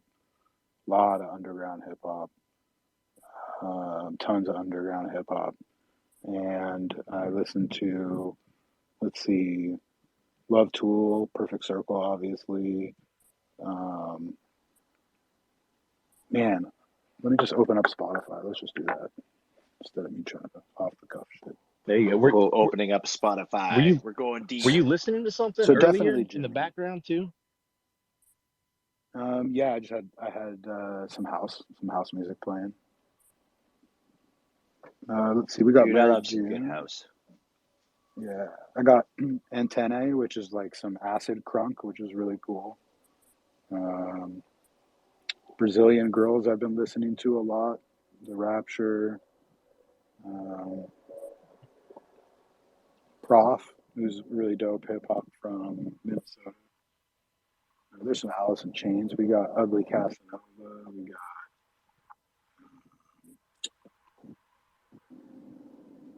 got Dude, I love me some Alice in Chains. That's fucking She Wants beautiful stuff. Revenge.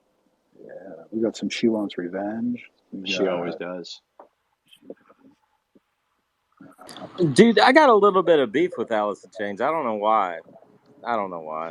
You're not down with them? What the fuck, Mike Nash? Alice in Chains? I don't know what's up, man. All up I with your mean, shit? I'm from the South and it's very Southern rockish, but for some reason I got a little bit of beef. I don't know how it works. Do you like Creedence? CCR? Yeah. Yes, sir. You consider that Southern rock? I know, man. That's just I classic don't to know me. how it asking. works. I don't I'm know asking how for it a friend. works. I'm asking you for a gotta, friend you because I gotta heard those visit dudes me are in from my Canada. dreams or something. I don't know. I heard those dudes are from Canada, but they sound awfully Southern. Mike, who's your favorite artist coming out of that Pacific Northwest grunge scene then? Ooh, nice question. See, you have to ask specific music questions, dude. Holy smokes, that is a very specific question. I mean, if you don't like Alice in and Chains, who's your go-to artist out of that scene? Fucking Sonic Youth, undisputed champ. That's crazy that you said man, Sonic Youth, man. I am going to applaud Paper for letting me ride in on those damn coattails. I'll tell you that. Holy smokes. Yeah, Sonic Youth is fucking rad as hell. The range is crazy from Sonic Youth. One thing can sound totally poppy, and the next thing is like, how did that even make it on the album? I don't even really know much Sonic Youth. Oh, it's Bull in the Heather was, beautiful. I think Bull in the Heather was the first song I ever heard from them, just randomly.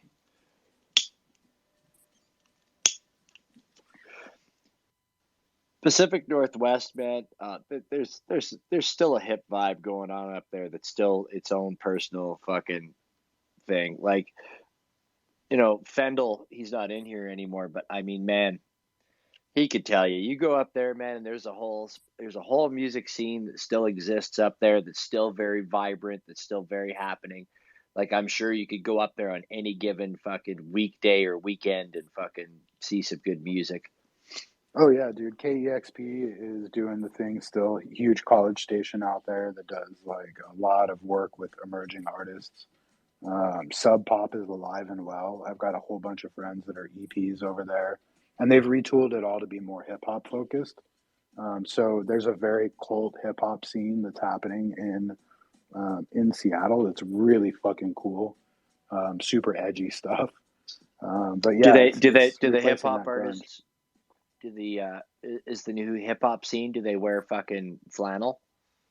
No. No, but they drive Chevys on 22s and have gold grills and full blown, full tattoos from head to toe, like, But what? pretty grunge looking actually. When you're like, damn, homie, we rep the scene. What's up? Well, you kind of have to be, right? Like it's the Pacific Northwest, for God's sakes. You got to have a 4x4 so you can go fucking out Yeah, in the man. deep. Oh In man, the there's so much shit, dude. Oh Actually, my gosh, I don't know. What are we working with? Death Cab, fucking. I mean, I guess Everclear maybe is like a grungy Pacific Northwest. Everclear's California, though, We'll right? swim out past the Yeah, they're breakers. California. Everclear's like SoCal. Yeah, Yeah, but like Newport yeah, Beach shit. I don't know. Is my top. What are we It's West working with? Coast. I don't know. The Decemberists. It's West Coast. Okay. I mean, and we have to say Nirvana. That, like, yeah, Well, it's up yeah, there. You got to say absolutely. I mean, because Paper Who is is that? Kurt Cobain. that. Have you met Keegan? Have you met Goku? He actually looks a little like Kurt Cobain, and that shit cracks me up every time. Who are these? These are buddies of yours? Goku NFT. Yeah, he works with Exchange.art now. He's kind of big in the NFT scene. But he looks like Kurt Cobain a little bit. He's got the long hair and he wears flannels and he kind of like flips his hair around a little bit. I'm like, oh shit, this guy looks like Kurt Cobain. Mike tried to convince me that you were Kurt Cobain. And I was really on board. And then after I met you, I'm like, I'm even more on board. But No, I now, think but I now think some after things don't winter add camp, up. I don't know. Paper is Jesse Michaels from the fucking Operation Ivy. That's where I'm at right now. From Op Ivy, love it. I don't know. I'm trying to figure out who Mike Nash's alter ego is. I think he's an alter. I think Mike Nash is somebody else out Oh no, there. we get the alter ego though. We see the Mike fucking Nash, and his alter ego True, is true. is All right. is a suit. So corporate suit guy. Am I right, Mike? I like that. We get Mike fucking Nash. Oh man, I love that I got like 3 or 5 levels of mystery. I don't know. You're a Batman burrito, brother. You're a Batman burrito. It's a giant blooming onion, lots of layers to peel back.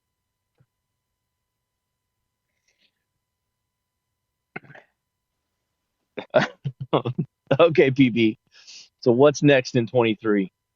Where are we going? Oh man, good Take us question. on the road. I have slowed down my release schedule a lot. I was actually just looking. I've made 2 sales, not counting open editions. I've made the open edition I just started today. I've made 2 sales this year. So just really like slowing down my release schedule quite a bit from what it was before. And that's so that I can focus on building myself outside of Web3.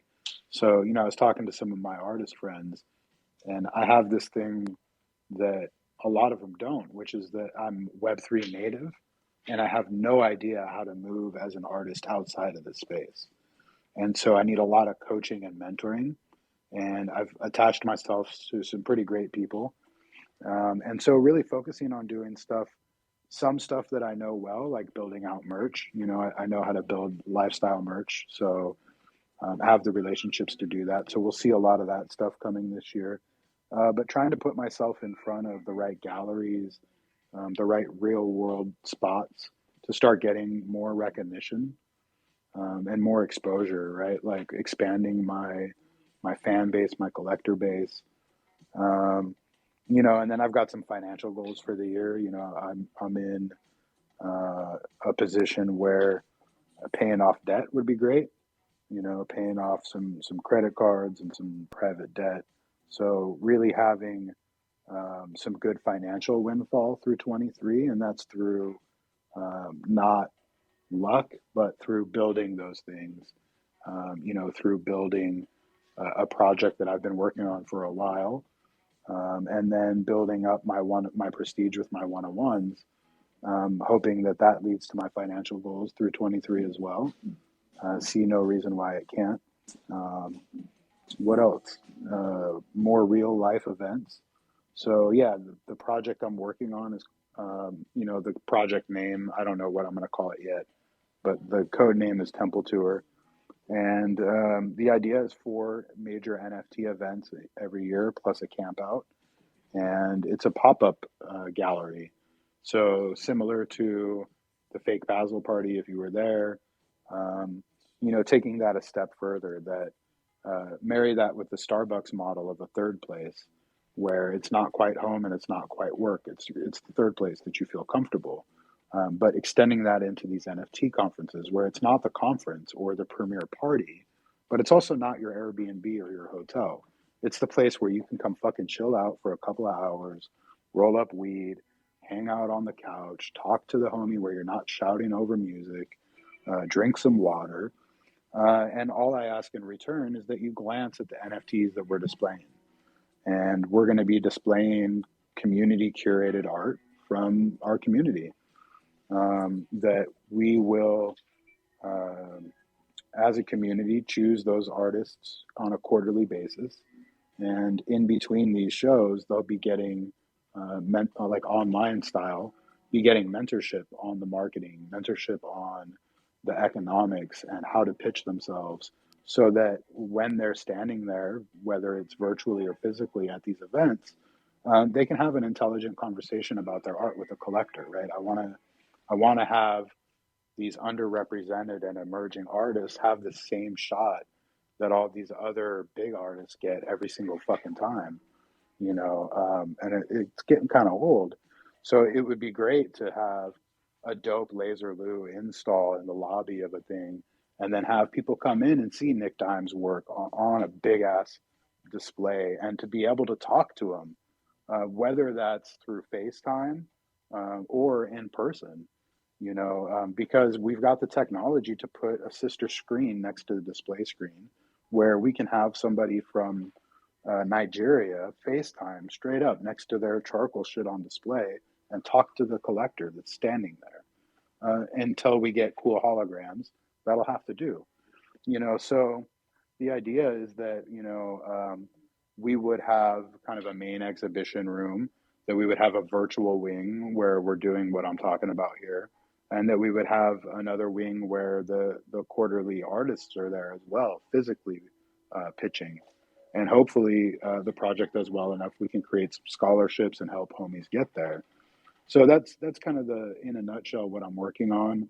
The art would be pure generative art. So if you saw my FX hash drop with Pixel Boy, we're working on another algorithm to drop on ETH, and really toying with mechanics, toying with the idea of, keeping it open for a season and expecting it to be a slow mint, that as people show up, we're just like, yeah, dude, the mint's open, like, go for it. Fuck secondary. Nobody here cares about that, and that on mint day, and the second day, it's like those are discount days. So instead of an allow list to mint, it's like an allow list to get a discount, because it's going to be an open, unlimited supply for the season, because I don't want to limit it, right? So just really toying with the mechanics of a project, of secondary, of how to mint it out, and adding some cool collectible stuff like different colorways for each city, so that you could collect all 16 colorways to get a VIP pass or something like that. And those kind of mechanics will spur a little bit of secondary, but no one's going to be yelling about your floors on secondary if you're just like an open mint to support a community idea. So really just prototyping all this stuff, talking it out with my support group and the people that are close to me, and you guys that are here in this room. The majority of you guys are members of my community and holders of PB work, so totally open to the input. But yeah, that's in a nutshell what I've been working on in the back end. A lot of merch in that community project. I mean, as strictly a collector, I do tend to worry about secondary at times, because I'm not, I'm trying to also sell your art 20 years in the future to finance my kids' college, if you will, like we were talking earlier. Um, so I mean, just from my standpoint, that is that is something I think about. Yeah, and that's a really great point. And with that, there's access to the art from the artists that come with think of it like a pass almost. So there will be art that's not the actual piece that you're minting. But I do think that the piece that you're minting will also appreciate in value, but in a different way. It'll be season one, season two, season three, right? If you look 20 years in the future, say we do 6 seasons of the Temple Tour, well, having a first season 16 color set, that could appreciate no matter what the supply ended up being, because we're still looking at such a small portion of people that are in NFTs relative to the global population. 20 years, we're talking mass adoption, right? Right. So even if this thing mints out at 50,000, which I think I would be lucky to hit 5,000, I think. But if we say we mint it out at 50,000, that's still going to be a limited supply relative to the amount of people that will be onboarded in 20 years. So longer term horizon, I do think that it will still appreciate in secondary. What it does doing it this way is remove the immediate flipper secondary, where it's like, well, that thing's going to have to basically be staked for a year before it's really able to be flipped. Got it. Yeah, and I'm I'm in for the long haul.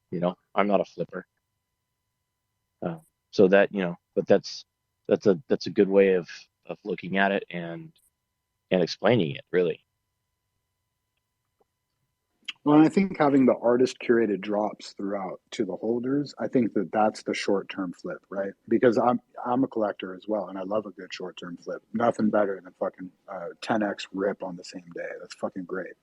And I do want to create that opportunity for people.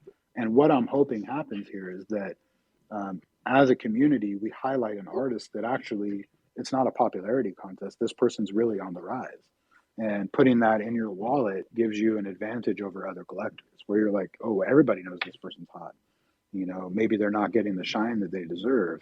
And so you'll actually be faced with a pretty tough decision of, do I want to hold on to this or flip it right now?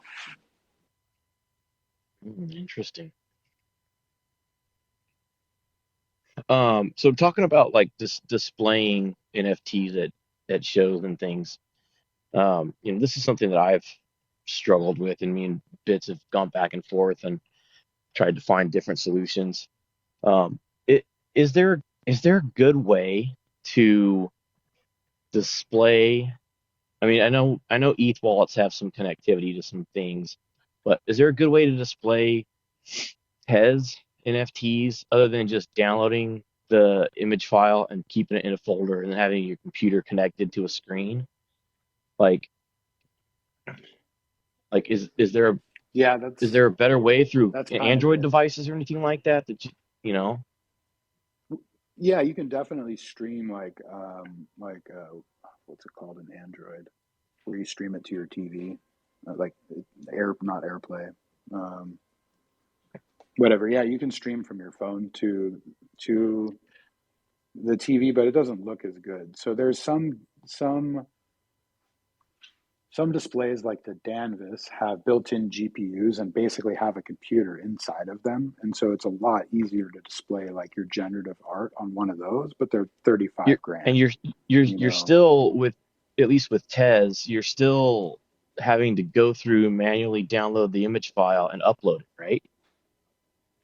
I mean, and just look, between us here in this room, you're fucking tripping if you think I'm gonna log into my wallet and walk away. So to anything. So we that's like not an option. So usually it's a thumb drive, with the images and a folder. You want to do that because you want it to be max res. A lot of times doing it, like Lou's work or a lot of my HD work, it'll load not in the native resolution. It'll load lower. If I'm looking at my phone, I'll have to say like load in 4K for me to see my own shit. Like that's lame. So the I saw compression that. sucks on it. I saw that for the first time with your stuff like this past weekend. I clicked on it and it was like, "Do you want to load this in 4K?" I was like, "Oh, well, yeah." What the fuck? Why are you asking me? Like, duh. Yeah, you don't want to be dependent on Wi-Fi. At that Miami setup, one of the other artists that was presenting there had some dope ass screens that he had built, had custom built, and the Wi-Fi fucked him, and he couldn't use them. So I mean, just having everything local and not dependent, basically break free, and it's Chromecast. Cast is what you do on Google. No, Yeah, that's what it is. all good points. I mean, like that, I'm more looking for my TV in my living room to just be showing my wallet all day long as I'm working, and but it's not connected to a computer or Mm-hmm. anything. So I'm just looking for a Who better. can Gotcha. who? I would love that. Who can write that? Let's do this right now. So I use Plex as a media server. It's a pretty popular media server. Yeah, I bet I'm you could. familiar. You'd still have to download all the files first, but if you wanted to stream it, No, I like PB's point about, I'm not I'm not connecting my wallet and walking away either. So I'm yeah, probably pretty bad at that when it comes to Tez. I definitely I don't leave a fucking mint site on ETH without disconnecting and making sure that its chain is broken. But but that's but the good. thing is too is it's the blockchain. Anybody can go and look at your wallet at any time. So that's all. right, so you should be able to just plug in The your wallet yeah, address and not have it actually be connected to your wallet. You should be able to just point it to, Right. Yeah, and I've done that. Some of my collectors have actually gone into Best Buy and just like pulled up my collection page on OpenSea and just Yeah. fucking did it on all the computers, and then sent me a picture. I'm like, you're a gangster. I love you. do that shit at Costco. That's a good idea. that's beautiful. When I was on my way back from Miami, I was fucking sending people all kinds of weird meme pictures on the plane. Just because I had seen it, you see people do it on fucking TikTok or whatever, so I just fucking did her. It was actually quite entertaining. I got lots of good memes back. I know, random off the side story, but What were you saying? You airdropped them? yeah. That's pretty funny. Dick pics. The No, Canadians, I guess, don't call them dick pics, but yeah, he calls them memes. Oh yeah, He meant yeah, to say yeah. dick. Yeah, that's right. I'm never gonna be able to say meme the straight way again. Laser. Fuck. Wait, you did her? Fucking rights, I did her.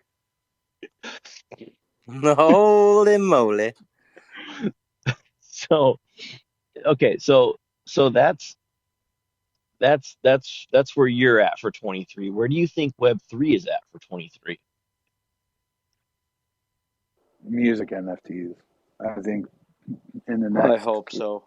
dude, in the next 3 months, they're fucking taking off. I watched my boy sell out in seconds today, dude. Like it's coming Who? in a big way. And Parrot, he dropped on shit. I don't remember what it was called. I retweeted it on my timeline not too long ago. But yeah, like it's going to be a huge year for music, man. Like vinyl, vinyl is basically an analog NFT, and vinyl had huge sales in 2022 when no one doesn't have access to music. You have access to all that shit at your fingertips, and vinyl still had that kind of a year in My 2022. buddy bought like 5 It's ripe albums for on vinyl NFTs. in 1920. He bought like 5, 6 albums. Uh-huh. Doesn't own a record player. Fucking collector, right? Didn't even like cross his mind to buy one. Yeah, just collectible. No way. Trying to support the artist, Yep, bro. absolutely. So that's exactly what we're poised for. So I think that's 23 is the music takeover. Really glad I'm plugged in with Mike Nash and Nether Yonder and the whole Nashville scene, because I think it's really going to be a fucking hell of a thing by the end of 23. So how do you think something like somebody running a space, doing a weekly like 1 hour space of like a top hits on just music NFTs, just playing the NFTs would go. Bro, I think if it had the right visuals with it, it would fucking crush. Like, yeah, figure that out because I think it's a mix of like I watch Jayburn a lot, right? I love Yeah, Jayburn. he tried to do a live The set in the Discord today and couldn't quite figure out how to get all the music to come through, He should check but my he was spitting boy some bars. Ed Balloon. Yeah, Ed Balloon just did like a live concert in the metaverse on Avalanche. He's like fucking killing it. You know, and Prop Cause and Grizz are in the scene. Like, there's a lot of musicians in the scene already that have been experimenting, and I think the platforms haven't really been able to put together um, something that feels like super rare, and they are. And I think really, I'm noticing as a 2D still collage artist, I would sell a hell of a lot more collages if they were animated. And I think music's the same way. If you got the visuals, you're going to sell a hell of a lot of music. If it's just good music without the visuals, uphill battle, but you can still do it. So with the show, I think if there's a visual component, like if it's a YouTube show that's also cut up into audio, I think it would do really well. But if you know, we don't get into a lot of like CCO and stuff. So do you think that would fly as far as it not being any of your own music? Yeah, like a radio station, these fuckers would be hitting you up with payola in a heartbeat. They'd be like, "Play my shit, so people buy my fucking NFT." You'd be king. You'd be king of the castle. That's what I was No thinking. brainer. That's Yep. exactly what I was thinking. Only I'm not Payola. gonna run That's the that word space. you're Bits looking is, for. by the way. Yeah, that's a lot of work. DJ Bits is gonna run that shit. Now he's being quiet I about it. think it's He didn't want me to tell anybody. almost time for me to sign off, boys. Well, Paper, you All are right. one of the nicest people I've ever met in this space. So kind-hearted, so giving, and I just can't thank you enough for all the time you spent with us and for just the feeling you give me whenever I talk to you. It's just so respectful and like I said, it's just kind. Like it just makes my day when I hear from you. So I appreciate you, man. Much love, dude. Thank you. Yeah, dude. As you take that hit from your bong, I want to reiterate what Willie said. Like, your time is valuable, and for you to stay up and hang out with us and give us the time to really go deep about yourself and your history, like that was really muchly appreciated, man. Um, I don't think we could have downloaded that much in 3 or 4 personal meets ever, because it was like a one-on-one. It was Yeah, beautiful. my pleasure. Thank you for giving Thanks. me the space. Thank you. And I definitely think I'm going to get up in your DMs and pick your brain if it's okay with you. Absolutely. Yeah, no, I definitely got some questions I want to ask you about some things for sure. Well, I mean, throwing it out there, having people like you and others in this space that are so willing to share and also go on the journey. Sorry, also go on a journey parallel. Like it's amazing. I love it. What a time to be And if you alive. ever start What a hiring time to be people alive. again, I want to work for you just because I want to learn from you. Like I feel like there's so That much sounds to learn good. from you that I'm like, let me just intern underneath you for a little bit. Just Yeah, that sounds good, man. All right, guys. I will catch you later. Peace out. thank you, brother. Thank you Peace. very much, man. Hi, homie. Whoop, whoop. I pinned up at the top there. I pinned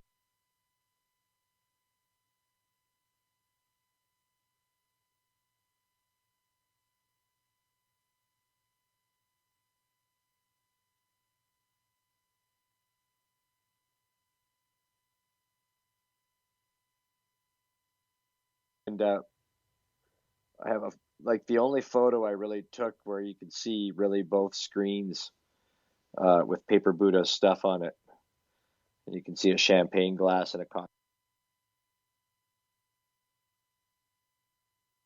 cocktail glass in front of it. Yeah, dig it. That was fun. I really did. I had two. I've got my two TVs in the living room. I put them close together, and I like all weekend I was like casting up paper Buddha stuff and like taking different photos. You know what's really fucked up is that I had a piece up on the TV and I didn't realize, but I was taking slow-mo video and it glitched paper Buddha's art. Well, it would have been whatever was on the screen, of course, because I guess LEDs must have like some kind of a flashing cycle. So it like totally glitched paper Buddha's piece, and it messed me up, man. I was like, I'm a glitch artist all of a sudden. I gotta mint that shit. I gotta mint it. Oh, wait, maybe I gotta put a laser Lou piece up there and see what happens now. That'll be great. I'll just be big glitch artist. Lou, how's everything in the closet these days? It's good. I was hanging out there earlier until I couldn't stand it anymore and had to stop and pick up the phone and say hi to you guys. Well, thank you for saying hi We to always us. appreciate you checking in. We know you're always down there listening. Yeah, that's true. How are you guys? Imp, how you doing, Mike? I'm good. I'm quiet, and I was late here because I was in spaces with Rob forever. I didn't mean to be pulled up and talk, but I did. And it was a lot of people in there, and I'm still kind of decompressing because I was like, ah. But Gotcha. it was really nice. Just talking about trash. I hear you're doing a big podcast here the next day or two. Or did you already do it? With Die with the Most Likes? Me, they scheduled it. Well, they said they were gonna do it. I don't know when we're doing it. I think I think they recorded on probably tomorrow, I think. I should ask Yeah. them. I know they asked me, but I don't think they set a date of when I'm gonna do it. I heard it was supposed to be this week's podcast. So Oh shit! I should ask A good them. heads up there. yeah. Thanks for knowing my schedule. Three said something about it today in the grotto. So These Okay, these well, night and I was like, these night train spaces can be I was just helpful. thinking, oh, we had a nice conversation with Empress last week. Maybe she'll give us a shout out. yeah. He asked me, but I don't think we figured out a date. I just need to DM him. Oh, well, maybe Three's just throwing dates out there ahead of time. I don't know. I was out of it for a few days, so maybe he said something and I missed it. I'm digging through my DMs right now. Fuck, speaking of digging through DMs, I guess I have to dig through DMs and see what the fuck I'm screwing up with Texadelic right now. Here.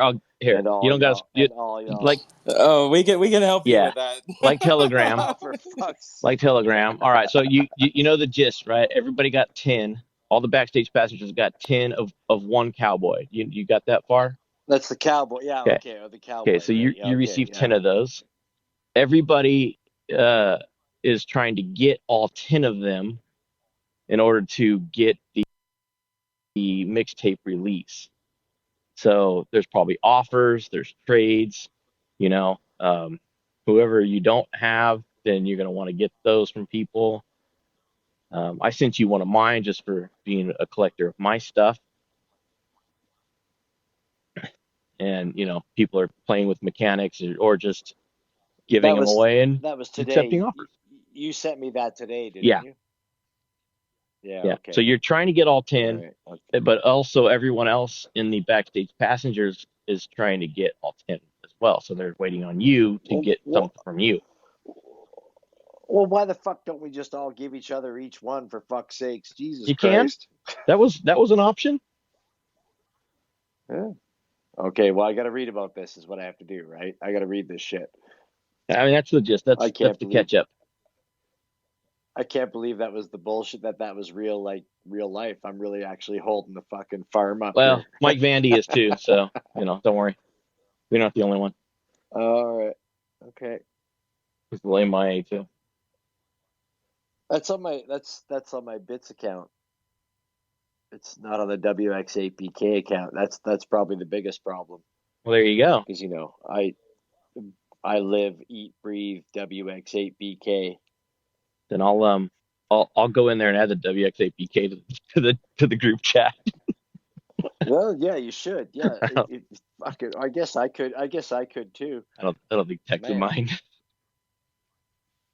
Well, that was like yesterday. I was on one of Laney is hosting a shill space, and I was there supporting, hanging out, listening. It was cool. I enjoyed it.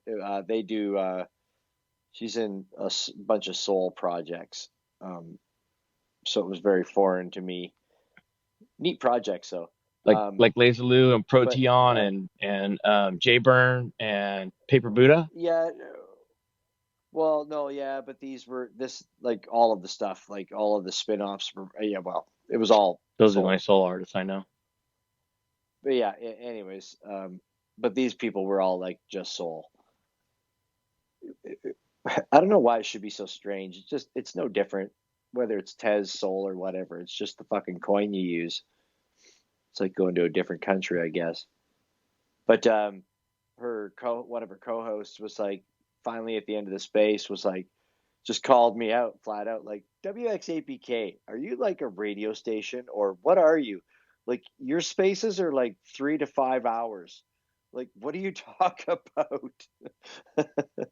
So I thought that was pretty fucking funny. So Laney's like, oh, that's my friend Bits, or maybe it's One Wheel Willie. She's like, I don't know who's running that account right now, but I thought it was pretty kind of cool. That I was like kind of flattered. Yeah, we got to work on that branding though. We gotta let people know that we are the go-to spot for artist interviews in Web3. Oh, Laney is still down there. Laney changed her fucking PFP. I see her down there. She's down there. From what it was when she came in. Anyways, right there. Yeah, I just thought it was funny. Fucking 3 to 5 hours. We do that every week, and it's natural. Like, goddamn, what Paper Buddha hit? 4? Just over 4? Over 4, yeah. Beautiful. We learned some shit it's tonight. natural. It's natural because I can never say bye because I'm here forever. It works. Well, yeah, it's comfortable. If Lou's gonna come out of his closet and chat with us, like that's a pretty big deal. Laney traveled back to the future to visit with us. This is the second Tuesday that she's had to live through being in Australia. Oh yeah, because she's on Wednesday now. That's right. Her and Dan Williams is usually hanging around. Dan was in here earlier tonight. He popped out. He's always in and out. Yeah, I saw him as well.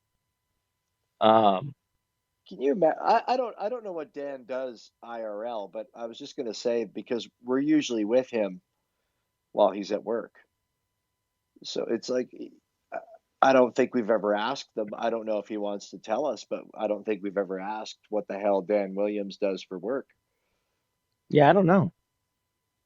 We could be building pipelines, or I know he sells some of his quite a bit of his art physically. Yes, yeah. Maybe that is his full-time job. I don't. Maybe I've just missed that. I don't know if that is, or he does something else and he does that weekends, or I don't know. We'll have to have him on again, maybe on the 1-year special. So I was just gonna when Mike Nash interviews us. Man, I can't wait, dude. Vince was like, dude, I talk so much, man. What the hell are you gonna ask me? I think I was like, man, you know what? I like to go into it blind. I'm just, yeah, brother. You just wait. I ain't even gonna tell you what I'm gonna ask you. I think what we do. What do you think about this, Mike? Is we have our Lazy Lous and our Empress and our PBs, and we have all our previous artists up, Nicholas Dimes, and they all ask us questions, and we just have it like a big party, like a big hang, though. And it's just kind of, well, we can have Mike Hell Nash yeah. can be like the Mike Nash can be like the master of ceremonies, and he can ask. He can fucking host the space and Yeah, and we get, ask the hard hitting I guess I can questions. field it. You know, and then I'll. after 10 minutes of being bored of hearing me and Bits talk, we can get like, updates of what you guys have done in the past year, like, what's coming up and what's new from everybody. We'll just get like an everybody space going. I think Man, it's. I I think can't it's. wait. I got so many questions in the hopper. I think it was. I I don't think want it to tell was. you No, though. write them down though, so It you don't was. forget them though. I think it was some Dude, really. they've been in the hopper since day one. Okay. I love it. I love it. It's funny. It's funny to take away a couple questions or two from you right now, but like it's basically I don't. I could probably figure it out if I look through some stuff, but I'm pretty sure I'm getting to like exactly 1 year to the day when I joined the Web3 world. Is like any day now, like this week at least. It's just been a wild ride. Like they always say, it seems like 8 months in the Web3 world is like fucking 3 or 5 years. Yeah. Laney was one of the first people I ever met in this space, along with One Wheel Willie. Yeah, same here. She was one of the early people. Her and Mike Vandy was a mint day on a certain project. Mm-hmm. Then Poke came in a little later. Laney was one of those. She made me feel welcome right away. 100%. Like she was just one of those people in here that really brought me in, and it probably I'll say it true and through. If it wasn't for her, I may not have ever stuck around. Her and the mayor had big opening arms, and Poke as well. Poke was one of the first people that ever fucking messaged me as well. It was dope. It was good times. That was like a million years ago, man. That was a year ago. That's like, man, Yeah, it's a long time. It's been like 18 months for me 1,000 almost. years. Yeah, so much longer. Well, it's been longer for Lainey because she's in the future. Is she though? She started in the future though, so that doesn't count. Doesn't count that way. Oh, okay. Maybe No, it so doesn't count that way. it's still equal Yeah, it then, only right? counts for like Yeah. sports events and lottery Well, tickets. we can't. Yeah, I was gonna say we can't. We keep asking. We've asked Lainey and Dan Williams to send us winning lottery numbers, but they don't. Mm-mm, Like it doesn't. I don't know. It doesn't work that way. God unfortunately. damn it. No, it's all good. So, Threesome, yeah, I do have my interview tomorrow with Threesomes. And he said thanks for being his secretary. Oh, to me? Yeah, Oh, to you. I don't know if that's good or bad. Oh great! Oh great, Great. Willie. We're gonna be like Google Now I Calendar now, now I man. pissed him off again. No, he totally didn't DM me. He was like, "Oh, looking back, I didn't tell you," and I'm like, "Yeah, Oh, you did it." Surprise! Maybe that'll make up for the last time I Well, pissed him good. off. Then he's easy to piss off. Don't tell him I said that. Yeah, yeah, he is. It's fun. Remember when we had Empress Trash on for a pre-show, Yeah, it's just and then she was gonna do her real show is the this her next real day? show? Yeah, maybe it is. I don't know. That was fucking hilarious. Oh shit! I have thought of that as well since that happened. That was really funny. Like I wish we were that like I'll say it again. Like I wish we were that fucking good where we could have a guest on for fucking like hours and then just to prep up for the next day when you have them on for hours. I was gonna say then the next day you boil it down to 10 minutes. Yeah, that's right. Okay, well we talked for 7 hours yesterday, but Yeah. let's get this done. So the drop tomorrow. That's it. That's all. All right. See you later. Oh shit. Yes, sir. Well, Well, that was a good space. I'm stoked to have Shavevo. Did I say it right? I don't know. At least we're gonna have him on next week. That'll be really dope We've got to have him Jen's a on. little loopy the week after that, and then Yes, on Valentine's Day we have Jen's a little loopy, right? yes, Right, the 14th. and then who else? I know we've got a full calendar out there. Ben Yes, I'm Kanize, scared. Oh, You got to Ben keep it full, Kenise. or I'm going to interview your ass. we're trying to. I was I was Yes, I was Ben. I was thinking about it the other night, and I was like, man, it's like every week seems like a Miami reunion. And I'm like, oh wait, that's literally why we went to Miami, was to find people to talk to, was to meet Yeah, new artists so that we could talk to them. Like, oh yeah, yes, and then we have Ben Kenise on following that. I don't know what the date is. What's after April should 14th or should be February should be 14th? February 21st. My math is right. Right. All right. Yeah, there we go. So yeah, we're booking people. We got people on. I'm happy we have people on. I'm happy we have more artists coming on. I'm stoked about it. These interviews have, let's not call them interviews. I don't think I've ever called these interviews. These chats that we have in the lounge car have just been amazing. Like, we're talking to artists about art and their personal journeys and stuff, and it's awesome. It's been working out well. I've learned more about art and not even traditional art. Well, yes, and also traditional art in the last 8 months than I have learned in all my life Yeah, same here. by the guests that we've had on. Like it's stuff that like I am I might have noticed or recognized, but not having any kind of art background. When when